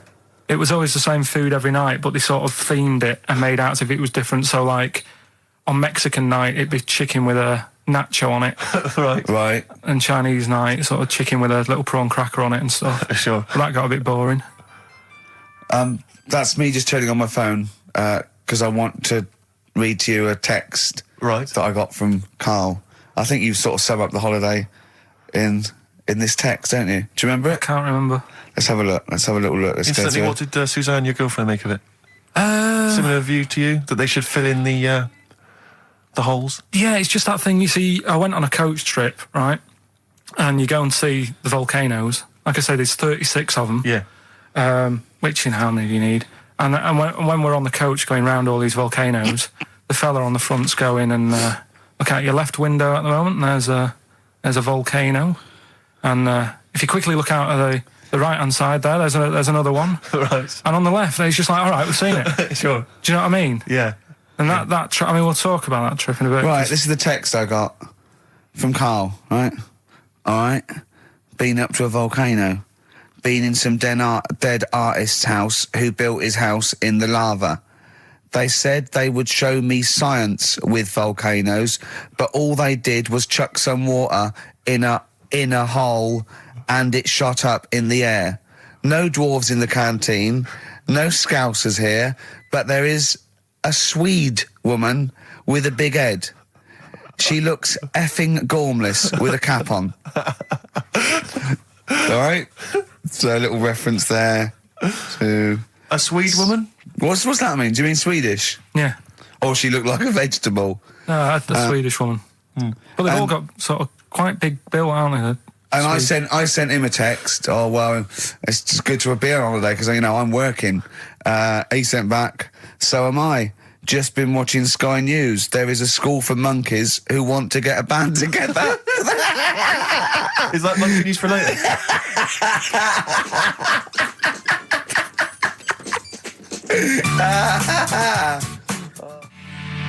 Oh My Corazon by Tim Burgess. I can't get enough of that. I love that chorus. On XFM 104.9. Ricky Gervais, Steve Merchant and little Karl Pilkington. But it was a nice holiday. Yeah, it's all right. It's just, I went there to relax and that. Exactly. Did a little bit of that. Trying to think of some new, features and stuff. Sure, always working. 3 holidays a year, Jesus. Oh, well, not really 3. Oh, 2. It's all holidays, really. one big sort of like work thing to me and Steve. 2 holidays, isn't it? Work hard, you need the holidays. So, yeah, the things that annoyed me was like, you get bored, sat around the pool after a couple of days. I'd read my book. Yeah. There wasn't much going on the... Not even any crabs to throw sand at, was there? No crabs or anything. They wouldn't bother with Lanzarote, right? So, decided to go on a little trip. That's when I saw the volcanoes and that, 36 of them. So, we go on the trip, and the thing that annoys me, it does happen every holiday that you go on. If you go on a sort of package thing, they have these trips, right? And you pay about 40-odd quid, and they give you some wine, so it make it feel like you're getting your money's worth. But how many of these trips have you been on then? Loads. Probably about 12. More holidays than I've had. Go on. So anyway, so you're on the coach, right? And they take you for the volcanoes. They took us in the middle of nowhere. Yeah. Right. There's nothing else round there. Sure. It's like I say, it's like Mars, but with holes in the ground. Yeah. Right. And they sort of drop you off, and they go, right, everybody, see you back here in an hour. There's loads of volcanoes for you to look at, and a coffee shop over there. And you know for a fact, right, you don't need an hour there. You could just say, well, just keep the engine running, because I'll have a look in this hole, we'll get back on, give us 5 minutes. Don't need an hour. Absolutely. But you know that they've got something going. It's a backhander, definitely. What, with the coffee shop? Definitely, yeah. They go there. And they get everyone to have an ice cream and a coffee, and they sit down, have a fag, talking to the bloke. Yeah, and it's like, cousin. Yeah. How much was the coffee? Was it probably about 3 each euros? So I think it was $3.50. Sure. Yeah. Which is, I don't know what, that's about 2.5 quid. Yeah, they stitched you up. Go on. Talking about this the other day. What was it now? Listen, the fella. No, listen. Do you want, all right, he's got it now. Go on. This fella goes to the doctors, right? Oh, right, okay. Right, if this isn't any way apocryphal, stupid, illogical, impossible, right, you are never, ever speaking again on radio. So make sure this is at least possible. I'll tell you what, I'll even give you improbable but possible. So if anything that breaks the laws of the universe or logic, okay, that's all you have to avoid. On you go. Right, so this fella, right, he goes to the doctors because he's got earache. Right, okay, if a chimp's living in his brain... Go on. So he's got earache, he's sat in the waiting room, and his ear's all bunged up and it's hurting a lot and what have you. So the doctor comes out and he goes, right? And because his ear's all bunged up, he doesn't hear it that well, right? So he thinks it must have been me, right? So he wanders in. Keep going. I'm Anyway, going to hate this. I can just feel it in my bones. Steve, I'm going to let you take over. Okay, let's hear it. So the doctor says, sit yourself down there, right? So he sits himself down. He goes, right, take your pants off, right? So he's thinking, that's a bit odd. Anyway, he heard that though. He apparently he took his tackle off. The doctor did some operation. What, there in the waiting room? No, in his office. In his office, yeah. What? Wait. So he removed what? His genitals? Yeah. In his office. Why, Carl? Because he hadn't called him in. Oh, he'd called in the bloke who wanted his testicles taken off, and he didn't do it. What? So the doctor went out and said, Mr. Jones, who's here to whip off your cock and balls just here and now, right? Bloke comes in, didn't it? It must have been me. So the bloke who wanted his balls taken off didn't say, I think he said me. So he didn't interrupt then. So the bloke goes in, he starts taking his testicles off, and he doesn't say, I'm here for me ears. What are you doing with that? That is a blinding record. And before that, Rick, what do you make of those adverts? They were great, weren't they? I like them, yeah. I'm going to buy all them products on the way home. And that's endorsed by Ricky Gervais. He's won awards. Yeah. Rick, do you remember this? This was a hilarious moment. No, you'll remember this when you hear it. It was when Carl said something that was basic. Well, I think for a lot of people it sounded like a lot of old bollocks. Carl's found love on the street before, haven't you? How's it going with your bird, Carl? Are you married? No. How long have you been out with her? Going out with her? 7 years. Because, you're quite a simple man. Yeah. You're sort of a simple in a nice way. Ways. You're like Helen from Big Brother. Yeah, you're sort of nice enough, but I look normal. Well, yeah, you sort of do. But you could be one of those that just suddenly go mental with a pen. Yeah, do you know just what I mean? stab people through the eyes. Yeah, you sort of look normal, but if I wouldn't really want to wind you up to a point of frenzy. How did you meet your girlfriend? Through work. What, through her work? What, you phoned up and said... We worked at the same place. Oh, you're right. Yeah. You're quite an enigma, aren't you? Could you give us more on that? At work, you met her at work. What, she came in selling sandwiches? She was going through the bins outside. What do you mean you met her Why at are you work? having an attack on me? You're the one who's sad and lonely. Oh, he's done you again. Yeah, but what I thought was interesting was I just scratched at him and he just went mental. Yeah, no, it's like a but bear caught in a trap. It's funny, isn't it? You'll never learn. No, I was just interested to find out what the story was, because it might be a really romantic story. Well, it's not. All right, jeez. I love the fact he doesn't want to talk about his love affair. I was thinking about you in the week, and like, does it worry you? I mean, you sort of joke about it now, and we're talking about it in the office, you know, like, oh, is Steve really touchy about the way he looks? And, oh, what's this? Where's that come from? He's done it again. He's done you again. I was walking home the other night, and I was thinking about it. And do you worry that when you're old, you will be on your own? You did start it, though, didn't you? Well, Carl, I'm glad you've brought this up. because I mean, for me, you know, a lightweight, frothy entertainment show on XFM on a Saturday afternoon is exactly the place where I want to discuss the desperate, lonely future that's inevitably coming my way. Oh, God. I'll tell you what will cheer you up and forget all that. A bit of Embrace. Oh, one of the most hated bands. I'm a little bit concerned about your toilet discussion. What exactly is your point again? I was just a bit bemused. You see, it's a tricky one. All I'm saying is, right, there was at the pub quiz, I go to the toilet, not thinking about anything. I try to go, right, there's a little gay fella next to me. I love this little gay fella. Now, the weird thing is, there's nothing stopping him having a little glance, right, because he's allowed in the fella's toilet. Yeah. Now, I'm not allowed to go into the woman's toilet and have a little look round.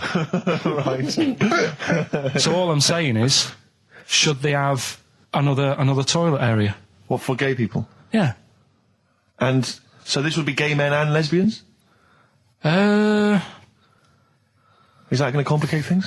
Well, I mean, I can only assume. I mean, to what point? I'll ask you a question, right? If you're intimidated, that's a shame. But you know, most gay men aren't looking at your knob. You know that. What do you mean?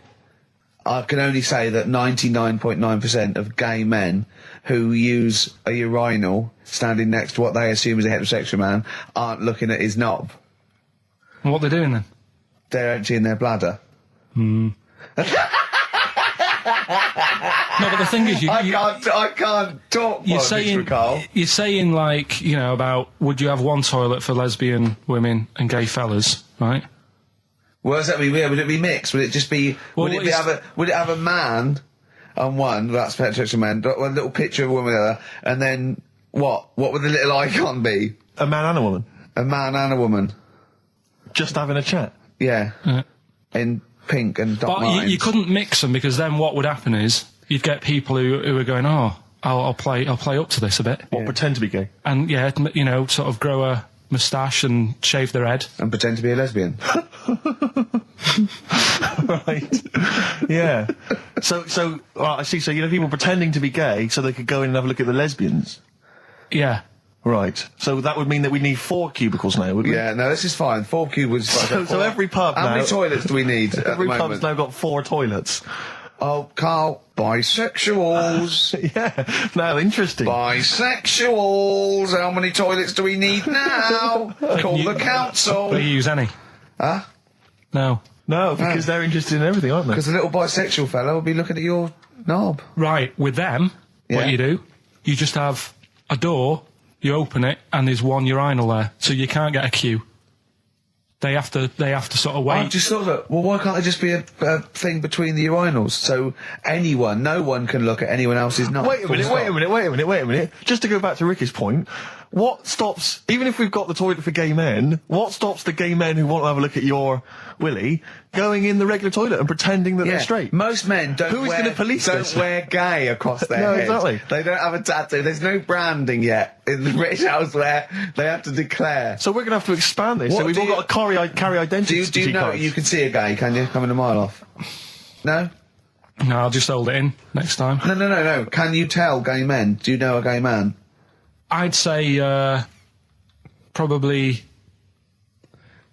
if you did if you lined some people up and said point them out, I reckon I'd get. But hold on, we're not talking about people dressed in leather with the arse cut out and an handlebar moustache. Yeah. We're talking about the everyday non-seen. Of course. Yeah, but I mean, suppose I put you in a room and there was 10 naked men, right?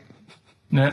And there's 5 gay men and 5 hetero. Could you walk along that line looking at those gay... Am I naked? No, you don't have to be naked. Why would you have to be naked? To catch them out. Play a record! How would you catch them out? Don't go into it. Don't go into it. Don't go into it. Play a record. Ooh, those boys can rock there. That's the Guns with All Their Roses and Sweet Child of Mine. On XFM 104.9. I enjoyed that. Yeah. That was good. It rocks. I hope the audience was playing it loud like us. Yeah. Ricky Gervais, Steve Merchant, Karl Pilkington. Well, look at him yawning. How rude is that? Carl, what's wrong with you, man? Have you been up late? A little bit. Girlfriend was away, wasn't she, yesterday? Yeah, I always have a problem with that. I always have, because you don't go to bed, do you, early? Do you know what I mean? You sort of think, I just always find that thing that if, you're used to living with someone, one of you will go, let's go to bed, then you'll go, all right. But when you're on your own, you go, You just forget to go to bed. I just stay up. Okay, stop eating now, Carl. You've ate all the food. That's just a plate. All right. Okay. Yeah. No, I stayed up and watched, there was a thing on about Dracula. Right. What, Dracula? And I found a flaw in it. Go on.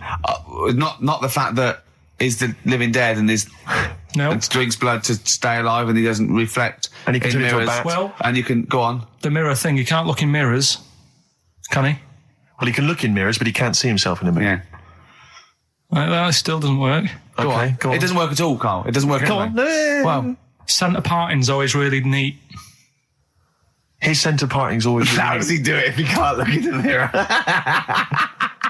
Blood on the floor or something it was called. Rubbish.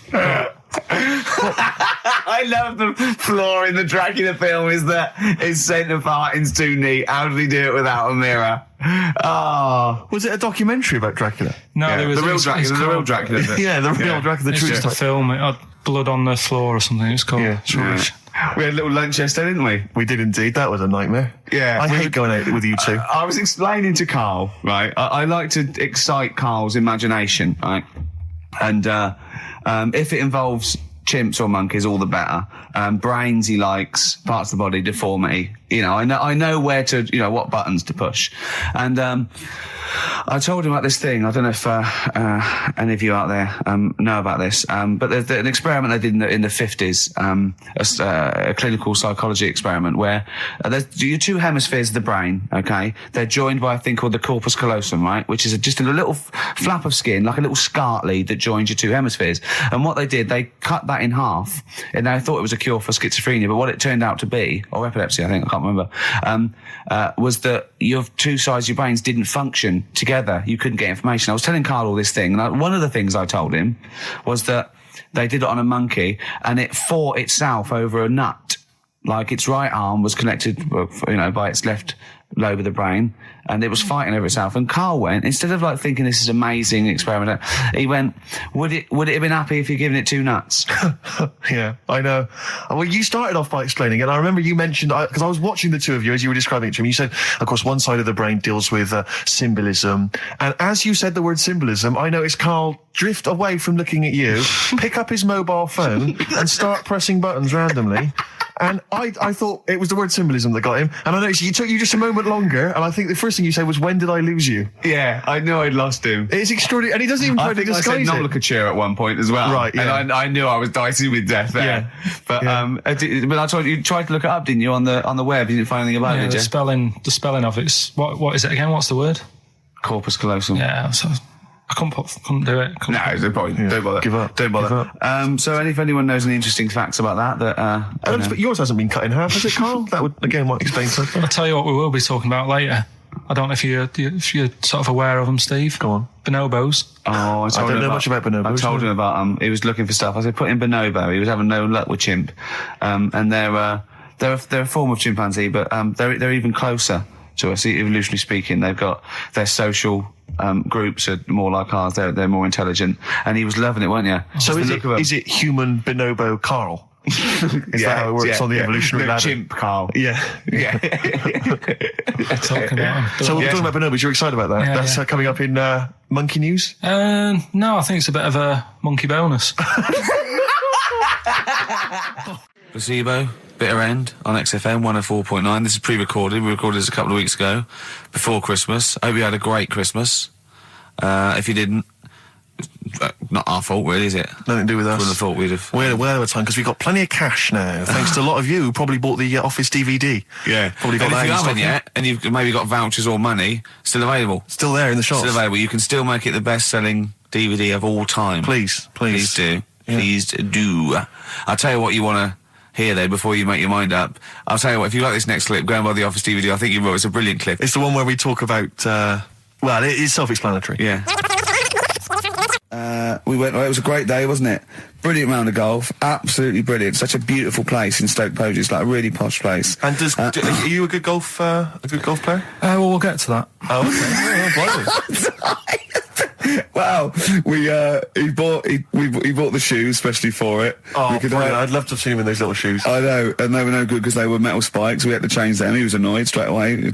He spent over £22 on these golf shoes. We hired a buggy that was brilliant fun. I was bombing along, wasn't I? I don't drive, but it was great on that buggy. Well, you've been on a buggy with me and you were a bit scared. Yeah. What? I nearly killed us once. I was just taking banks and things, but you don't see sort of bunkers, and he'd scream and go, stop! And he'd put his foot down the brake, and then I reversed. At one point, he sort of did a handbrake turn next to the lake, and then we had to reverse, right? And you know, you just flick a switch and put your foot down. He did that without looking.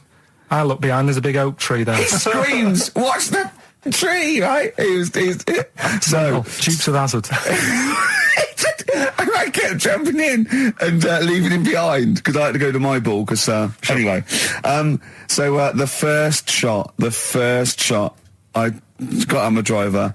I honestly did one of the best shots I've ever done. It went straight down. It was great. I thought, phew, got away with that because it's always the first one because it's a clubhouse and you want to look good. Yeah. So. He tees up, and I've been saying, buy some balls. He just got 6 balls. I was going, what if you lose me? I won't lose 6 balls, right? He tees up, right? Whacks it. It goes miles, like right angles, straight into these the woods, right? He turns around, he goes, go and buy some more balls. So I'm laughing because it's like impolite to laugh, but he broke the ice for me, and I was falling around. And then his second shot, I go, you know, you're off a 3 now. If you take another shot, he went, oh, right. So it's his third shot. He puts the ball down. He hits the ground before it and misses the ball altogether. And I was on my back, wasn't I? Unbelievable. Actually rolling about on his back. And we were terrible. I went round 107. He went round in like 119 or something. Sure. It was just rubbish. How long did it take? 5 hours. Of course. And there was no one around, luckily. But it was fantastic. So then we go and have our meal. What annoys me, I said, right, I'll go for a run. He went, I'll have a bath. I said, I'll see you at 7:45. At 7:55, I have to call him. He's not ready, so he's let me down there. I can't stand lateness or laziness. You hate lateness. Yeah, and he's let me down. Do you know his excuse? He fell asleep in the bath because there was no light bulb. There's no light bulb in the bathroom. So instantly he fell asleep, and he was late. No, do you know what I mean, though, Steve? If you're sort of, like, nice and warm and what have you... I was tired anyway. I've been stressed out for 4.5 hours, right? My life flashed in front of me a few times in that buggy. So it's all sort of wears you down a bit. I thought, right, I've got a headache. You're going for your run. I'm going to have a bath. I walk in, put the light on. For some reason, it didn't come on, but I thought, it's all right. I'll just... you know, doesn't matter. You can have a bath in the It's summer, so it's light anyway. Well, there's no windows in the bathroom, so... So you were in the darkness? So I'm in the darkness. I nod off because I'm shattered. He calls up, hassling me. So I said, well, it doesn't normally take that long for me because, you know, I haven't got like long hair. I've got a dryer, and I can sort of one wipe. Yeah, he's already 10 minutes late though when I called. Well, 10 minutes. 10 wow, minutes. late. This is late. This next. Doesn't matter. Dinner wasn't until 1:15, so we had like another 20 minutes anyway. So it doesn't really matter. Yeah, but we said 1:45. So he's calling up, hurry up. So I said, yeah, all right. So I get out and dry and like my tackle and what have you. Calls back again 30 seconds later. You know. No, I don't. No, you know, I you don't like you're that. not going to do that now. Give it a wipe. 30 seconds later, come on. So I end up going downstairs to the meal area, naked, with a wet shirt on and wet socks. I've got headache as it is. Meant to be a relaxing weekend. But anyway, so we have our meal, which is really nice. And then we're sitting in the bar. I'm having a cigar by the fire. Yeah. Like, we're having a rather nice Pinot Grigio. Yeah. He's there going, I've got headache. Is this 1955 that you live in? I know, yeah. It's so right. And we are knackered because, you know, he's not used to work. I've seen him moaning, falling asleep. He's not used to it at all. And you've been on your feet for over half an hour. Yeah, right. So, we didn't even walk around the golf course. We had a buggy. Yeah. It wasn't even exercise. And now it's Karl's bit. It's the re-education of Karl. He's like Liza Doolittle. And now he's coming to, or Lawnmower Man, if you've seen that film. More like Lawnmower Man, if you've seen the film. You know what I mean. And his homework was to just study quotes, really, on happiness and stuff and general well-being. He's not a big happiness quote fan, are you, Karl? Not really. So what have you done? You've come up with something, haven't you? Right, yeah, I told you, right? Because a lot of these are just things you say every day. They're nothing special. So what I'm doing... Well, you say them every day. Well, the sort of things you come out with and you don't even think about it, do you know what I mean? Yeah. They're on the TV all the time. People on the radio are saying these sort of little quotes. Sure. And what I've done is, remember that programme on Channel 4, Faking It? Yeah. Where they got some, like, posh kid to be on the door and all that. What I've done, I've... Imagine if that was the pitch for the show. Dear Channel 4, just going to get a posh kid on a door or something? Yeah, Yours sincerely, Karl. Come in. Yeah. TV producer. Yeah, go on. So, what I've done, this little book of quotes, happiness quotes, I've picked two that are real. Okay. And I've made one up. Right? And we've got to guess. And you've got to guess. Okay, then, go on. Well, I'll tell you what, Rick, why don't we, when we've heard them, we won't confer. No. You'll write down yours, A, B, or C, and I'll write down mine, and we'll see how it Okay, works. Karl, off you go. Right, and just because I'm looking at this book, it doesn't mean I'm actually reading. No, I know. Don't worry, we're clever. No, we know, we can't see yet. Like, call my bluff. Yeah, go on then. Nothing is worth more than this day. Okay. Yeah. Yeah. All right. Yeah. The way I see it.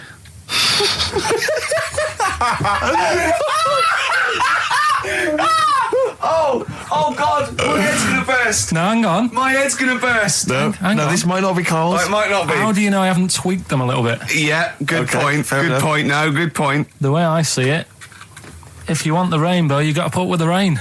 Yeah. Okay. All right. All right, yeah. Okay. Hang on. Yeah. Come on. Cat food. Cat food, come on. It stinks a bit, but if you don't put up with the smell, the little kitten will die. Steve, I don't know what to say. I don't know what to say. Imagine this in faking it. Imagine their faces when he says that, and they're going, "Oh my God." Oh. Karl, play a song, mate.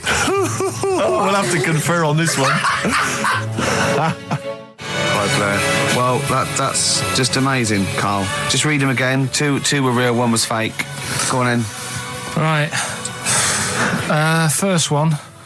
Nothing is worth more than this day. Excellent. Next one. What does that mean? Well, cherish now, cherish your time. Okay. Because you can't get it back, and you know that's the way I saw it. Carpe diem, whatever it is, seize the day and all that. Okay. If you want the rainbow, you've got to put up with the rain. Yeah, of course. Yeah, rough with the smooth. You know, it's not all plain sailing, but you know, rainbow's beautiful, but it comes because of the rain, which you might not like. So make the most of everything, and good. Cat food doesn't smell good, but if you don't put up with it, then the little kitten will die. Right, now, Karl, that is a good effort. Now, that one's yours. I mean, obviously, right? Right, no, but it's a good effort, right? I mean, it slipped seamlessly into the others. Yeah. Don't think it didn't. No, but it's good. I mean, we knew it was that one. But what I will say is, it's good, But what you don't know, maybe subconsciously, is, I mean, it's very similar to the putting up with the rain and the rainbow. But that's good. Why do you think that? Well, what does mine mean? Well, even though it smells bad, it's good for something. Right. So I didn't look at it like that. What did you look at? I kind of thought... Was yours more specifically about cat food, generally? Because, normally it's an analogy. Yeah, or a metaphor for something, much bigger. Well, no, the way I mean, Dolly Parton, who I think did the rainbow rain thing, she wasn't specifically concerned about weather conditions. No. It was a sort of general idea. Yeah, It's all about life. Yeah. Well, that's what I've done. Go on. I've used an everyday thing. Yeah. And put it with today's problems, right? Go on. So, my girlfriend, she might like to go shopping for clothes. I hate it. Right. But because I love her, I put up with it. Ah, that's nice. Yeah? Yeah. So, you love that little kitten. You can't stand the smell of the stuff you got to feed it. But because you love it, you go, well, I'll put up with this just for a few minutes and then I can, squeeze its head later and give it a little... Sorry! Squeeze its little head. No, yeah, well, that's just the thing that I do with cats. Put it in a bag and drown it in a lake. I can feed it and then I can throw it against the wall. So you didn't see it like that, did you? No, that's very good. So it's about love, is it? It's about putting up with the bad things for something you love. Yeah. Well, that's nice. But Carl, you seem now to be convinced and rather smug that you've tricked us and that you've fooled us and that we didn't understand it. Well, I say that's your fault, not ours. No, it's not, though. I mean, look, that man in Forrest Gump, he was a bit of a nutter. And he came up with the life as a box of chocolates thing. Yeah. Now, if that was in this book, you say, oh, yeah, brilliant, good bit of work. But if he was sat here doing the show with you, you'd be taking the mickey out of him. Sometimes I feel he is. No, but Carl, I could. In fact, if people are out there, we're too lazy. Could you write down everything Carl's ever said? Because I think we could publish that. Yeah. He said one today. He saw my salamander. It's not a euphemism. He saw my salamander, and it's just sitting there in the tank. Your exotic pet. Yeah, and he's worried about there not being a lid on. And he said, I went, what are we worried about? He said, wow. He said it sits there for 24 hours a day. Obviously planning to get out. Well, it's got nothing else on its mind, and it's the daft thing is, he has actually got the lid ripped up a little bit, and he'll be looking up there. Yeah, and it's going to get out. But what's the worst that could happen? What's it thinking? What do you think it's thinking? This salamander. It's got its eye on the DVD player. I can have E and be down the market. Right. Okay. Right. The results of we ain't got a winner for the first time. Yes, we have. We've done this feature We've got loads of winners. No, we haven't. We've done this feature for 3 weeks. This is the first time I've managed to sort of... Well, let's go through them then. What have they got wrong? The first one. The first one? What was the first one? Well, hang on, let's do them in reverse order first. So what's the last one? The last one, the clue was, that bloke does sport on the telly and he's got a little kid. What's that? That's Destiny's Child. Des, who does ITV Sport, has got a tiny child, right? No, that's fine, they got that. Destiny's Child. What's the middle one? Well, the middle one. Right. Child. The second one was, he doesn't like women, yet he's got a couple of kids. That's a bit weird. Yeah. Right? That was PD, that was Puff Daddy. That is offensive. Go on. But it's not Puff Daddy, it's Puff Daddy. And he's not even called that anymore, he's called P. Diddy. Well... Okay, fair enough. But they got that one. Yeah.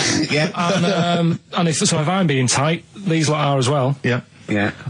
Tight means something in Manchester. Go on. Right. And the first one that they're having problems with, I don't think them birds should be allowed in this area. Got it. Boyzone. It's not Boyzone. What's the clue again? I don't think them birds should be allowed in this area. That is perfect. A boyzone. No birds. No women. No women, yeah, birds, right? A boy zone. Sorry, Carl. If that isn't the answer, their clue is better than yours. That is brilliant. What was yours? Boy zone, it works perfectly. What's your answer then? Bangles.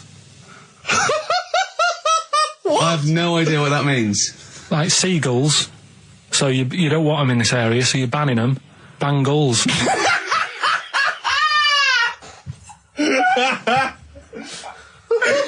Oh! Well, give it to Boyzone, because Boyzone's better. Don't use birds being allowed in this area, it's a Boyzone. I think we should have a rollover. Can't beat them. You have to use his logic, surely. But theirs works. You can't do what am I thinking. No, that's not what I'm thinking. It works perfectly. I think you've got to give it to the ones that got the Boyzone. Well, how about, right, because they didn't actually get into my head and my way of thinking, heaven right? forbid. How about we just keep back the David Attenborough, and they can have, I'll chuck in the Hellraiser, right? Okay. And Blondie album and the Madness one. Yeah, okay, pick a winner at random. Pick a winner, Steve. I'm going to give it to Paul Sloman, who got those answers, and he also says, P.S. Carl, you're a moron. So I'm giving that to Paul, and good luck to him.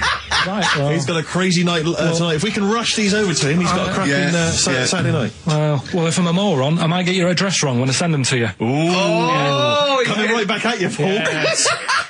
Right. 104.9 XFM. You alright? This is Carl, producer of Ricky Gervais and Steve Merchant. They're not about today. Ricky's on holiday. Steve couldn't be bothered. So I'm left here with all the DATs. That's a digital audio tape of all the shows they've done since they've been here over the last, I don't know, year and a half or something. So we'll play you some of the best bits. All right, so here's the first bit. Here's a problem that someone's emailed in. We're taking emails today. If you've got a problem, a concern, or, you know, just a general query that you think Carl could answer for you. It could be about anything. It could be about some of the big kind of philosophical questions. Yeah. It could be something to do with war or famine, anything like that. Or it could just be a personal dilemma, you know, something that's happening locally. Anyway, this seems one that I think you and your father have probably come across this sort of dilemma in the past. Yeah. And I'd be interested to know what your take is on it. Let me see, this is from Lee Matthews by the look of it. He says, he lives in a suburban area where the local teenagers also live on the same road, and they're running riot. They're smashing wing mirrors off the cars, they're crashing into parked cars on their skateboards, and they're just generally making mayhem, you know, night and day. What can he do to stop this going on? The parents of the kids don't seem to give a damn. Anyone who complains to them, they just say, oh, piss off. You know, the police are useless because they never catch them in the actual act of violence, which is what they got to do to apparently convict them. So they don't know who to turn to, really. It's rather like when a little old lady went and got the A-team, you know. You know, and he was dressed as an elderly Chinaman. Exactly. She knew who he was. Colonel Decker didn't have a clue. Yeah. You see, it's weird because now it has got out of hand. Sure. Do you know what I mean? Like years ago when I was growing up on the estate, yeah, you had problems. Well, not like you have now. Do you know what I mean? You know, summers were nice as well, weren't they? Well, right. And police are getting shorter and younger. But you yourself kind of admitted in the past that you were something of a tearaway. You didn't do anything like these kids here. The thing is, I was scared that if I got caught doing it, my dad would go mad. Yes. And I remember smashing a car window by accident and legging it in the lounge and sort of pretending to go asleep on the settee. Right? Genius. And I heard a knock at the door. He chloroformed himself just to be unconscious when his dad came home. And there was a knock on the door, and I thought, oh God, this is a fella, he saw me. I was chucking a stone in the air, seeing how high I could throw it. Of course you were. Did it keep landing on your head? That would explain a lot. And it came down. Chucking a stone in the air, love it. To see how far I could throw it. Brilliant. So, you know, I wasn't bothering anyone. Did you invent that game? Right, Did you get the stone for your birthday? Go and play with your stone. He gave one to Suzanne. Carl, go and play with your stone. No, the thing is, right, and it came down at a funny angle, and of course it did. It ate the back of this car, and the back window is the most expensive because it has that heating thing in it. Yeah. In case you got a frosty window. Yeah. So I thought, oh God. So I legged it in, got on the settee, went to sleep, knocked at the door. Genius. It's a brilliant plan. It's a brilliant plan. I couldn't be guilty. I'm asleep. So I love the idea. So the thing is, our lounge used to sort of, you could see in from the door, right? So this family who saw me do it, saw me asleep on the settee, and my mum said, go and get the door. And I sort of went, what? As if I'd been asleep. Yeah. I went to the door, like, rubbing my eyes, and the fella said, what did you run off for? I saw you. I was like, oh no. And I didn't see my dad. I went out. It was when he was working sort of evenings. So I went out so I didn't have to see my dad. And then the next day I came home from school, and my dad said, 45 quid. Ooh. That's all he said. That's all he looked at me. And then you fell asleep and he went, wake up. You know what I said? No, 45 quid. Now the thing Carl. Is, he didn't have to do anything. £45, Carl. Now I know you were saving up for a brick, but you can't have it. Yeah. Just so, equally, if you're doing a bigger crime, you know, a bank job or a murder. Remember to take the stocking off your head, because if they wake you up and go, why have you got a stocking on your head? Just go, oh, I had a weird dream. Right. What are they again? Is the tip included? Yeah, go on that one. Right. In Turkey, Nice. It's not, actually. That's where I went, and there was little fellas after Suzanne in the kitchen. What? What do you mean? We stayed we went to Turkey. You went to Turkey and there were some little fellas. Well, they had quite a few sort of midgets working in the kitchen. Why? Is it a theme? No, was it a theme holiday? I don't know. Might get them cheaper or something. Was it?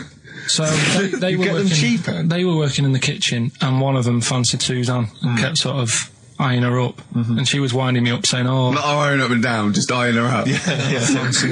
Anyway, no. So what was she doing in the kitchen? No, it's like a pick what you want to eat type buffet, but you have people clearing the tables and that ready for you to come along. Are they low tables? And he was just keeping an eye on her. Well, what did he say though? Was he Turkish, so I don't know what he was saying.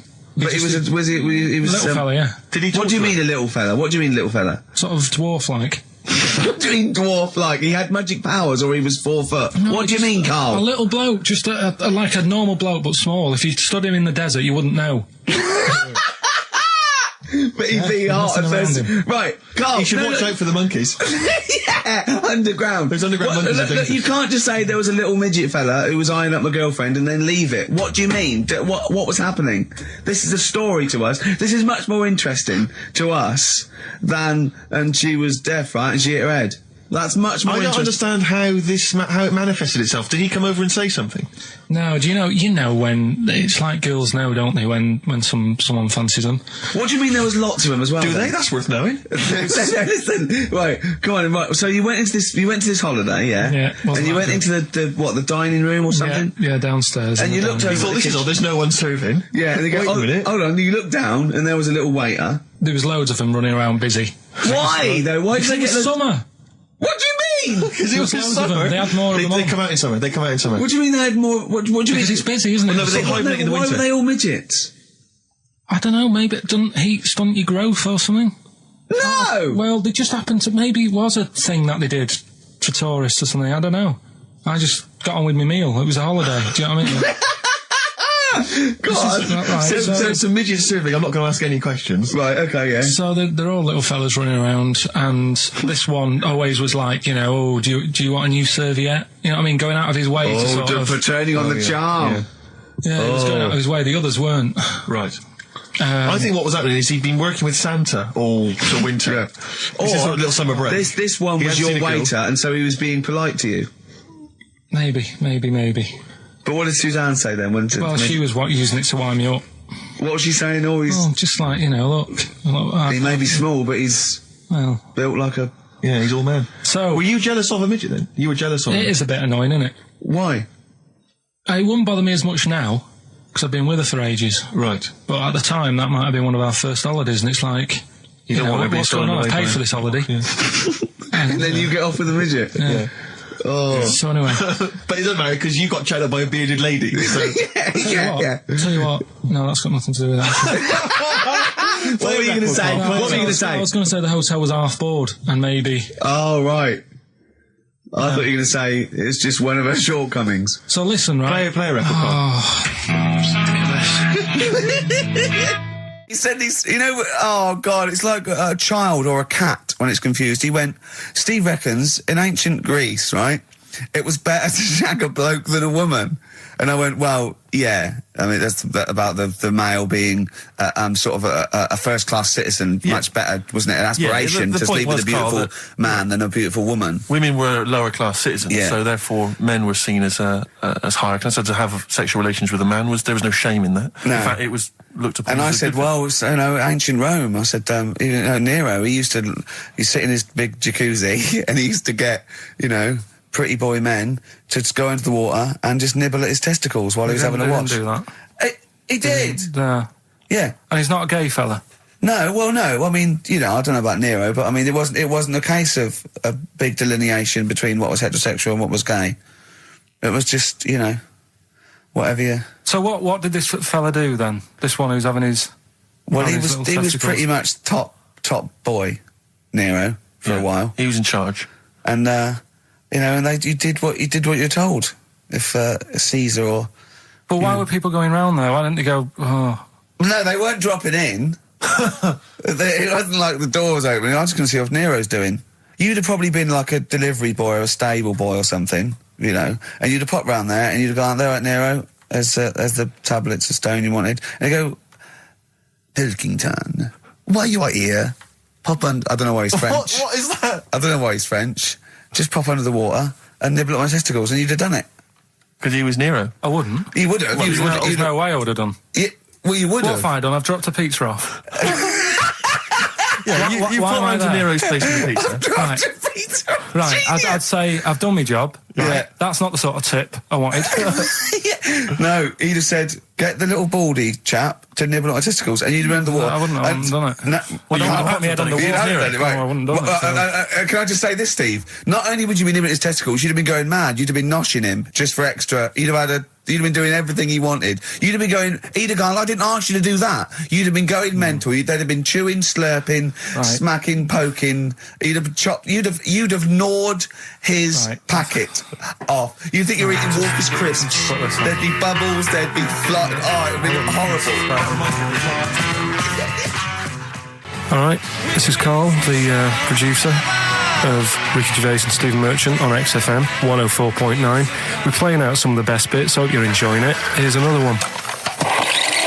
Last week when I did Do We Need 'Em, do you know when I called up one of the museums in a science museum? Yeah, are you talking to me? Yeah, I'm just saying, I wanted to tell you before when the song was on, but you're so busy listening to it. Yeah, was I so busy listening to a song I was playing? Yeah, but we're doing a radio show, aren't we? All right, what's your point? Well, I just wanted to say, she emailed in to say I got her name wrong, so I'm just apologising for that. What did you call her? I think I called her Jessica. What was her name? I don't know, I've got it on email somewhere. This is not an apology. No, I'm You've just got saying. it wrong again! You've not even said her real name. How is that an apology? Well, I remember, I read the email, so, I Who are you apologising to? think her name's Jackie, I think. Oh, you've got it wrong again, haven't you? Well, anyway, and she just said if you want to see dinosaurs and that, go to the museum. You were complaining about that as well, weren't you? You went to a museum and there was too many dinosaurs. He said you just need 4. No, well, Steve, have you been to the one in Knightsbridge? I think this so. one that I called up, right? It's nice. You go in, you get a good collection of stuff. You walk in, there's 3 or 4 dinosaurs. You've had enough, right? I went into New York, right? I went to the museum there, hundreds of them. You can't move for dinosaurs. Yeah. It's almost like they're responsible for them being extinct. There's loads of them. So all I'm saying is, if you want to see a dinosaur, go to the one near Knightsbridge. They've got a nice selection, some old vases and stuff. It's worth going. So. Some people emailed in the songs with stories in it. One of them was Babushka, and he went, what's that? And I went, that's Katie Bush. I went, what is it? I said, it's about a woman who dresses up as another woman and seduces her husband. He went, they wouldn't work. Just dismissed it like that. Why do you think it would work? Because you'd know. I mean, say like, right, Suzanne, right, who I go out with, right? She can see me from, say, if I'm coming down the high street. Yeah. She knows it's me by the way I walk. Right. So just the fact that this woman went and put a wig on, there is no. You haven't even heard the song! I know, but you're saying that she put a disguise on and he's like, oh, I fancy her, and he takes her out and he doesn't know it's his missus. You're not buying it. I mean, I'm controlling this. Whereas the flea with your brain going to Glasgow, perfect sense. Yeah, Babushka, rubbish. Carl, can we have the tomato story after the next tune? Yeah. Bit of Coldplay. Yeah, love it. Yeah. I was watching. Did you watch The Mammals in the week? No, David Attenborough. No. I was thinking actually, right, all this MTV stuff. If there's one reason why I'd like to do it, is I was watching Attenborough, the Mammals programme. I reckon I could do something like that. Right. And just have like me instead of Attenborough, like a young sort of fresh person. Yeah. Watching like certain animals and saying, "Do we need these?" Do you know what I mean?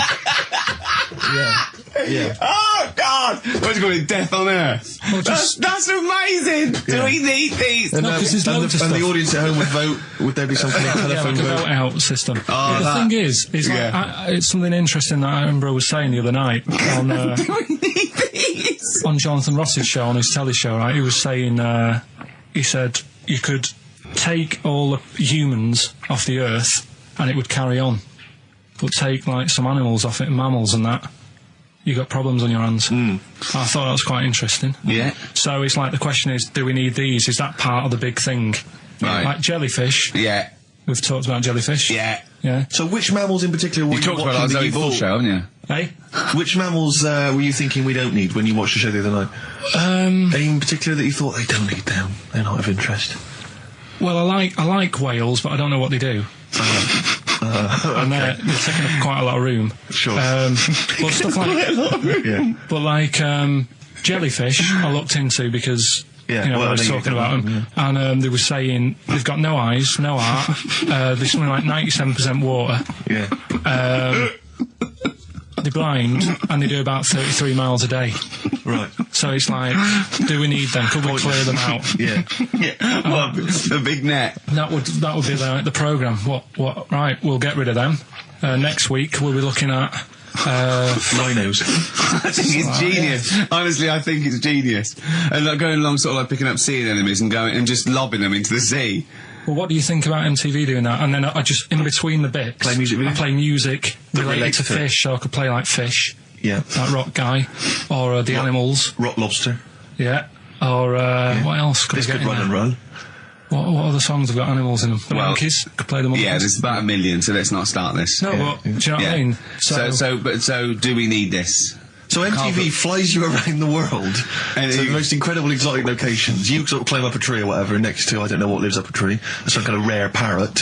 You say, look at Sloth. that, it's colourful, Sloth. it's Oh, interesting. you like sloths, don't you? No, they just live up trees, but I'd say, do we need them? Why? Well, what do they do? What do you mean? What do they do? What do you want from an animal? Carpentry. What Well, do you like, want? I don't like scorpions, right? Right. But then I found out they look after those monkey things. They're not monkeys, they're Whatever. lizards. Well, all right, yeah, then lizards. They look after the lizards. So there's a reason. But do you need the lizard? Would be your Well, next yeah, question. because the local people made shoes out of them. But not when the scorpion protected them, they didn't. All right, we don't need them then.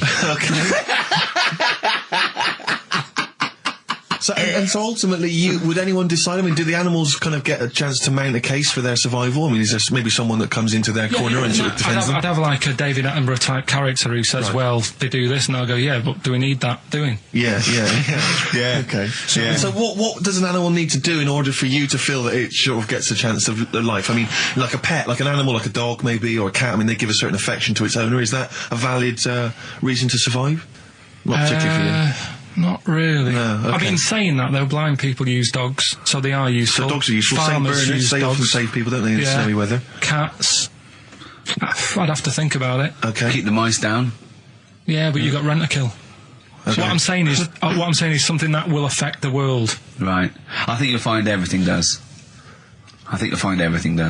Except Carl. I'm not sure what effect he's having on the world. I'll tell you what though, Steve, right? Did you watch the mammals? I didn't see the mammals. They had bison on it. Right. The weirdest looking things you've ever seen. Yeah. They've really Again, you're on dangerous ground here, Carl. but they've really got it's like, decide what you want to look like. It's just a mismatch of stuff. It's got a really big airy head. Yeah. Unlike you. Sort of bald at the back. Right. Sort of It sounds like thinner. someone you went to school with. Was there two of them? Oh, brilliant. That's nearly it, Carl. Right, what's your last room 101? Oh God, it was holidays. Holidays. You want to put holidays in room 101? People who are sort of annoying on holiday. Oh, yeah. Do you know when you go away? Oh, yeah. It's sort of touched on this before. Is this going to be the Scouse guy? Yeah. Go on. Oh, it's so long though. I mean, it was a holiday when we went to Tunisia. And the Scouser pissed you off. Surprise, surprise. Yeah. Yeah. But the annoying thing was, when you go on it was a cheap holiday, and like the lesson here is, if you want a good holiday, you gotta like spend some money. Yeah. And we didn't on this one. We spent about, I don't know, 400 quid for two of us for like a month or something ridiculous. And we got there and, you get to the hotel and you go, we have made a mistake. It's a ropey hotel. You can tell like the blinds and stuff as you walk in, they're all dirty and stuff. And you think, well, let's make the most of it. Let's not get down about it. It's a holiday. It's for a rest. And you try and make the most of it. And we had to meet. Like you have one of those things where you get to your destination and the rep says, right, go and unpack your bags and that. go and sort yourself out in the room. And tomorrow morning we'll meet up at 10 o'clock and I'll go through, you know, the best sort of place to go for camel rides and, you know, the best deals I can get you. That sort of thing. Can anyone here walk like an Egyptian? So she says, right, tomorrow morning, meet 10 o'clock in the discotheque. So we get up and we have breakfast, and it wasn't a good breakfast. The kitchen was, like, bit horrible. The food wasn't good, and it was run by sort of midgets. What do you mean it was run? There's anything wrong with that. There was little fellas running around, and the annoying thing was one of them sort of started to fancy my girlfriend. How did he manifest his affection for No, you're not saying there's anything wrong with midgets, though, are you? Just saying it was strange that there was... Yeah, but even midgets shouldn't be cutting in on Karl Pilkington's territory. I know. But it's also that thing of, you know, they've got little fingers, and it's sort of... I'm so sorry. No, I'm not. It is a bit of a phobia of mine. Okay. Do you know what I mean? They are nice people and that. Sure. Oh, God. But the annoying thing is... So what was he doing then? How did he... I don't understand how he was chatting up your girlfriend. Was he crawling under the table so you couldn't see? He just kept... Whispering to her from underneath there. Stop it. Just sort of, you know... Wait, I don't want to get a complaint on our last show. There's not many midgets. What's going to happen? Can we just finish this and start up again in a couple of months? Oh, yeah. So if you want to know more about the midget theme restaurant, then we'll talk you in 3 months. Yeah. It's just... No, that's fair enough, actually. Oh, yeah, right, sorry Karl. about this. Listen, we'll see you in about a really... it's been a pleasure, truly, and thank you for everyone that wrote I've got you letters. Have you really? I've got you both a present, right? Oh. I got Ricky, do you know, like, we've done fables and Yeah. stuff, right? Yeah. This is like Mr. Ben. Oh. This is brilliant. Yeah. Right, and it's like little fables that Mr. Ben goes on. Oh, fantastic. So I want you to learn something from that for when you come back. Okay, brilliant. That's lovely, I'll tell you Karl. one of the stories I read this morning. It's brilliant. In fact, when you've done with it, give it me. Yeah. Because I haven't finished reading that. Okay. Thank you, Karl. And for Steve, a little... chat-up lines. A little book of chat-up lines. That's fantastic. That's great, Karl. Well, we'll see you in 3 months. But carry on emailing Karl. Cherish Karl Pilkington. He sits in a little room by himself, so keep him in touch.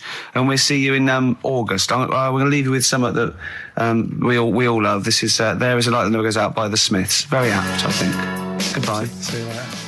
You've been voting in all week, sending your emails. So here's the clips that you wanted.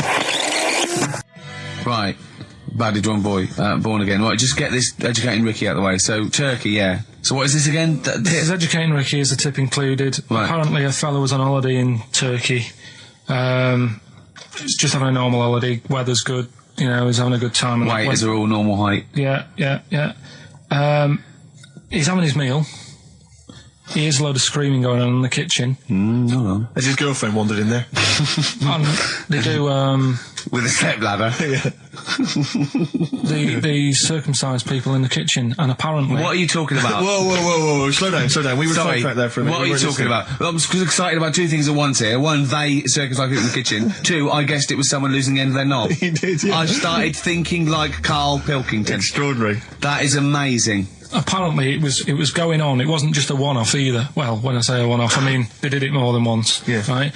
And there was it was there for a week, and apparently the first night it was quiet, and then the rest of the week, every day it'd be like having his breakfast, or even his lunch, or even his tea. Yeah. Right? He'd be doing it all day. Oh. You'd be hearing lunch screams. and breakfast, fair enough, really. Yeah, circumcision at tea time. Don't do that. And apparently it's a tradition over there. You can't even make a complaint about it. It's like, well, you should have found out before you come over. See, I can't believe this is true. Sorry, I'm a little bit lost. He was in a restaurant, in a hotel, and there were people having circumcisions in the kitchen. Yeah. Is that right? I'm even worried that we're bordering on the racist here, suggesting that is tradition, that Turkish people cut the end of their cocks off in the kitchen. Yeah. At meal times. I think you're wrong, Karl. This just sounds ludicrous, Karl. No, I don't think it happens everywhere. Right. I think this just in this hotel. Certain places. Certain hotels. Certain hotels. What is it, like 2-star? Yeah. Why did he go to the Foreskin Inn? It was his own fault, wasn't it? So that's... Sorry, that's it, is it? Have they closed? Wait. That's the story. You educated me, right? Once a fella saw some Turkish people cutting the tip of their knob off in the kitchen. Thanks very much. Thanks very much, Karl. Got any more? Well, there's things you can learn from it. Either don't go to Turkey. No! Don't have calamari when you're over there.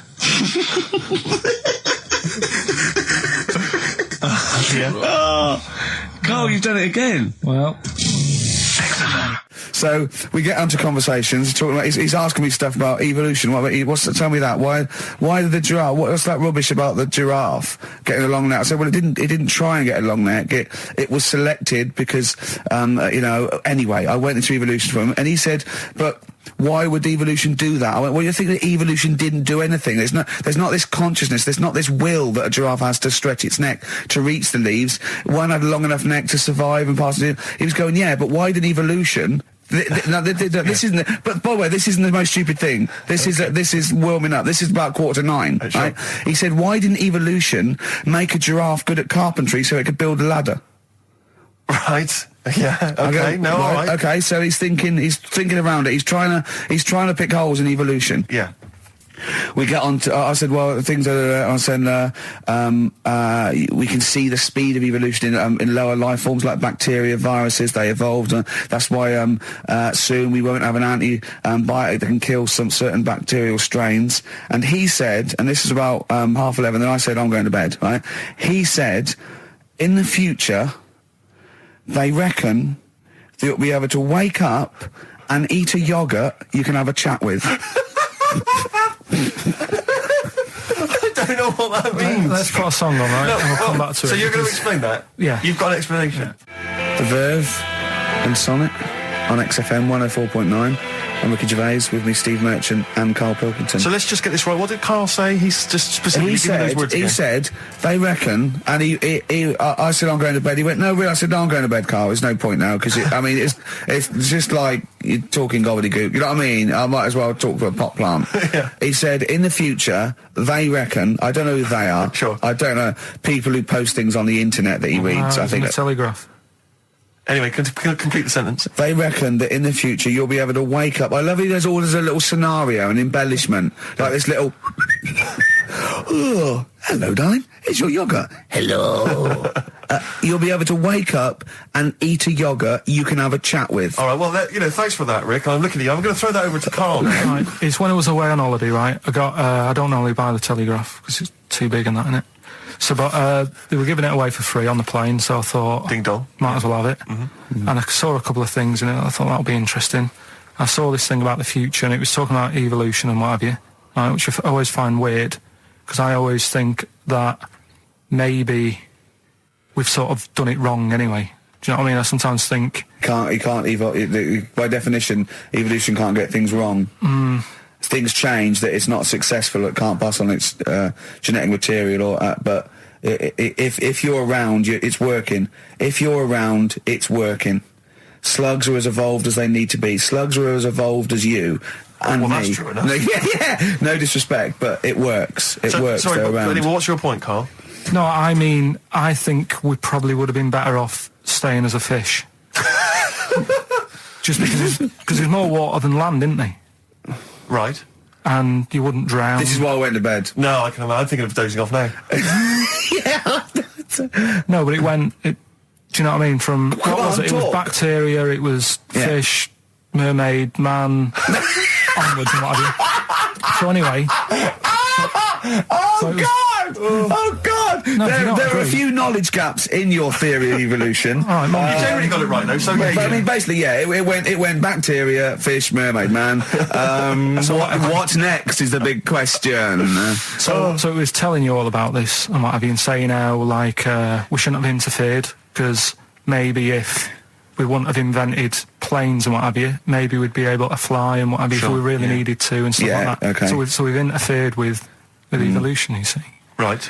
Well, then it was saying, well, what's the future got? Well, yes, in one way we have interfered with evolution. Yeah, the evolution of the human being in society is changing. It's no longer based on the strongest or the fittest, because medical science can keep us alive long enough. People can pass on their genetic material where without this civilization they wouldn't have been able to. So yeah, There are different parameters, there are different pressures, there are different things that say whether we're going to pass an object material or not. Okay, so in that sense, you're right. And that, Rick, as far as I'm aware, has led to a yoghurt that you can eat and have a conversation with. So this is what it was saying. It was just saying, you know, we're living in mad times and that. You know, there's a lot of weird stuff going on. One of which is... And the fellow was just saying, you know, with computers and stuff like that, the way it is, we'll be able to wake up... Go on. Have a chat with your yogurt and have something to eat. What do you mean, have a chat with your yogurt? Because of the amount of... I mean, you have them yogurts already, those friendly yogurts. Those bacteria-friendly ones, so this is just a really friendly one. Yeah, they don't... Oh, God! I'm my best! Do you know what, sometimes, Carl, I think that we're having a chat with a yogurt. Do you know what I mean? There can't be any difference. Yeah, but then I'm always reminded that would be more entertaining. That would be more informative. Is this something that happened to a friend of yours, or is this... No, I read about it. You read about it, okay. There's this little lad, right?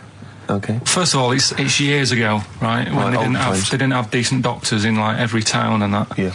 And, this little kid is dead ill, right? Yeah. And the local doctor... Well, there's a phone call involved, so I don't really get the impression that it's like medieval times. Yeah. Yeah. But I didn't say that. I just said it's years ago. So this kid's ill, right? Yeah. And he's lying in the bed, and he's all going funny colour and that. Yeah. And his mum says, I'm going to get the local doctor round. The local doctor comes round, and she says, oh, so I don't know what's up with him. He said, leave it with me. Leave it with me. He said, the doctor said that. I'll have he said I'll phone up a top doctor, okay, who was in America or something like that. And so he goes to the phone in his office and he calls America, and because it's years ago, the phone line isn't that good, it's all crackly and that, right? Mm-hmm. So he's talking to the doctor and he's saying, I've got this kid, he's a funny colour, and you know, he's really weak and that. I don't know what's he's up not with him. giving him much to go on. Right? Sure. So the American doctor, right? Yeah. He goes, yeah, what you want to do? And it's all breaking up, right? Yeah. He goes, what you got to do? You got to, it's all breaking up. You've got to give him some, parrot's blood, right? Some parrot's blood? Well, that's what he thought he said, but the line was really bad. Yeah. He meant parent's blood, but he heard that he said parrot's blood. He said, right, I'll do that, leave it with me. I can see where this is going. He goes to, a pet shop. Yeah. He says, give us like half a dozen parrots. Sure. Takes them round to the kid's house, takes the blood from the parrots, puts it into the kid's fine. The kid's fine? It worked. Such a load of shite in my life. I've never heard such twaddle, such just made up, enhanced, exaggerated bollock in my life. A load of old rubbish, Carl. I mean, when he told me this, the doctor said, what do I do? And the doctor on the other end said, give him some blood. And the doctor went, where do I get blood from? So hang on, wait, I just need to where do I get blood from? Give him some parents' blood. Give him some parents' blood. Give him some parents' blood. Yeah. But hang on, I just need to know where you read this. Carl. Where was this? Where did I you read stitched this? you up. You know what he said? He said, so do you believe it? I went, tell it to Steve. He went, do you believe it? I went, tell it to Steve. Carl. But where did you read it? That was on the internet. What? About Where is illnesses. it on the internet? All right, XFM 104.9, Ricky Gervais, Steve Merchant, Karl Pilkington, not here. It's the best of. You've been voting in all week, sending your emails. So here's the clips that you wanted. And just remembered recently, actually, I was on a train coming back from hometown Bristol, and I was on the train, and this girl walks on, good-looking girl. I thought, hey, a largely empty carriage. I'm thinking, my luck's in, you know, because I take every opportunity, Carl. That's the thing about me, you know. I don't choose. She was a good-looking girl. She sat down. I thought she sat down right near me. I thought, brilliant. As this guy comes up behind her, and says, I think it's probably a boyfriend or something. Sits down next to her. And I listened in on the conversation, you know, obviously, because I'm pretending to read. It was very clever. I read the same page for hours, so I was pretending to listen. I was listening, but pretending to read. And I realised that it's not her boyfriend or anything. It's just some guy she's met on the platform. And I'm thinking, brilliant. If she's the kind of girl who's just going to start talking to someone, you know, on a platform, on a train, brilliant, I'm going to be in here. Because he was only going one stop. So I'm thinking, what's the worst that can happen? He'll nick off, you know, I'll get chatting to her, you know, and who knows, I could join the is there a train equivalent? Foot High Club. The Foot High Club, brilliant. And so I'm excited, I'm listening in. And it turns out that they're both kind of graduates who've just finished university, or they're coming to their finals or something. And they're chatting away, and he's making a couple of witticisms, and she's kind of tittering at his jokes. I'm thinking, well, I'll tell you this, if she's laughing at this kind of material, I am going to blow her away, with my kind of anecdotes and wry observations, It was weak stuff, I got to be honest. Really? He was coming out with nothing. He was running on empty, as far as I'm concerned. Yeah. And she was loving it. So I'm thinking, brilliant, I'm going to be right in here. And then they get moving on to higher brow things, and I think she was going to study kind of Marxism or something like that, or communism, something. And she was asking him, by way of conversation, she was asking him what he knew about Marxism, And he was fumbling for his vague knowledge of it that he had in his life. And I'm just sat there thinking, come on, love, in any given capitalist environment, the proletariat will revolt against their oppression by the bourgeoisie, and after a brief period of socialist rule, emerges a classist society governed by community cooperation. Well, if that sort of talk wouldn't get a woman hot, I don't know what you'd use. If then Marx and Engels is not going to get a woman sweaty down below, then nothing is. Then my name is you're not just Steve biding your time. Exactly. I'm just going to go in for the kill any minute. Yeah. So anyway, it comes to his stop. Right, he gets up. I'm thinking this is a piece of cake, and he gets off, and off he goes. He walks off, and I'm thinking brilliant. And I thought, I'll wait. I'll wait till the train's pulled away. I'm not going to leap in straight away. No. And he comes back along the carriage, and I'm thinking, hang on a minute. He goes, listen, do you mind if I give you my email address? Oh. Right, and if you want to get in touch, email me. I'm thinking, come on, you loser, get off now. Save your face, please, before it's too embarrassing. She accepts the email address because she obviously doesn't want to hurt his feelings, whatever. I'm thinking, fair enough. She's a good woman. I'm liking her. I'm loving her. I'm thinking, that's my kind of girl. So anyway, he gets off. I'm sat there, the train pulls away. I'm thinking, I'll wait a few minutes, I'll just, give it some time. Her phone rings. It's her friend on the phone. And she starts saying it, and I was listening in, and she was going, just met a guy on the train. I'm thinking, that's true enough. She goes, he was a good-looking guy. I thought, you're having a laugh, love. To be honest. Because I was looking at him, and she said to her friend, he looks a bit like tennis player Boris Becker. I thought, you should be so lucky, frankly, because I saw him. He had awful facial hair, if that's what makes him look like Boris Becker. Terrible little goatee beard. It was laughable.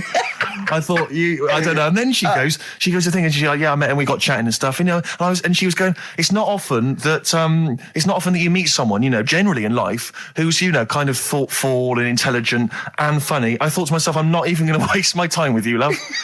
Frankly, if that's what you thought of him. You just walked away. And I'll be honest with you, I didn't even bother talking to her. No, you were just I didn't even waste my time with her. If she thinks that bloke is not only great looking, but funny and intelligent, and she got on well, and he was polite, and it was a chance meeting, and he thought, and she thought that you were like a freaky looking dork who didn't even have the nerve to speak. That is what she thinks, then I don't want to know her. I couldn't. You walked away, and good luck to you. And I have my dignity intact. Yes, and she's nothing. And Karl Pilkington with his brand new show, What's the Song? What song am I thinking? No, I mean... You're nervous about this, aren't you, Rick? I am. You're worried. Well, because I've heard some of these clues before. And they're ramblings... Sometimes they're close to ramblings of a fool. Right? And it really is like those, what am I thinking? Yeah.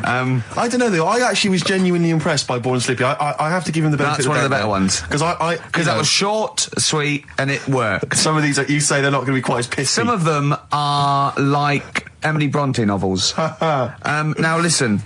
We're just going to go for it then. You do it, and we just get people to call up, because I want to see the general public's confusion trying to work out. Why don't you give us your next clue, and then we'll play a track, and then we'll hopefully have people on the line after the track to try and answer it, and you can recap briefly. So give us your clue now for what song am I thinking of? Right, this one. It's about a woman. And she's just normal, nothing wrong with her, or so she thinks, right? But there's the twist. Is this like the Tales of the Unexpected? And she's got she's got her mates and she's having a normal life, having a good time and that. And then this thing happens, right? And she starts to stink. And she can't have a bath, right? And she really wants to have a bath. She's dead sweaty and stuff. She's going about her daily stuff. She can do everything else normal. She can eat, she can talk, everything. But for some reason... she can't have a bath. Is there a coal mining husband in the bath? Yeah. Is this Born Stinky? She can't have a bath. So a woman can't have a bath? Yeah. Or a shower. She can't. Okay, leave it there, Rick. Don't try and guess. It's not for us to guess. The general public can phone up and ask questions, so I just go for it. I'm not sure they can they? I think so. Otherwise, we don't want just people just phoning up and I'll tell you what about this? Why don't they can ask one question? Yeah. They can ask one question of Karl, then they have to make a guess. Okay. 08700 800 1234. Have we got someone on the line now? We'll just No, let's do it. Let's go for one. Let's go for one. This is edgy radio. This is Letting Carl dynamite stuff. live. Go on. Hello, XFM. Hello, I'm ringing about, what's the song? Absolutely. What do you think? Well, I'm going for Dirty Diana. Dirty Diana. See, that works. That's a great guess. It does, yeah, but it doesn't work, because why can't she have a bath? Okay, so the answer is in I was there. going to ask you. Well, that's your one question. That'd be the answer. That would be the answer, I'm afraid. What was your name? Shelley. Shelley, thanks very much. Shelley, I should tell you that, you know, that you should never take this personally because no one can really get into the mind of Carl. So don't, you know, beat yourself up about this. I don't expect anyone to get these clues. No. So well done. That is guess. a fine guess. Thank you. Thank you. Okay. Anyone else there? Let's hello, XFM. Who's that on the line? It's Chris. Hello, Chris.